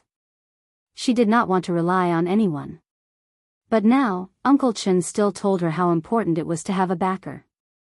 Was it really that important? Faced with her doubts, Principal Chen was very certain. He also told Yi Qian in a realistic manner, "That's right, little Yi. In the future, you will have Commander-in-Chief Xia as your backer. Your future will be much smoother. I'm not saying that you don't have to do anything in the future. I'm just telling you that with Commander-in-Chief as your backer, some people will be afraid of you and won't make things difficult for you. But Uncle Chen only thinks that your future will be smoother. He doesn't think that you don't have to work hard anymore and completely rely on family Xia." Hearing this, Yi Qian suppressed the anger in her heart. Uncle Chen would not say such things to her for no reason. He must have his reasons. She had to listen carefully. Chapter 2001. She had to listen attentively. Otherwise, she would think that all her efforts were in vain. It would be easier to find a strong backer. Principal Chen saw that Yi Qian was unworthy, but he quickly controlled his anger and nodded in satisfaction. As a soldier, emotional fluctuations were the most taboo. After training for so long, if he got angry over a small matter, he would be severely punished. "I know why you are angry. You are angry because you don't understand why you work so hard, but it's not as good as having a reliable backer. What I want to tell you is that the reason Commander-in-Chief Xia values you and hopes that you and Captain Xia can become husband and wife is because he first saw your ability, and your potential. Uncle Chen is telling you the truth. You don't have ability, potential, or a certain level of charisma. First of all, Major Xia will not be attracted to you. What kind of person is Captain Xia? His family has power and influence, and he is outstanding and capable. He is worthy of being a young talent. Why would someone like him like a girl who came from the mountains? Why does Commander-in-Chief Xia value you? Uncle Chen said just now, it is also because of your ability, and potential.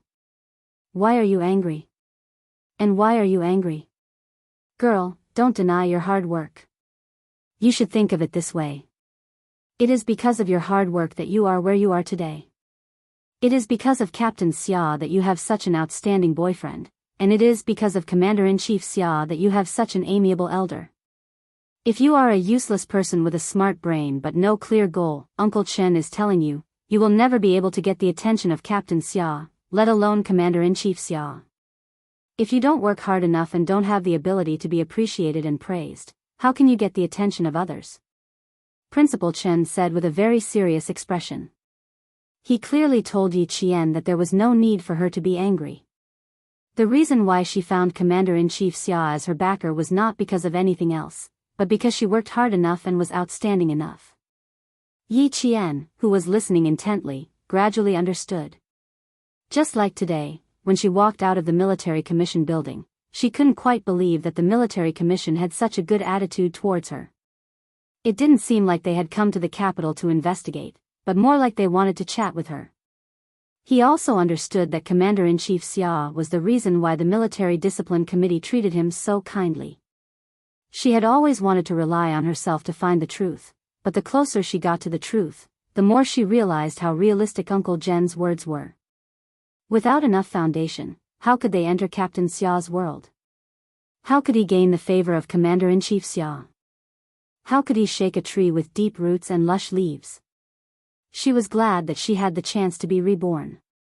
She was glad that she had listened to Uncle Jen and Uncle Chen's arrangement and put her hatred aside. She would only talk about revenge after she had gained a foothold. She was even more glad that she had met Uncle Jen, Uncle Chen, Lu Tuan, Political Commissar Yen. They had allowed her to not be blinded by hatred, and she had not been blinded by her past life. I understand what you mean. You are telling me that with Commander-in-Chief Xia as my backer in the future, I shouldn't relax because of this. Instead, I should work harder. That way, I won't let them down. The clear-minded Yi Qian didn't give Principal Chen a headache. He quickly understood his painstaking efforts. Yi Qian gazed at the elder who cared about and cherished him. He said softly, I won't embarrass the Commander-in-Chief. Chapter 2002. How could she disgrace the Commander-in-Chief? How could she disappoint the Commander-in-Chief? How could she disappoint her loved ones who cared about her? She lived for herself, but she also had to live for the people who cared about her and loved her. Living in this world, wasn't it all about fighting for one's dignity? She had lost so badly in her previous life, so she had to fight for her dignity in this life. She had to fight for all the dignity she had lost in her previous life. At the same time, she had to admit that it was because of her relationship with Captain Xia and Commander-in-Chief Xia that her mother's case could be brought up again. She didn't have to be angry because she was related. She should cherish it. Only when she knew how to cherish it would she know how important it was. She didn't get to where she was today because of connections. Just as Uncle Chen had said, if she didn't have enough ability, how could she have gotten Captain Xiao's attention? Her mother's case being taken seriously by the military commission was also related to her hard work. But before this, she really didn't think that she could wash away her mother's shame by making herself outstanding. Yi Qian smiled. Her fair face had this smile, like a white magnolia blooming in the spring rain. It had 9 petals and was as white as jade. Even if it was washed away, it was bright and beautiful. That was the smile of someone who had let go of all her worries. Her face was like a magnolia and her breath was like an orchid.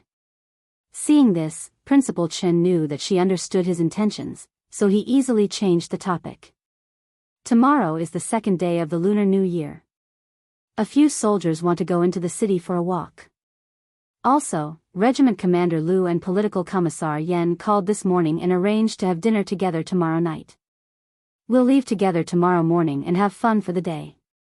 After knowing that the Military Commission for Discipline Inspection had set up a special investigation team to investigate her mother's death, Yi Jian was indeed relieved. Hearing this, she said crisply, Okay, I'll go with you when the time comes. Shopping was not a common occurrence for Yi Qian.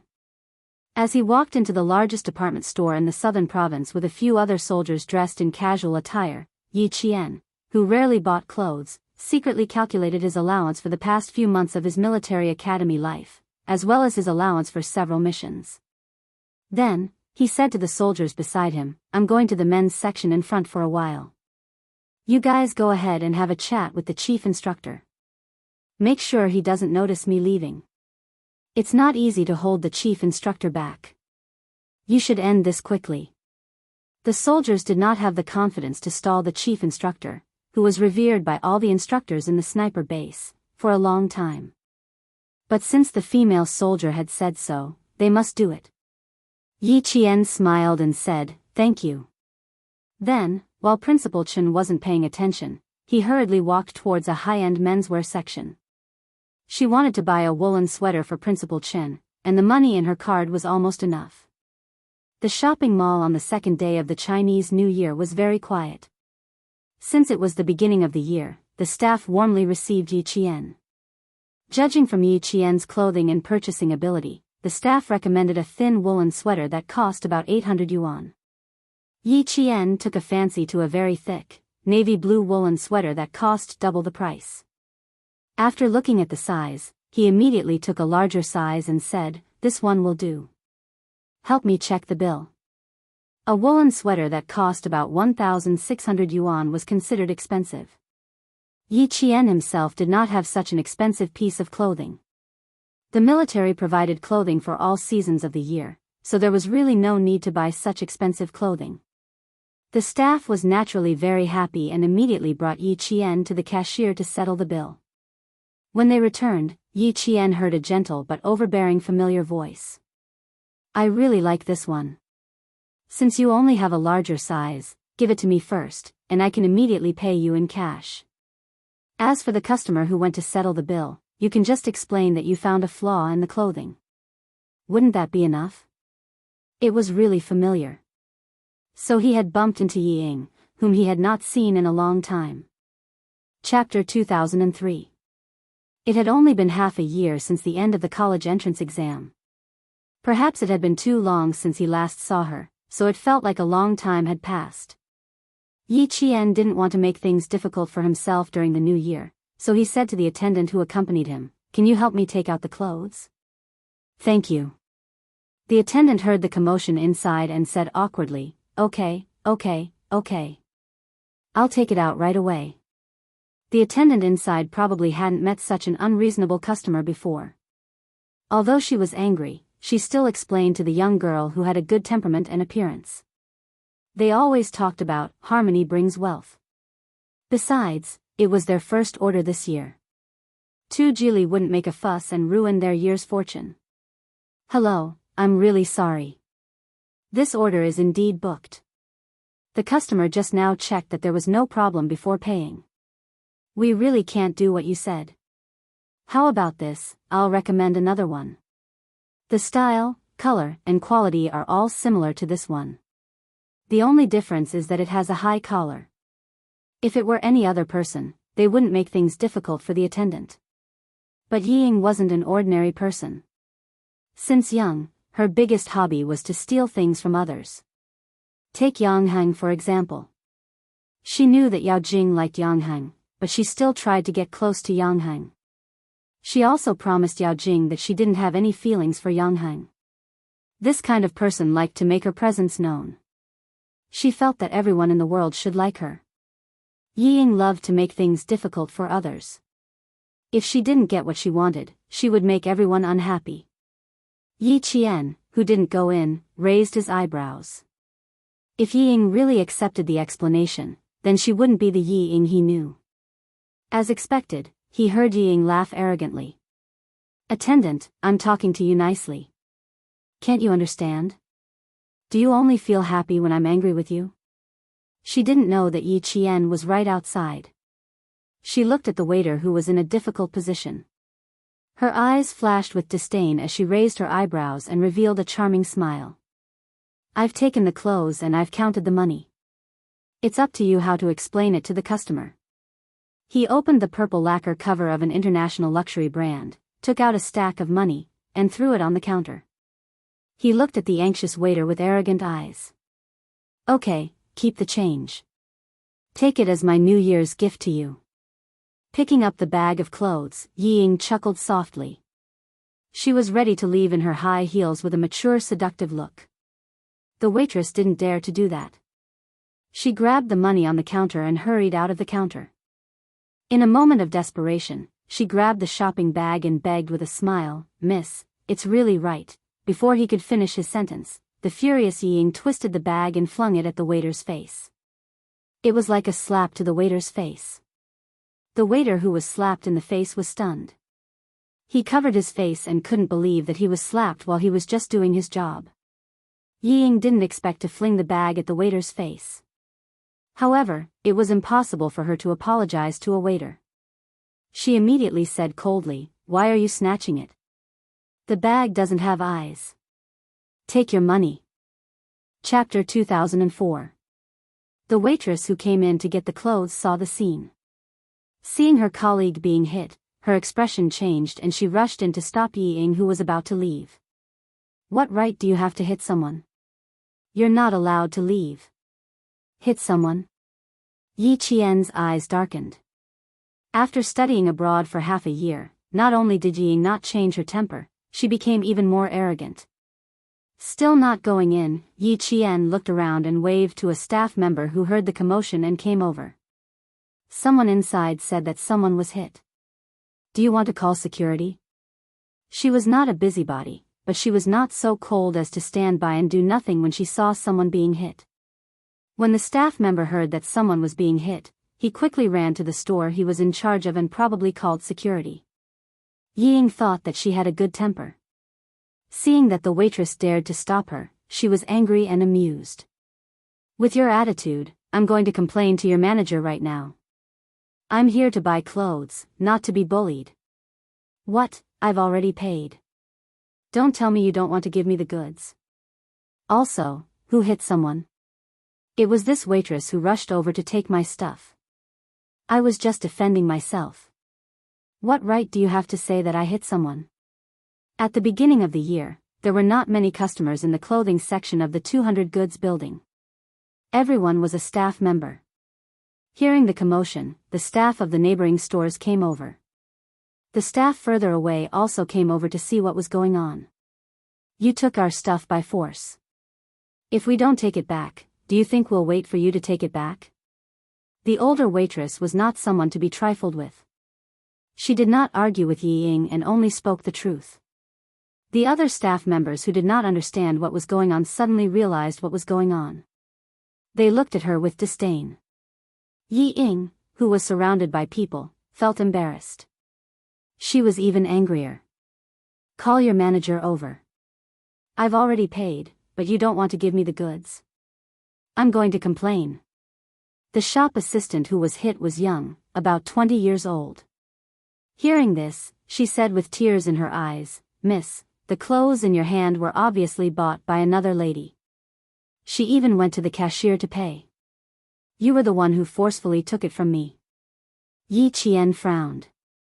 Why did it feel like the clothes Ying bought looked like the clothes she bought for Principal Chin? I forced it? Heh, you're still holding the money I gave you. Ying glanced at the money in the waiter's hand. You can count how much I gave you. Seeing that you can't go home on New Year's Eve, I'm kind enough to tell you to keep the change for the rest of the money. Just treat it as a New Year gift. You're really something. How dare you accuse me of forcibly taking it from you? I gave you the money, so why can't you take what I bought? Is this a rule you set? Call your manager out. Ying glared at the waiter who was still covering his face. She gritted her teeth and said, How dare you bully me? I'll make you regret it. Then, she yelled at the waiter who was blocking her, How dare you stop me, you? Yi Ying's arrogant voice stopped abruptly as if she had been strangled. She looked as if she had seen a ghost as she stared at the figure standing at the door. Yi Qian did not want to interfere, but after watching for a while, he realized that he had no choice but to do so. Seeing that she saw him, Yi Qian took the receipt and walked to the waiter who was hit. He smiled and said, The money has been paid. Here's the receipt. Chapter 2005. The clothes were taken by force by this young lady. The waitress didn't dare to take the receipt that Yi Qian handed over, but the tears that she had been holding back burst out the moment Yi Qian spoke. Yi Qian would never make things difficult for others. He comforted the waitress who had been wronged, It's okay. Wait for your manager to come and deal with it. I'm not in a hurry. She was still a little anxious and would make Uncle Chen wait for a long time. She had to go and greet Uncle Chen first. As for the clothes, Yi Qian took the bag from Yi Ying's hand and walked over to Yi Ying, who was still glaring at him. He said calmly, The clothes in your hand were bought by me. You have to return them to me when the manager comes. Yi Qian didn't want to waste his breath on her. After he finished speaking, he didn't take the clothes from her hand. He walked past a certain someone whose face was pale and left to find Principal Chen. Stop right there. Yi Ying felt even more embarrassed when she thought that her humiliation might be seen by the person she hated the most. She didn't know where the anger in her heart came from, but it was rampaging in her heart. She didn't want to make things difficult for the waitress who made her unhappy. She grabbed the bag and rushed out to stop Yi Qian from leaving. The older waitress wouldn't let such a barbaric and unreasonable customer leave. She stopped her again, Young lady who hit someone, you have to wait for our manager to come.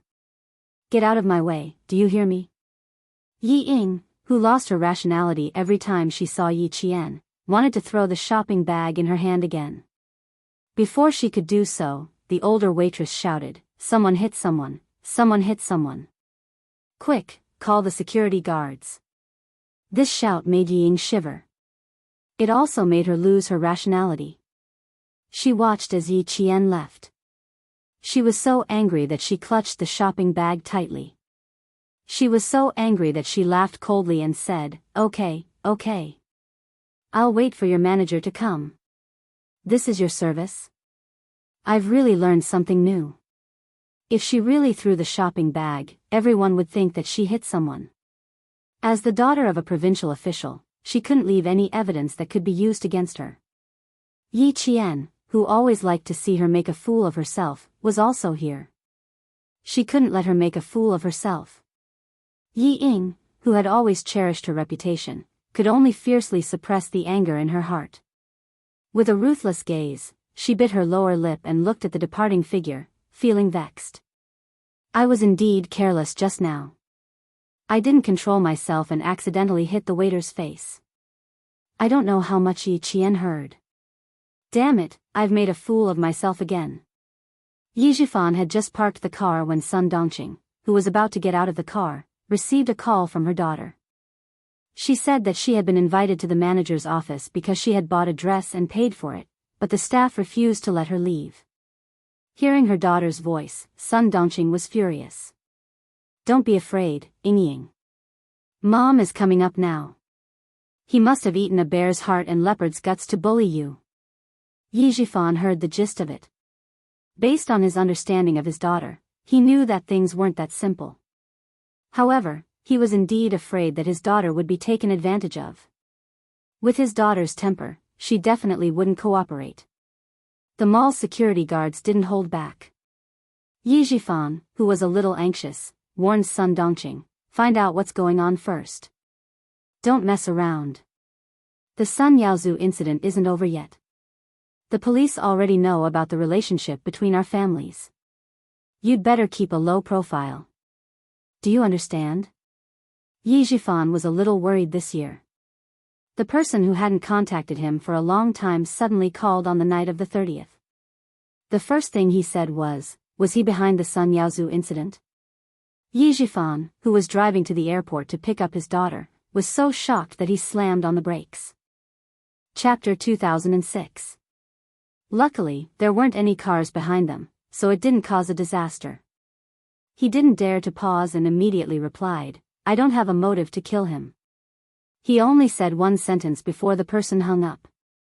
He calmed himself down and checked his phone. Just like before, the number was no longer in service. With that person's call, Yi Zhifan was still on tenterhooks. He was afraid that someone would tamper with his phone and put him on the list of suspects for Sun Yaozu's murder, causing that person to misunderstand. Sun Dongqing was honest when she heard that. She didn't dare to joke about her husband's future. She only nagged, I don't know what kind of person you're receiving.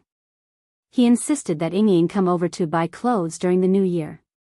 Don't she have enough clothes in her suitcase? They're all branded goods. They're beautiful and fashionable. What's wrong with that? This child is impatient. She insisted on coming over to give you a surprise. All right, I didn't receive the surprise, but I did receive the shock. Yi Zhifan hated listening to her nagging the most. He heard her and said coldly, what kind of person is he? He's an important person that your Sun family can never hope to be associated with in your lifetime. Important person? Sun Dongqing laughed disdainfully. What kind of important person had she not met? She had even met the leader of the southern province and had even shaken hands with him. The deputy chief of staff Du is here with his wife. Do you think Ying needs to get a more dignified set of clothes? Yi Zhifan's face was cold the entire time. He didn't even look at Sun Dongqing and treated her like air. He didn't know how his daughter was doing in France. None of the clothes in the suitcase were presentable. They looked like they were exposing her arms and legs. Yi Zhifan's face turned uglier when he thought about those clothes. Sun Dongqing didn't care about her husband's attitude towards her. When she heard that, her eyes lit up. I know. You have to take it seriously. You have to take it seriously. Ying Ying's wish was to enter the army so that she could teach that wretched girl, Yi Qian, a lesson. Now that she was in the way of such an important person, she had to take it seriously. If the wife of the deputy chief of staff Du wasn't here, do you think I would have brought you out? Yi Zhifan glanced at his wife, who was incapable of accomplishing anything but good at ruining things. He pressed his lips together and quickly stepped into the elevator. As the couple went upstairs, Yi Qian was also found by the mall's staff. The staff member who had been beaten up was sobbing softly and hoped that Yi Qian could go to the office. Principal Chen, who was buying some snacks with a few soldiers at the supermarket, saw this and lightly patted Yi Qian's head. I really shouldn't have brought you out. We ran into trouble the moment we came out. You're willing to buy clothes that cost more than 1,000 yuan, but I'm not willing to wear them. Forget it, it's better to avoid unnecessary trouble.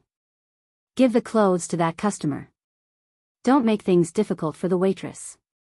If it were any other guest today, Yi Qian would definitely give in. But since it was Yi Ying, she was embarrassed. She did not want to give in. She smiled and said, "Why don't you take a stroll with them? I'll be right back." Principal Chen didn't know who Yi Qian had bumped into. Yi Qian could handle this kind of small matter himself, so he didn't ask much. He waved his hand and asked her to leave with the staff. The staff member who had been beaten up kept saying, "Thank you," all the way.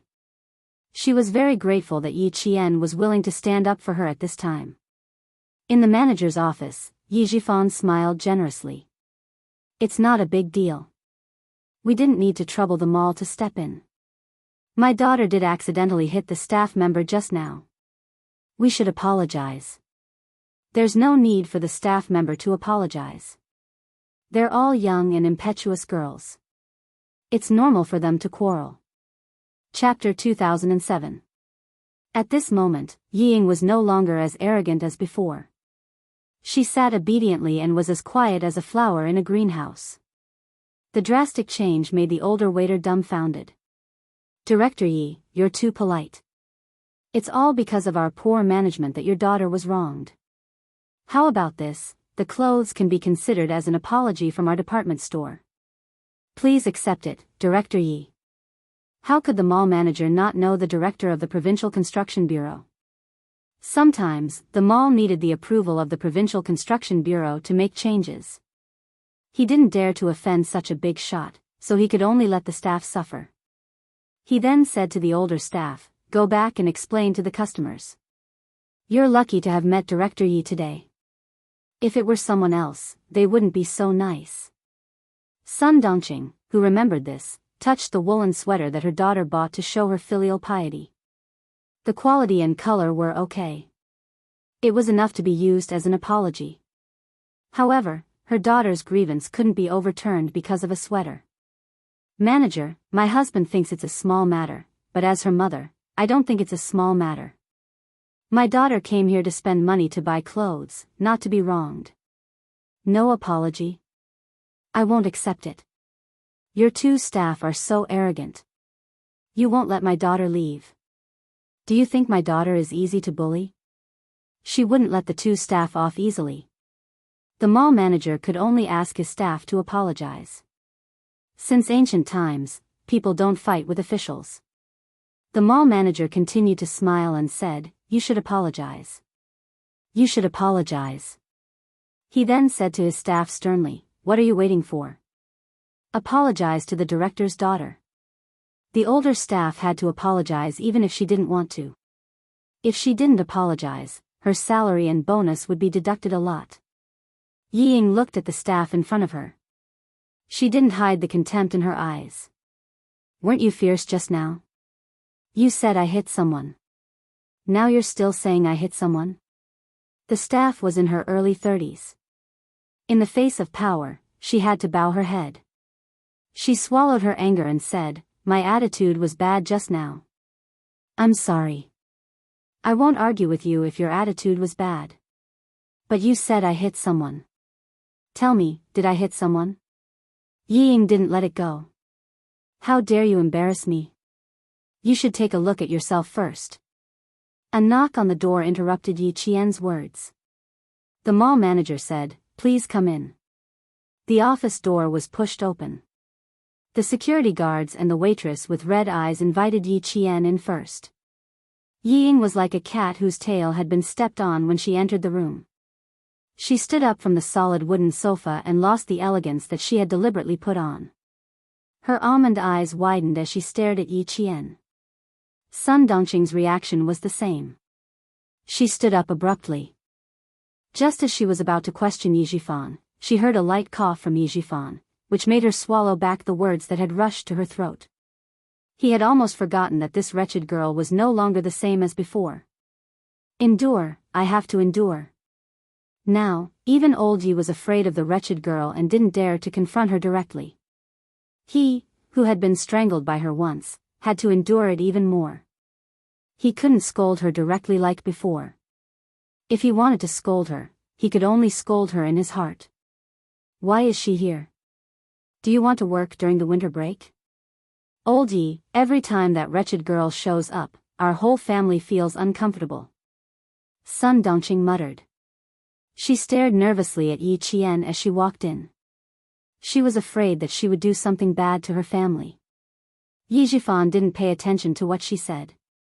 When he saw Yi Qian walk in, his gaze fell on the shopping bag with the woolen sweater. He had a bad feeling. Chapter 2008. A bad premonition flashed through his mind. He immediately stood up and said to the mall manager, "I won't disturb Manager Xiang's work. You don't have to give us the woolen sweater. It should belong to whoever bought it." At the same time, he used his eyes to warn Sun Dongqing to shut up. The young salesperson who went directly to Yi Qian to testify did not understand what was going on. She held back her grievances and said timidly, "Manager, this customer bought the clothes first. Sister Fan took her to pay for it, and I stayed in the store to pack it up. Then, this customer came in and took a fancy to this design. She said she wanted an extra large size. I said, 'I'm sorry, the last extra large size has just been bought. The customer has already gone to the cashier to pay for it.' I didn't have a bad attitude. I even explained to her, but this lady didn't listen. She threw the money on the cashier, took the bag and left. I didn't dare to let her go. In a moment of desperation, I grabbed the bag." She recounted the entire incident, including how Ying slapped her in the face with the bag. In the end, she looked at Yi Qian and said softly, "This customer can testify." "Manager, I really didn't do anything else." Sun Dongqing, whose expression had changed, suddenly exploded. She had said bad things about Ying in front of Yi Qian. She had to endure it again and again. Now, she wanted Yi Qian to testify. Was she trying to trample her daughter to death? She did not dare to make a scene in front of Yi Qian. She rushed out and shouted at the young salesperson, "You're so young and your mouth is full of shit. You'll spit on whoever you catch. Tell me, who told you to do it? If you don't give me an explanation, don't even think about leaving today." Although she did not dare to make a scene in front of Yi Qian, her words were directed at Yi Qian. She was the wife of a provincial official. Her words were so vulgar that the manager, who had been apologizing, could not help but frown. Yi Qian did not want to talk to her, knowing that she was directed at him. The Yi family was just a grasshopper after autumn. They would not be able to jump around for long.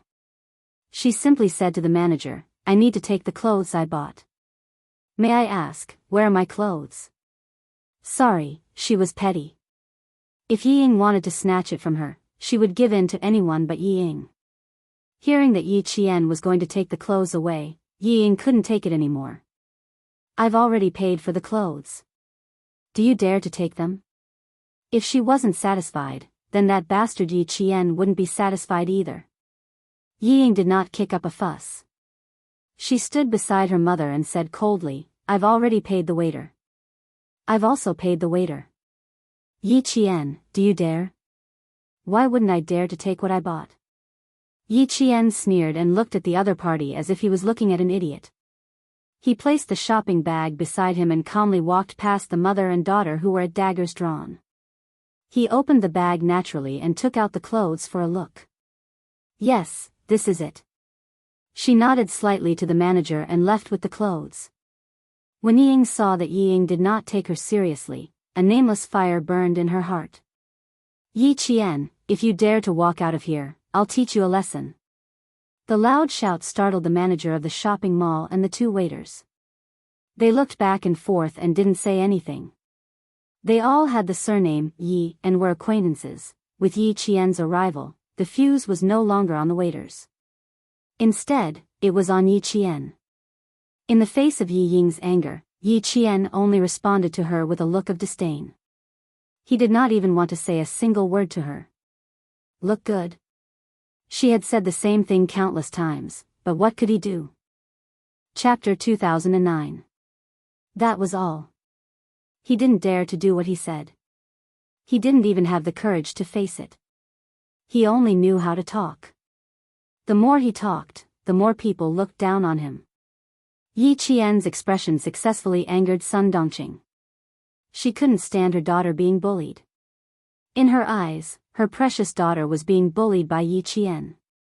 She had completely forgotten Yi Jifan's warning.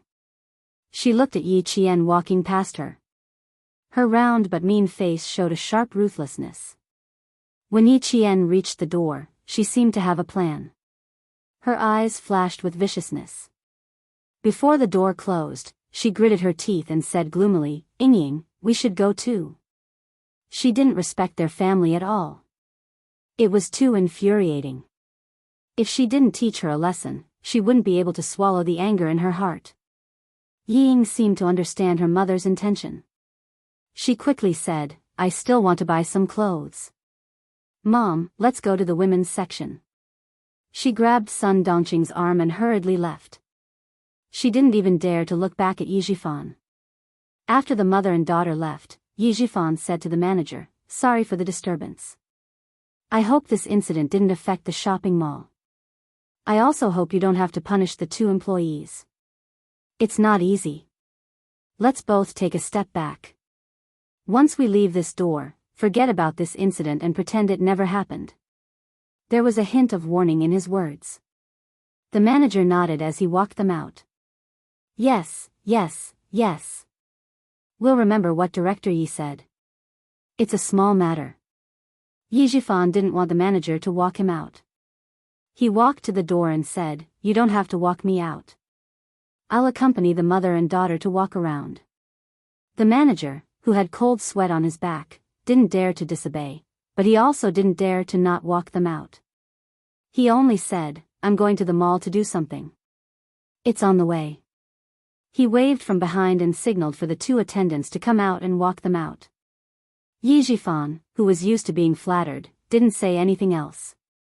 He chatted with the manager about the people's livelihood and walked out together. When Yi Jifan reached the corridor of the shopping mall, he saw the scene that he didn't want to see the most. He saw Sun Dongqing suddenly speed up and slam into Yi Qian's back.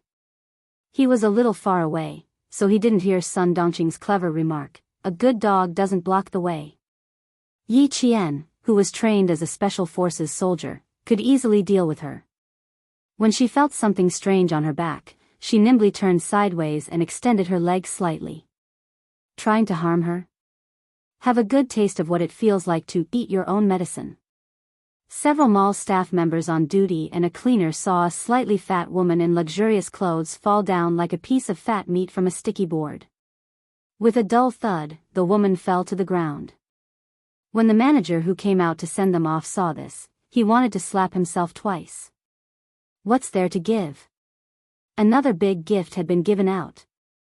He saw with his own eyes that the director's wife had tried to harm him but failed. Instead, she had harmed herself. Why was he so unlucky? The mall manager didn't know what kind of expression he should use to face Director Yi. Yi Qian, who was on his side, glanced down at Sun Dongqing who had fallen by his feet. It must have been a hard fall. She must be in a daze. She raised her eyes and glanced at Yi Jifan, who was walking over with a dark expression, from a certain distance away. The corners of her mouth curled up slightly, revealing a faint smile that made Yi Jifan's heart sink. Before he could understand what he meant, Yi Qian had already turned around and walked away from Sun Dongqing, who hadn't moved since the fall. Chapter 2010. Yi Ying, who had watched her mother fall, was so angry that her liver hurt. She yelled, "Yi Qian," at the departing figure. Her Yi Qian drowned out all her anger, but there was nothing she could do. Why was she angry? The reason was simple. She wanted to deal with Yi Qian, but she didn't have the ability to do so. She could only hold it in. No matter how angry Yi Ying was, she didn't dare to chase after him. Her mother had fallen for a long time without a sound. How could she leave her mother behind and chase after him? She had to take care of her mother first. Yi Jifan's face was livid. He didn't want to embarrass his family any further. He quickly walked over and suppressed his anger.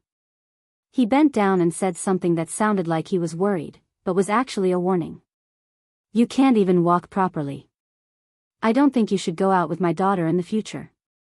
The two waiters wanted to laugh, but when they saw the manager's panicked look, they quickly went over and pretended to be concerned.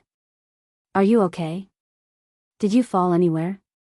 Do we need to call an ambulance?" No, she's probably just scared." Call an ambulance? Did they think the situation wasn't serious enough? Yi Jifan directly refused and said to Yi Ying, "Go get a cup of hot water. It's quite scary to fall so suddenly." Sun Dongqing was indeed a little dazed from the fall. She wanted to get up and rush out to cause trouble for Yi Qian, but she was shocked by Yi Jifan's words. Someone once told her that if a man was willing to take you out to socialize, it meant that he still treated you as his wife. If a man didn't want to take you out to socialize and didn't divorce you, it meant that he already treated you as a free nanny. This sentence suddenly appeared in her mind. Sun Dongqing, who felt that she had lost a lot of face, pretended to faint. The mall manager was as anxious as a cat on a hot tin roof. When he saw that Yi Jifan was determined to leave without anyone's help, he turned around and scolded the two waiters. Then, he quickly contacted the mall manager to find out how to apologize. When the mall manager heard that he had offended Director Yi of the Provincial Construction Bureau, he was so scared that he almost fainted. He didn't dare to hide the matter and continue to report it to his superiors. When the whole thing reached Ho Zi, who was playing chess with Master Xia, she replied disapprovingly, "So be it. What's there to be afraid of?" Since the big boss had said so, the people below all heaved a sigh of relief. This matter had turned a page in the mall, and no one would mention it again. On the other hand, Yi Jifan went home and threw a tantrum for a long time. The mother and daughter were so scared that they sat on the sofa and hugged each other. If it weren't for the Deputy Chief of Staff Du's call, he would probably have scolded them for a few hours. "We're having dinner with the Deputy Chief of Staff Du tonight. If you two don't take your brains with you, Yi Ying, you can forget about entering the army for the rest of your life." Yi Jifan, who had been talking to Yi Ying amiably a moment ago, immediately changed his expression after hanging up the phone. He scolded Yi Ying angrily, "This is your last chance. If you make another stupid mistake, you'll die because of your own stupidity. You can't blame anyone else." Yi Qian, who was not affected at all, had already checked into the Caesar Hotel with Principal Chen. His comrades who came out with him took a car back to the sniper base. Yi Qian still needed to have dinner with Commander Lu and Political Commissar Yan at night, and it might be a little late, so he could only go to the Caesar Hotel to rest for another night. At night, he took a taxi to the appointed place. Principal Chen looked at the lively restaurant and couldn't help but laugh. "This place is lively. I think only this place is lively." "That's right. It's an old restaurant in the southern province. Their blood duck is the best. It's even been on the newspaper." Commander Lu and Political Commissar Yan must have booked it at least a month or two in advance. Yi Qian, who was in a good mood, replied with a smile. He was led by the waiter to the reserved room. Chapter 2011. At 7:00 in the evening, Lu Tuan and Commissar Yan arrived on time. They didn't drink, so they ordered a pot of biluakan and chatted happily while eating the restaurant's specialty spicy dishes. Yi Qian, who was originally in a good mood, was now a little down. Lu Tuan had already chosen to transfer. After all his work was handed over, he took off his military uniform and left. Commissar Yan's transfer order had already been issued before the new year. After the 15th day of the first month, he would be assigned to the Linchuan military district. This meal was actually a farewell meal. Yi Qian ate it a little tasteless. The three of us have known each other for 10 years. When I was first transferred to Fujian town, the person who received me was not the previous regiment commander, but Old Shen. At that time, Old Shen had only been in Fujian town for 2 years. Lu Tuan sipped the fragrant hot tea. His face, which had already weathered the hardships of life, was filled with deep memories of the past. He sighed and said, "Time really flies. In the blink of an eye, 10 years have passed. Too fast, too fast. Now that I think about it, it seems like it was yesterday." Old Shen, you were wearing a set of old Chinese clothes and holding 2 textbooks in your hands. Your hair was still covered in dust when you hurriedly appeared in front of me. You immediately apologized and said that you forgot the time in class. At that time, I was extremely puzzled. I thought that the army should have sent a soldier to bring me into the mountains. Who knew that a teacher would come? Fujian Town High School was the oil depot transfer point for the logistics of fuel supply from the north to the south. Its importance was self-evident. As the guard of the oil depot, Principal Chen naturally needed to meet the newly appointed regiment commander immediately. At that time, a teacher had something to do and asked for leave. He took over the class. When he arrived, Regiment Commander Lu had already arrived. Recalling the past, Principal Chen sighed and said, "Yes, not long after I picked you up, Old Yen also arrived. I still remember that the two of you always had different opinions on how to manage the army. As a teacher, I had to run into the mountains every few days to adjust. After about half a year, the two of you should take a break. And Uncle Jen, he also often advised the two of you.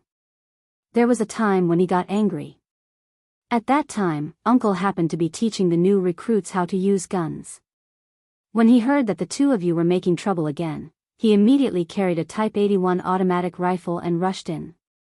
He put the gun on the table and said angrily, 'Do you two have to make trouble until one of you has to be killed? All right, I'll grant you your wish. Rock, paper, scissors, will decide the winner in 1 round.'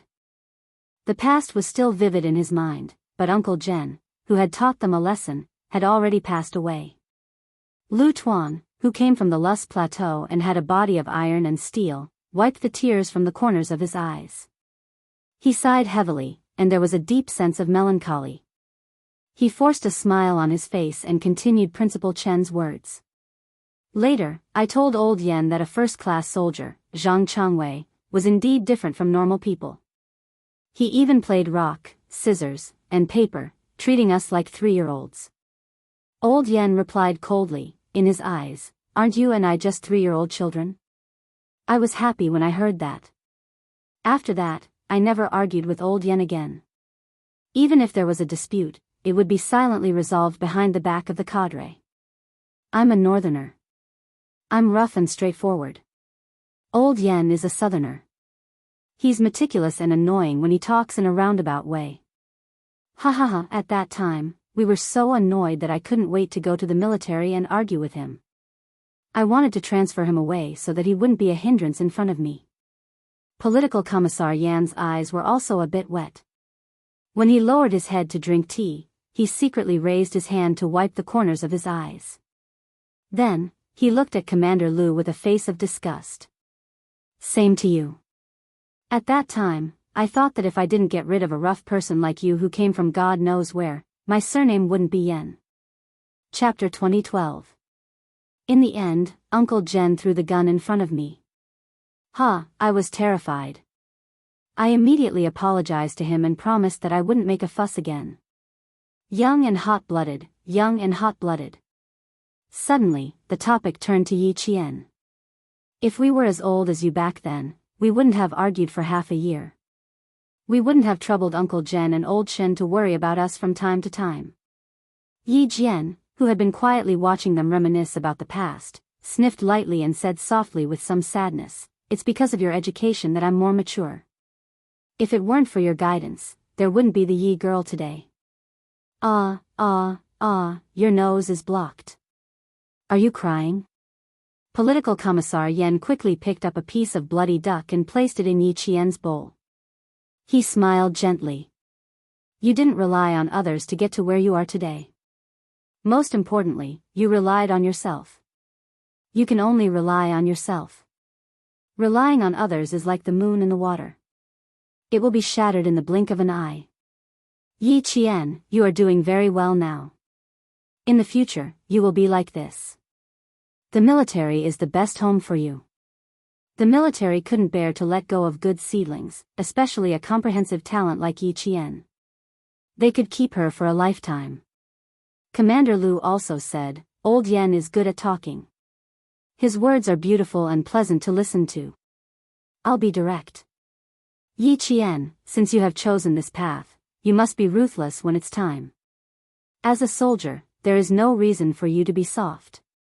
You wear the military uniform and shoulder the responsibility, so you must be ruthless. When it comes to military matters, you must be ruthless. There is no need to be long-winded.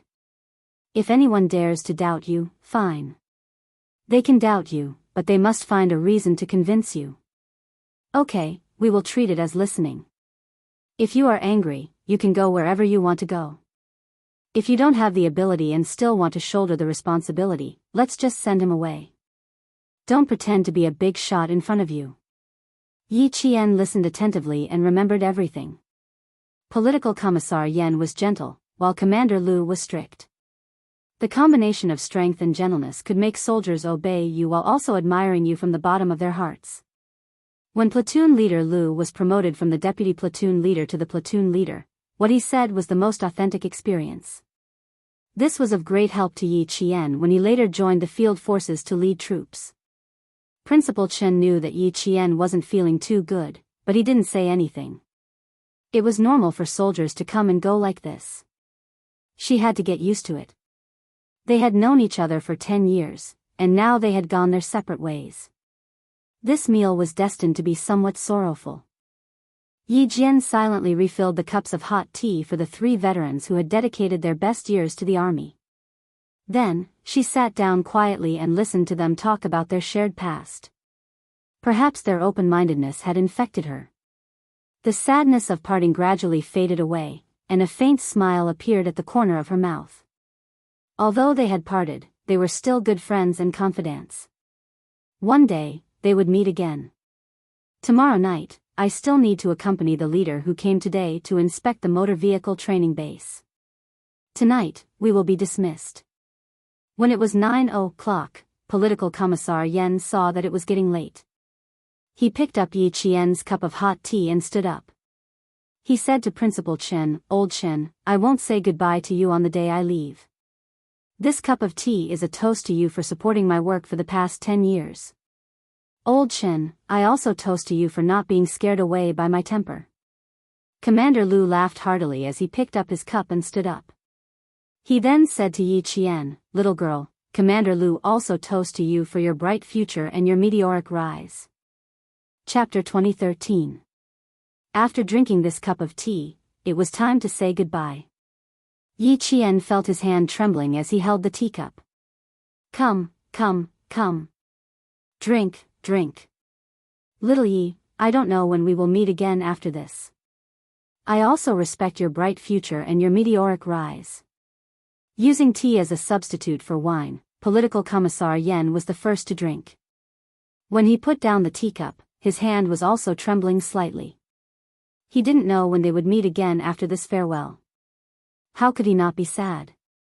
Seeing his old partner turn his head to wipe his tears again, Commander Lu patted his shoulder hard and joked, Every time we send off the retired soldiers, you cry the most. You make me cry with you. Otherwise, I'm afraid I'll be scolded for being cold-blooded. You still have to meet the Deputy Chief of Staff due tomorrow. Take it easy. Don't go with your leader with red and swollen eyes tomorrow. At the mention of the Deputy Chief of Staff due, Commander Lu's face suddenly darkened. He asked Political Commissar Yen, Old Yen, before you left, did you hear clearly who the Deputy Chief of Staff due was talking to? Who was he talking to? Political Commissar Yen gulped down a mouthful of cold water to calm himself down.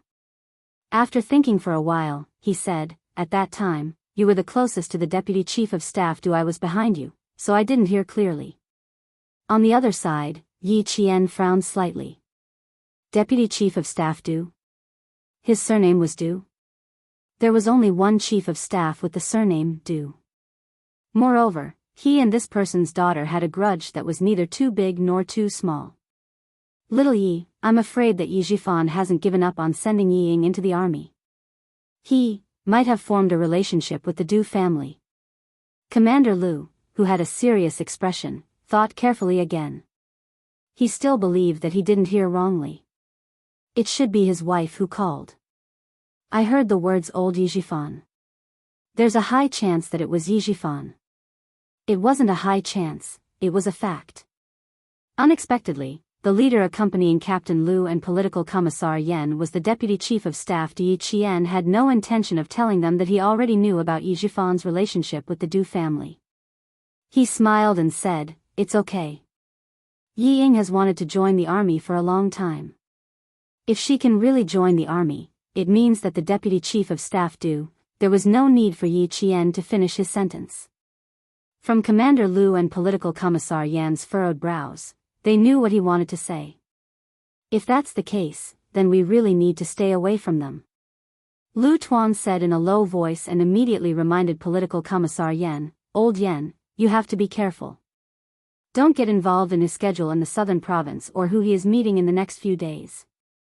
Don't leave any evidence behind in the future. As for Commander-in-Chief Xia, you can look for the brigade commander and tell him about this." Political Commissar Yen nodded with a sullen face. "I'll keep an eye on it. It's really shameful that a person who has heart disease and framed his classmates can still enter the army. Remember it in your heart, but don't show it on your face." Lu Tuan was about to retire, so the matters in the army had nothing to do with him. However, he was still worried about his partner of 10 years. "Stay away from them. Don't get too close, in case you hear something you shouldn't."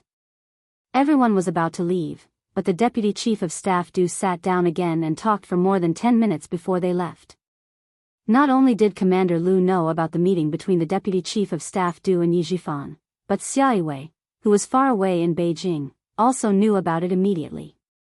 "Okay, help me keep a close eye on them and remember what they say. I'll contact you when I come back," Xia Yiwei instructed in a low voice. Her mature and charming face was cold. She added, "Don't let them find out. Just remember what's important." Chapter 2014. On the other side, Yi Jifan and the Deputy Chief of Staff Du were chatting happily after 3 rounds of drinks and 5 dishes. The person who was talking to Xia Yiwei turned his head and looked at the private room behind him. He nodded gently and said, "Okay, don't worry, Secretary Xia. I'll contact you again if there's anything." Xia Yiwei looked up at the man who was still playing chess with the old man in the tea room. She murmured, and hung up the phone. She didn't know what the old man was up to. He usually played chess to relieve boredom, and it was about once a week. This time, after the New Year's Eve dinner on New Year's Eve, the old man asked Ho Zi to play chess with him. It was the same on the first day of the new year, and it was the same on the second day of the new year. Except for the meal, the rest of the time was spent playing chess. What surprised her even more was that Ho Zi, a guy who was not stingy, actually had such good patience to play chess with the old man. The old man didn't speak while playing chess, and he wouldn't talk to him even if they fought for the whole morning. He could endure it. She let a man who wanted to find something to do in his spare time accompany the old man to play chess after dinner, eat after chess, and not talk after dinner. Xia Yiwei looked at the man sitting cross-legged again, and then looked at the old man with white hair. Forget it, she'd better talk with the old lady. Family Xia was a big family. The old man, Xia Yunkui, was born in a prominent family, and his ancestors were officials for generations. The old lady, Su Rong, was a famous daughter of a scholarly family in the capital. Although her ancestors were not as good as family Xia's, at that time, the Su family had a daughter and everyone wanted her. The old lady had a total of 4 sons and 1 daughter. Except for Xia Yiwei's father, old lady Su's second son, Xia Anbang, who died in the line of duty, the other 3 sons and 1 daughter were all promising. Every new year, the quiet old house of family Xia was the liveliest. The younger generation of the family rushed back to the old house to accompany the old man and the old lady to celebrate the new year. However, there were also those who couldn't come back, such as Xia Jinyuan and the others. Most of the younger generation of the family had joined the army and were scattered all over China. It was normal to not see them once a year. For people with family separation, it was normal for them not to see each other for a few years. When Xia Yiwei came over, his elder brother, Xia Lingshao, mentioned his 6th son, Xia Jinyuan. Come to think of it, I haven't seen him in 4 years. I thought I would be able to meet him this time and see what the famous devil of the family has become. Who would have thought that I wouldn't have the chance? Big brother, you haven't seen 6th brother for 4 years. I haven't seen 6th brother for about 4 years as well. A slightly older man with an imposing bearing peeled an orange as he lamented, back then, 6th brother told me that he wanted to apply for the military academy. I was so shocked. Even the devils incarnate wanted to apply for the military academy? Big family Xia incident. The one who spoke was Xia Jinyuan's 3rd brother, who was engaged in missile research and development. He was a military engineer working somewhere in the northwest of China. He was transferred to the northwest and didn't return home for 4 years. He didn't even call home for 4 years.